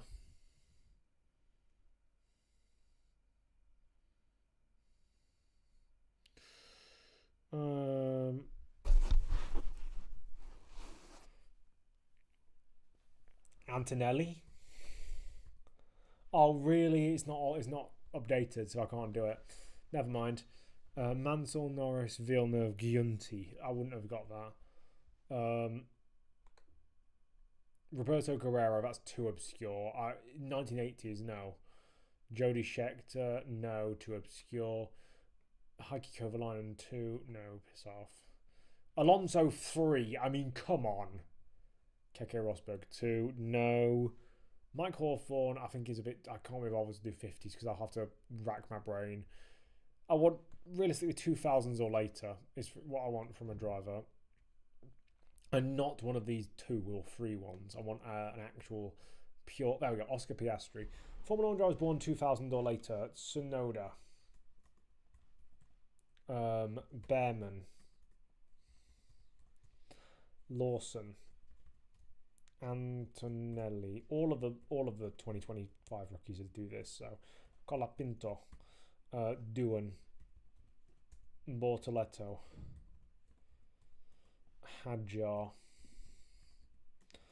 Who else? Who else has debuted? Sargent, is he one of them? Okay, Sargent, fine.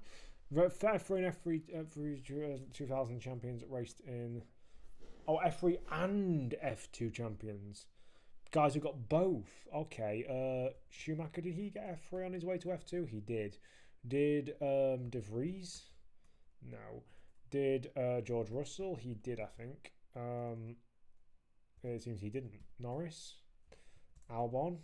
No. Gasly? Leclerc? I can just name all of the champions. I know that's kind of cheating. I meant Jolyon Palmer, but I got Jonathan Palmer, I guess. Van Dorn. I know Fabio Lima definitely didn't. I know Valsecchi, I don't think did. I don't think Grosjean did. Hulkenberg might have done. Yeah, he did. Did Grosjean? I didn't know he did. That's an interesting one. Rosberg. Hamilton. Glock. Pantano. Verdheim. That raced in F1. Okay, why am I going with Verdheim then? Alonso. This is where my knowledge of Junior Series champions lacks. I'm gonna not do that. Won a Formula 1 Grand Prix at Baku City Circuit. Perez. Ricciardo. Verstappen. First F1 career podium in a Japanese Grand Prix. Suzuki and Kobayashi. Moreno. In a Japanese Grand Prix. Irvine, did he get one? Not Brundle. Who am I meaning? In a Japanese Grand Prix. And the latest one was Glock, maybe? I don't know. Australian drivers that were teammates of a British driver in Formula 1. I'm just going to go through all the Australian drivers I know because it's probably quicker to do that than it is to just guess. Jones. Thackwell is not Australian. Brabham. No.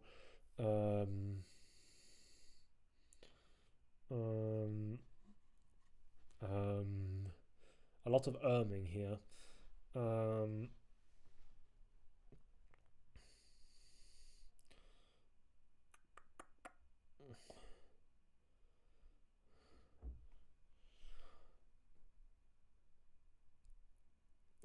Timoshenko. Ha ha ha ha ha. I thought about it before you put it in the chat before you say anything. Antoine Hubert Award. What's the Antoine Hubert Award? Award given to the highest placed driver in their first Formula 2 season since 2019.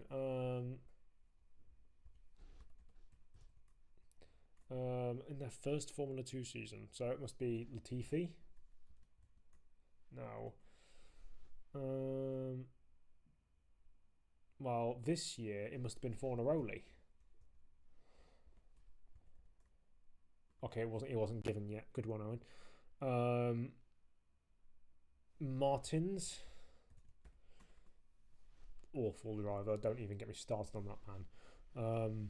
Australian drivers that raced in FIA Formula 3, Tommy Smith, Christian Mansell, since 2019.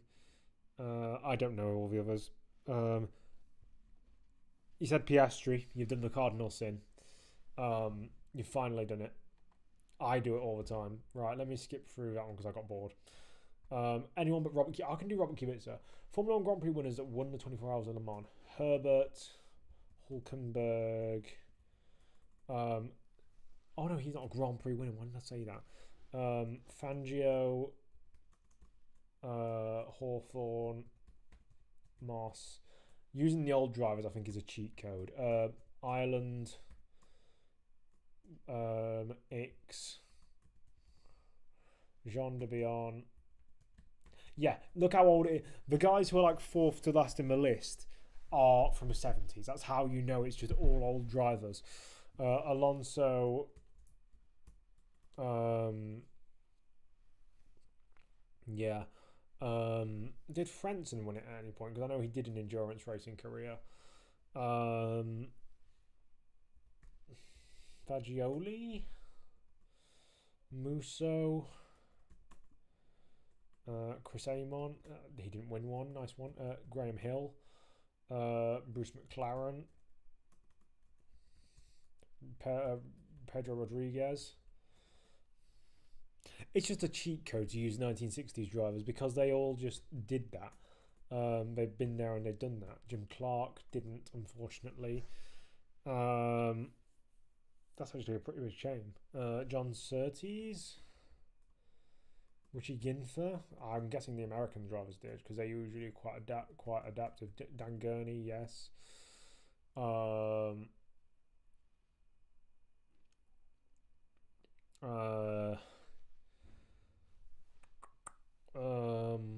I've already said Sterling Moss and he wasn't on there.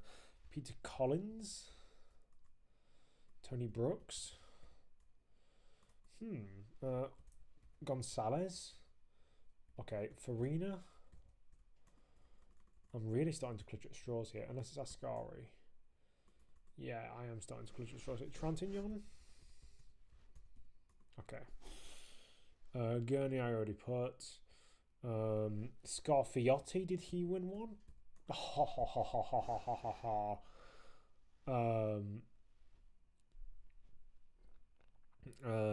Josie Fair. Interval of 5 years between more than 2 Grand Prix entries. Lammers. That's the most. I know that's the most, but I'm trying to think of other ones that Giacomelli, that's a good one.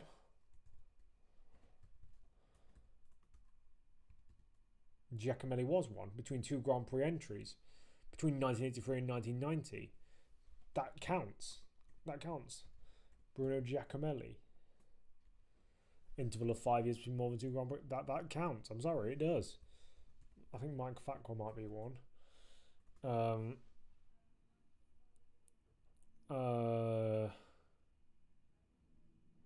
Can't believe that. They just robbed me of one. They robbed me of one. They robbed me of one. I can't believe that. That's a joke.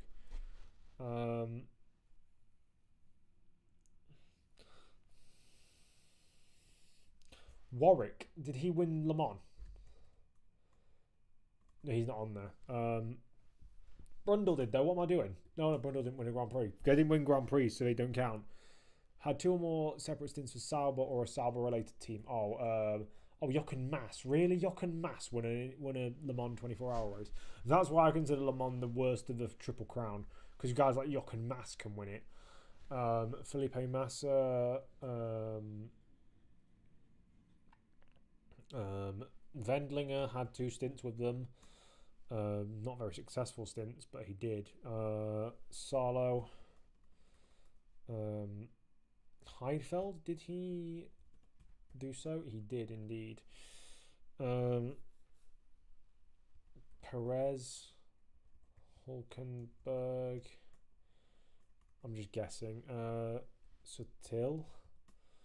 Why am I guessing? Why am I doing this to myself? Gio. Technically, yes.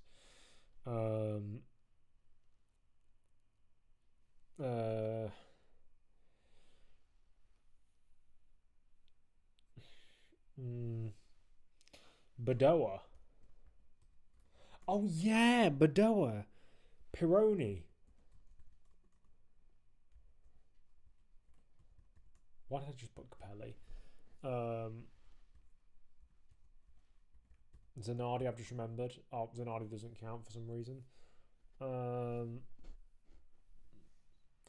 World Series by Renault drivers that won a Ricciardo, I know, raced there. Who else ran in Renault 3.5? Petrov, I believe, did, but he didn't win a Formula 1 race, so I don't know why I'm putting that name. Maldonado did.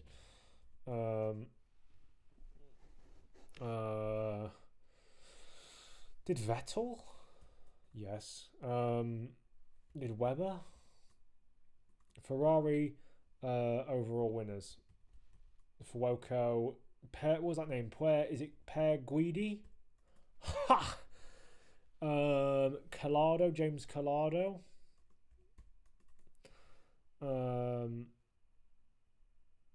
Teammate of a Russian driver in Formula 1. Schumacher.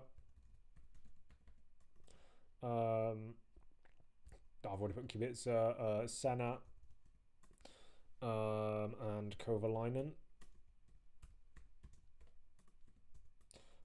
Petrov has those teammates. Sorokin has Stroll. And Kvyat has Verne. He already has Ricciardo. He has Albon. He has Sainz. He has Hartley. And he has who else? Who else? Gasly. Raikkonen, Leto apparently are drivers. Oh yeah, 2 more separate since the Sauber. Yep, that's clever. Thank you. Total of 5 or more years between Grand Prix entries. Roberto Moreno. Oh, that must have been close because he was close to that mark.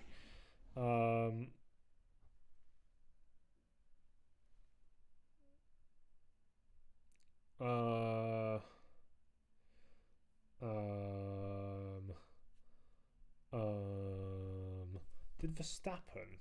Was that the season, or was it European Formula 3? Yeah, it was European Formula 3. I'm a bit of an idiot.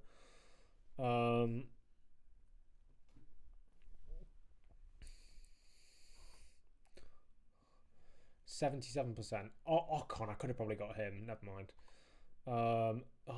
Mark Blundell too. I've got this quiz about 3 times. I'm not doing it anyway. Bortoletto. Oh my god, Bortoletto is a great one. Brazilian drivers that have scored a point but didn't have a podium in Formula 1. Ooh, Fittipaldi. Now, that's a dumb choice, you might think. But there you go, you got 2. Ingo Hoffman. I think he got a point. No, he didn't. Alex Ribeiro, did he get a point? Did Chico Landi get a point? I'm just going for the obscure drivers. Ramos. Yep, Hernandez da Silva. Ramos. Bueno. Did Luis Bueno get a point? No, he didn't. Other obscure drivers. Raul Berzel. Chico Serra. I'm assuming they're doing it in order of most points. That would make sense. Bruno Senna. Yep. He's on the top of a list of failed Brazilians. 2000s. Zonta. De Mata. What's De Mata? See, I am competent at this kind of stuff. It just takes me a while to get used to it all. Rosset, did he score points? I don't think he might have done. No, he didn't. Probably for the best. Deniz.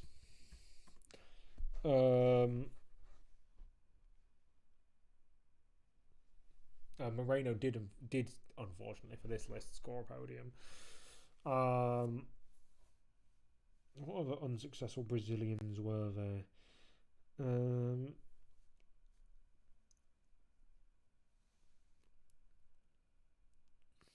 Berti and Benaldi.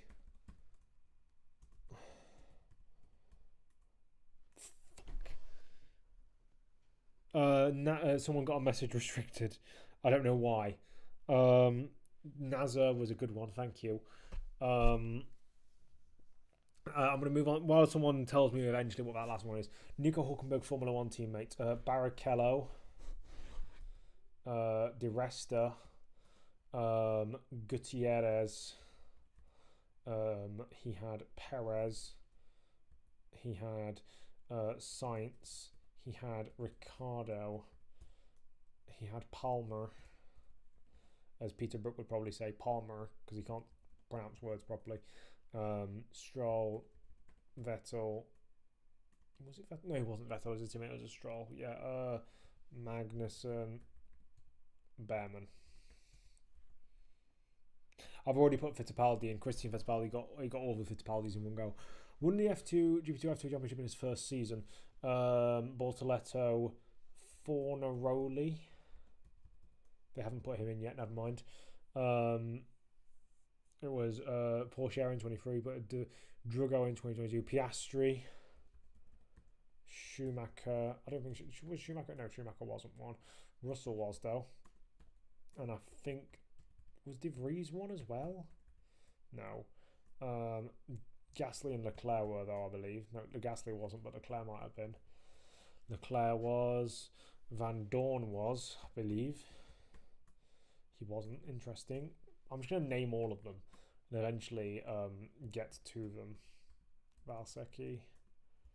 I don't think Valsecchi was. I don't think Lima was, but I'm going to put him in anyway. He wasn't. Grosjean. Maldonado. No, I know Maldonado wasn't, but I'm still going to put him in case it accepts it. It doesn't.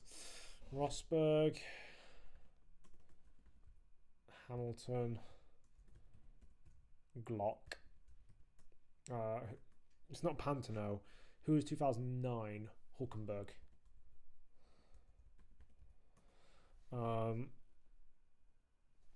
Verdheim.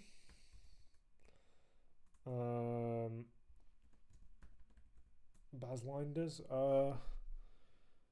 Alonso. I don't know. GP2 from Brazil. Oh, Formula 2 drivers from Brazil. Drugo.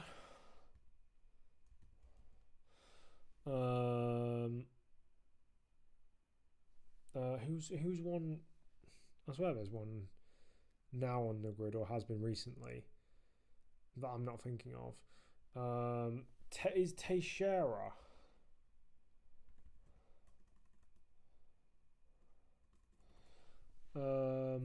Degrassi. Lewis Razia. I've already got Bruno Senna. That's a really difficult one because there's loads of 2005 to 2025. There's loads of them.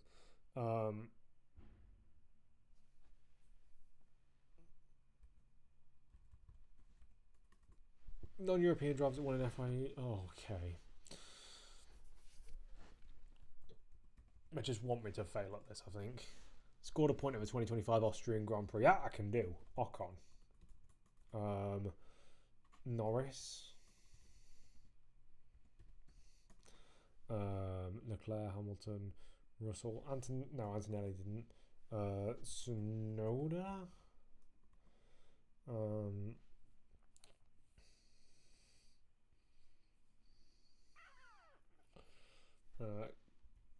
I've already put Gasly down.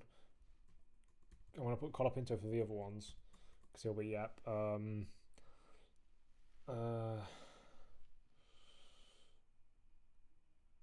Lawson for the other ones as well, but he might. Yeah, there we go. He's there for the other ones as well. FIA non-European driver won an FIA Formula 3 race. Intrapuvadzak. How do you spell his name?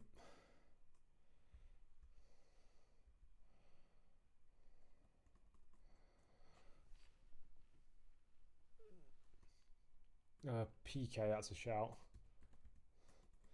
I'm gonna quickly. I'm not gonna cheat. I'm gonna Tassanapol Intrapuvas. Okay, right. Intra.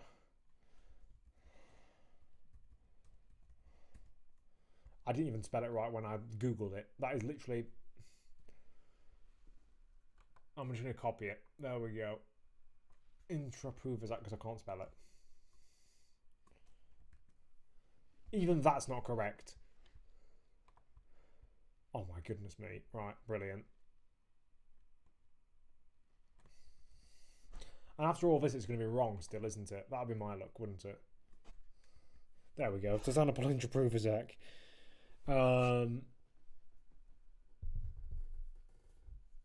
So, Sato. Did Marino Sato win one? No, he didn't.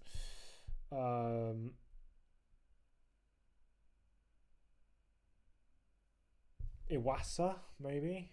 Yes. Also, whoever said Gabby, you did the cardinal sin. Gabriel Bortoletto. He's already on the list, my friend.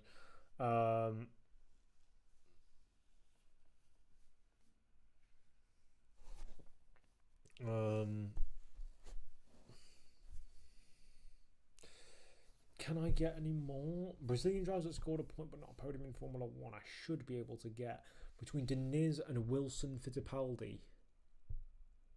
So his amount of points. I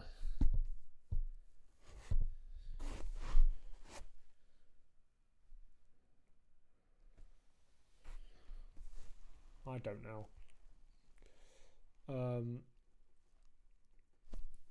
Let me give up. I want to see Negrao. I know his name. Pitsonia. Oh, Pitsonia, yeah.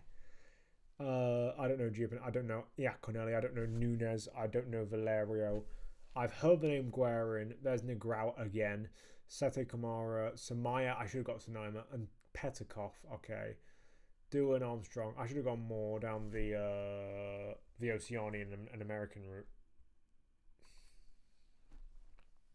Gilles Villeneuve 2 can go away. Raul Berzel can go away. I'm definitely not doing that. Because there'll be loads of IRL drivers and I just can't be bothered. Mike Hawthorne.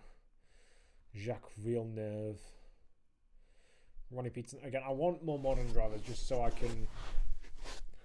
don't have to remember March drivers from 1964. Johnny Cicotto. No, thank you. No offense. Jody Scheckter again. No, thank you. Surely if I skip past it and I don't click it. Gaston Mazzacane, here we go. IndyCar Series drivers from Argentina. Canapino. Other Argentina. I can't think of any other Argentina, so I'm just going to skip that. 20 Formula 1 races and never scored a point. Since 2000. Oh, Chilton. This is going to be a cheat code because it'll just be all the guys who've raced since 2013. Pick. So any of the kind of the nobodies who raced in F1 for that time. Mary, what does this say? Since 2000, it's like it doesn't include active Formula 1 drivers. Okay, it doesn't include active Formula 1 drivers. Okay, Stevens. Oh, he was close. So maybe it's not as easy as I predicted. Sorokin did. There's one since Chilton, so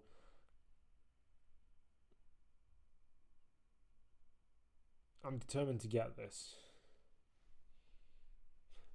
Yes, you'd be committed to the cardinal sin of I'm not sure if people are doing it on purpose now. Baumgartner did. Never mind. Baumgartner did. Albers didn't, I don't think. Oh, he did. Yamamoto. I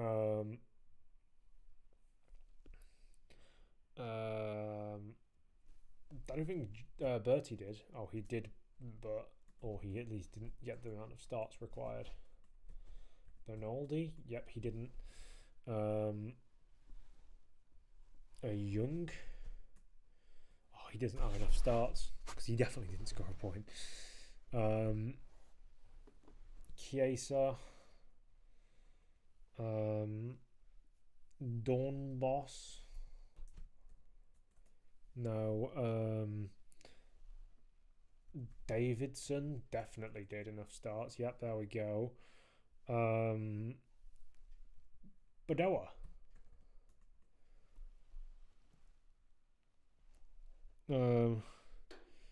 Are you watching some football game in the background? Okay. D'Ambrosio.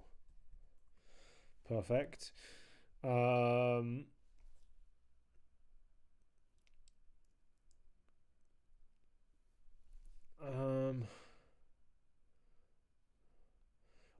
one since Chilton I can't get. Finished the 2000 Brazilian Grand Prix. Schumacher, Barrichello. Oh, of course. Why would I put Barrichello for finishing a Brazilian Grand Prix? Hakkinen, no. Coulthard, no. Button, Trulli, Fissy, Della Rosa, Tasso Marquez. Why do I? Okay, Tasso Marquez. I'll take it. He's an answer. Alesi, Franson, Johnny Herbert, because I know that was one of his last races, I believe. Eddie Irvine. I'm not trying to put the U there, but it. Oh well.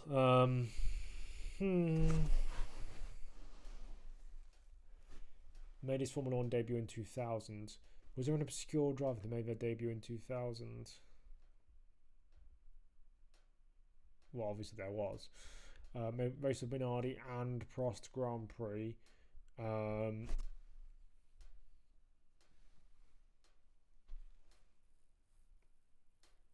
Genet. Why did I think of Genet? I don't know.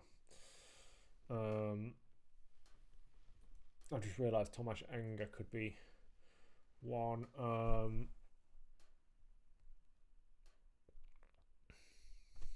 Did Cristiano Di Matteo ever score a point? He did.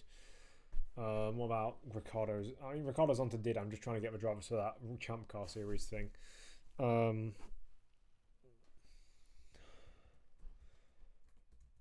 Villeneuve. What was this? Ferrari WEC takes the championship. Okay. Wow. I don't want to WEC. I can't get into endurance racing. I tried to get into Alms because Nolan Siegel was racing in there, and at least Sepang was 4 hours long. I can put up with 4-hour races. Anything longer than that, it's just no. Formula 1 drivers that raced into Torunosuke Takagi did, or he didn't. That was just a figment of my imagination, apparently. Roberto Moreno, Fittipaldi, Bourdais.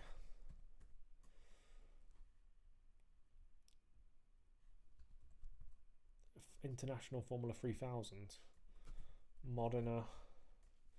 I can't believe that is so many answers. That's pretty much unfair.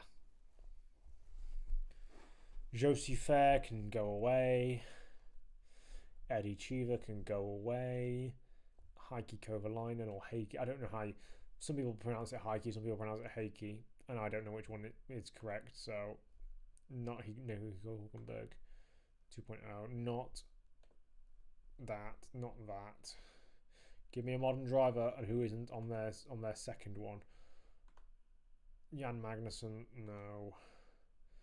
Chris Amon, no. Rosa Moreno. Turunosuke Takagi, no. Stroll, no. Scheckter, no. Giancarlo Fisichella and Jarno Trulli. Okay. Italian drivers that raced in Formula 1. Okay, I can do this. This is actually mental. It's both of them. Categories that both of them don't fit into. Italian drivers that raced in Formula 1 between 1996, and 2011. I don't know why I went for. So not Fisichella and not Trulli. Lavaggi. Montermini. Bedoya.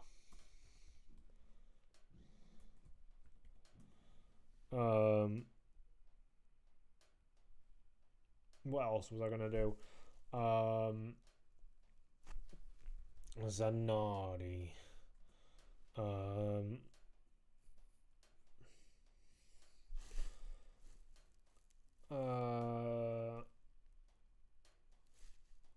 2025 Driver Rider of the Year nominees were Verstappen, Palou, Marquez, Norris, Roland, and Piastri. Surely either Verstappen or Marquez should get it. I don't really watch MotoGP, but I've heard he had a really good season. So, yeah.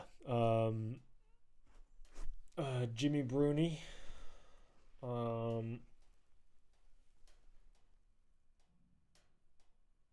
Liuzzi.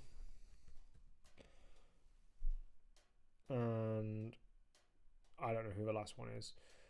Made his Formula 1 debut with Minardi between 1985. Okay, that's surely easy. Martini, Nannini, Barilla, Perez Sala, Campos, Fittipaldi, I think did.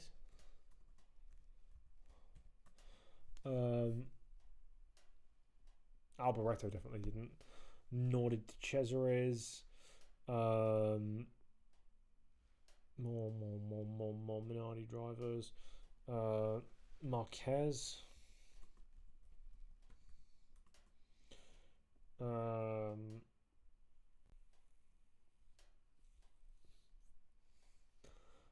Between 2000, did Janae?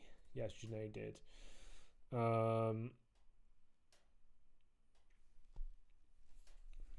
Mazzacane.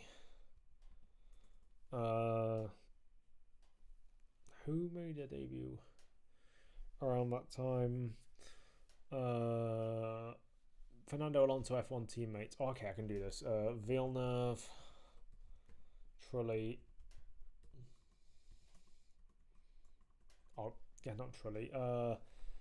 Young. Villeneuve. I did the cardinal sin and I'm going to gloss over it. Because I make the rules. Not Fisichella. Grosjean. Hamilton. PK. Raikkonen.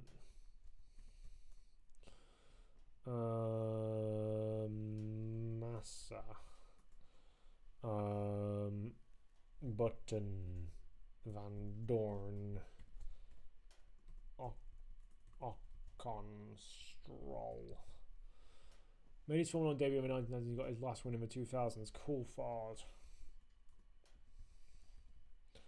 Hakkinen. Barrichello.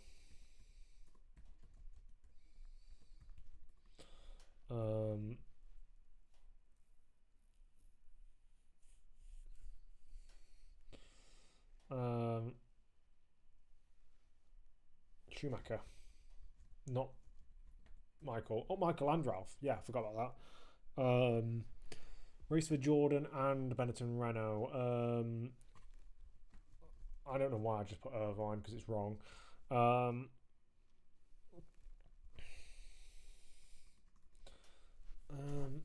De Cesares. Not Gasho. Not Zanardi. Not Brundle, that's a shout.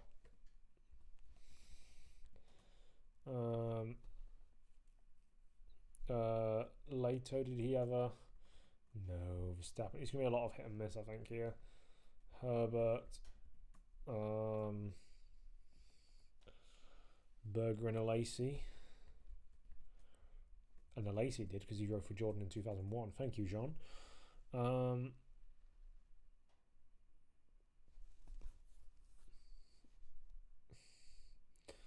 Renault 1986, so that would have been around the time of Farby, but he didn't, so that'd be silly to do that. Naspetti definitely didn't. I'm gonna go for the more common drivers. Carfacane didn't. Montero didn't. Fisichella, I can't do Fisichella and Trulli. Furman didn't. Heidfeld could have done.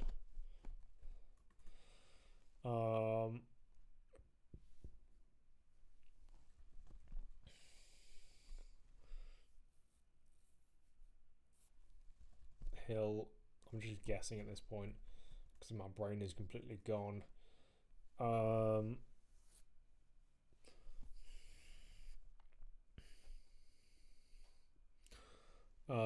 Won a F1 Grand Prix with Renault engine since 2002.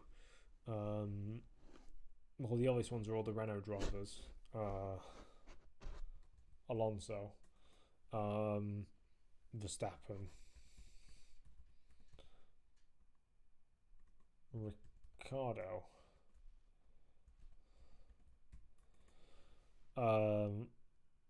Vettel, Webber,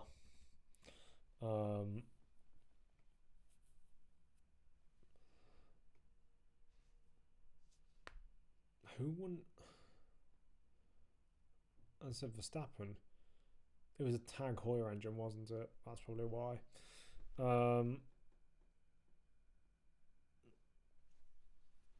Oh, I've got 10 seconds remaining. Never mind. Maldonado, I should have got that. What I think I'm going to do, I'm going to do one more quiz and then I'm going to have to go, guys. Because I've been on the stream for 4.5 hours. I need to prepare to go back to my mum's tomorrow. And I need to also prepare for a league race tonight, which I have at 11 o'clock. 11 o'clock my time. So I'll do one more of these. Not Nick DeFries, because that's a very boring note to end on. But I will do one more of these and then I'll have to go. I hope you all enjoyed this stream. It's been quite a long one. More than I'd expected to do. I do need to get some food down me. And prepare for whatever comes next. Not Graham Hill. A modern driver who isn't boring, please. Not Derek Warwick. Not Mike Hawthorne. I've already had Mike Hawthorne about 8,000 times. No, not Eliseo Salazar. Not Aguri Suzuki. Not Jos, the boss. Not Stefan Johansson. Not David Brabham. Not Chris Amon. Or Amon. Not Maurice Trintignant. Not Jacques Villeneuve. Not Teddy Paulette from the 1970s. Stefan Sarazan, no. Alex Zanardi will be a bunch of kart drivers that I simply don't know. Not Giorgio Pantano. Not Stefan Johansson. Not Joaquin Bonnier. Not Jos Verstappen again. Not Cristiano De Matta. They really don't want me to have a modern. They want me to just stay on stream forever, but unfortunately I can't. I'm gonna wait though. Andre Lotterer 2 is too obscure. I'm sorry. He only did one start. How are you gonna get? It'll be from all his WEC commitments and Formula E and stuff, won't it? I'll get the rest of the questions from.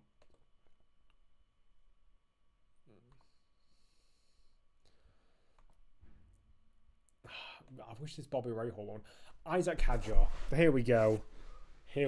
Former podium finisher in his first Formula 1 season. Hamilton. But he's going to be in order of how many podiums they got in their rookie season, which doesn't help me. Antonelli. 2001 Montoya. 2002 Massa. Did Massa get one? No.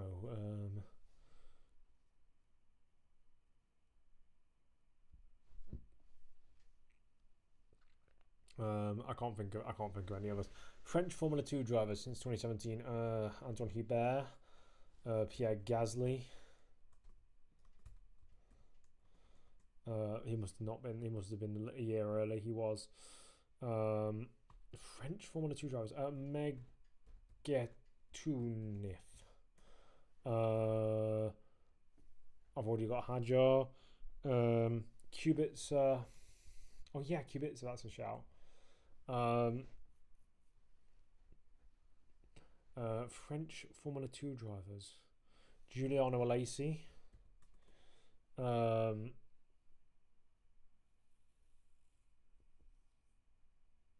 I just need to think of a really... Oh, Martins. What am I doing? Victor Martins.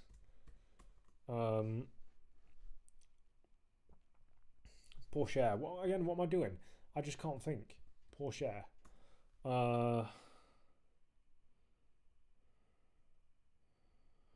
Race with a Red Bull powertrain engine in Formula 1. Okay, Sonoda, Verstappen, Lawson, Ricardo, maybe even Ricardo,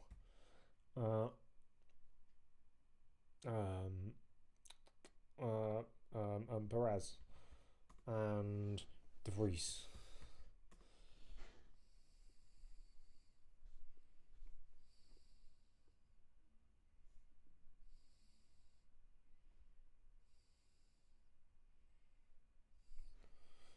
Achieved his first podium in Zandvoort. No, I don't. I simply can't. I simply cannot.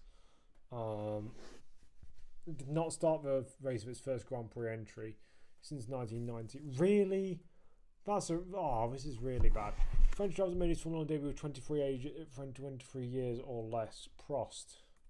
Was Prost really older than that? I don't. This is poor from me. I'm just going to give up. I'm tired and I can't be bothered.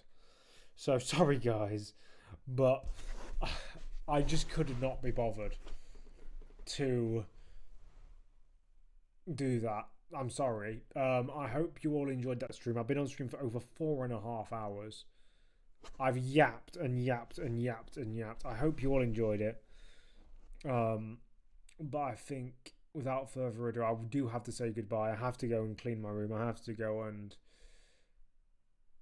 My brain's just gone blank. I have to go and do a league race later on. So yeah, I hope you all have a great time. I'm going to wait for... Because I can see you guys are still putting in guesses for the quiz that was over 30 seconds ago. So I'm going to assume there's a bit of a bad lag. So I'm going to wait for you all to send me all these positive, nice messages as I end the stream. But yeah, what was I going to say? Can you tell I'm tired? I want to wait for at least one positive, nice message before I end the stream or get ready to end the stream. So yeah. Yeah, thank you for tuning in. I hope you had a good time. If you didn't have a good time, then what are you still doing here? And if you did have a good time, then you already knew that, so I didn't need to tell you. Yeah. Been on stream nearly 5 hours. I hope everyone had a great day. I hope everyone is having a great day. I hope everyone continues to have a great day. But without further ado, I think that is me done for the day. Goodbye.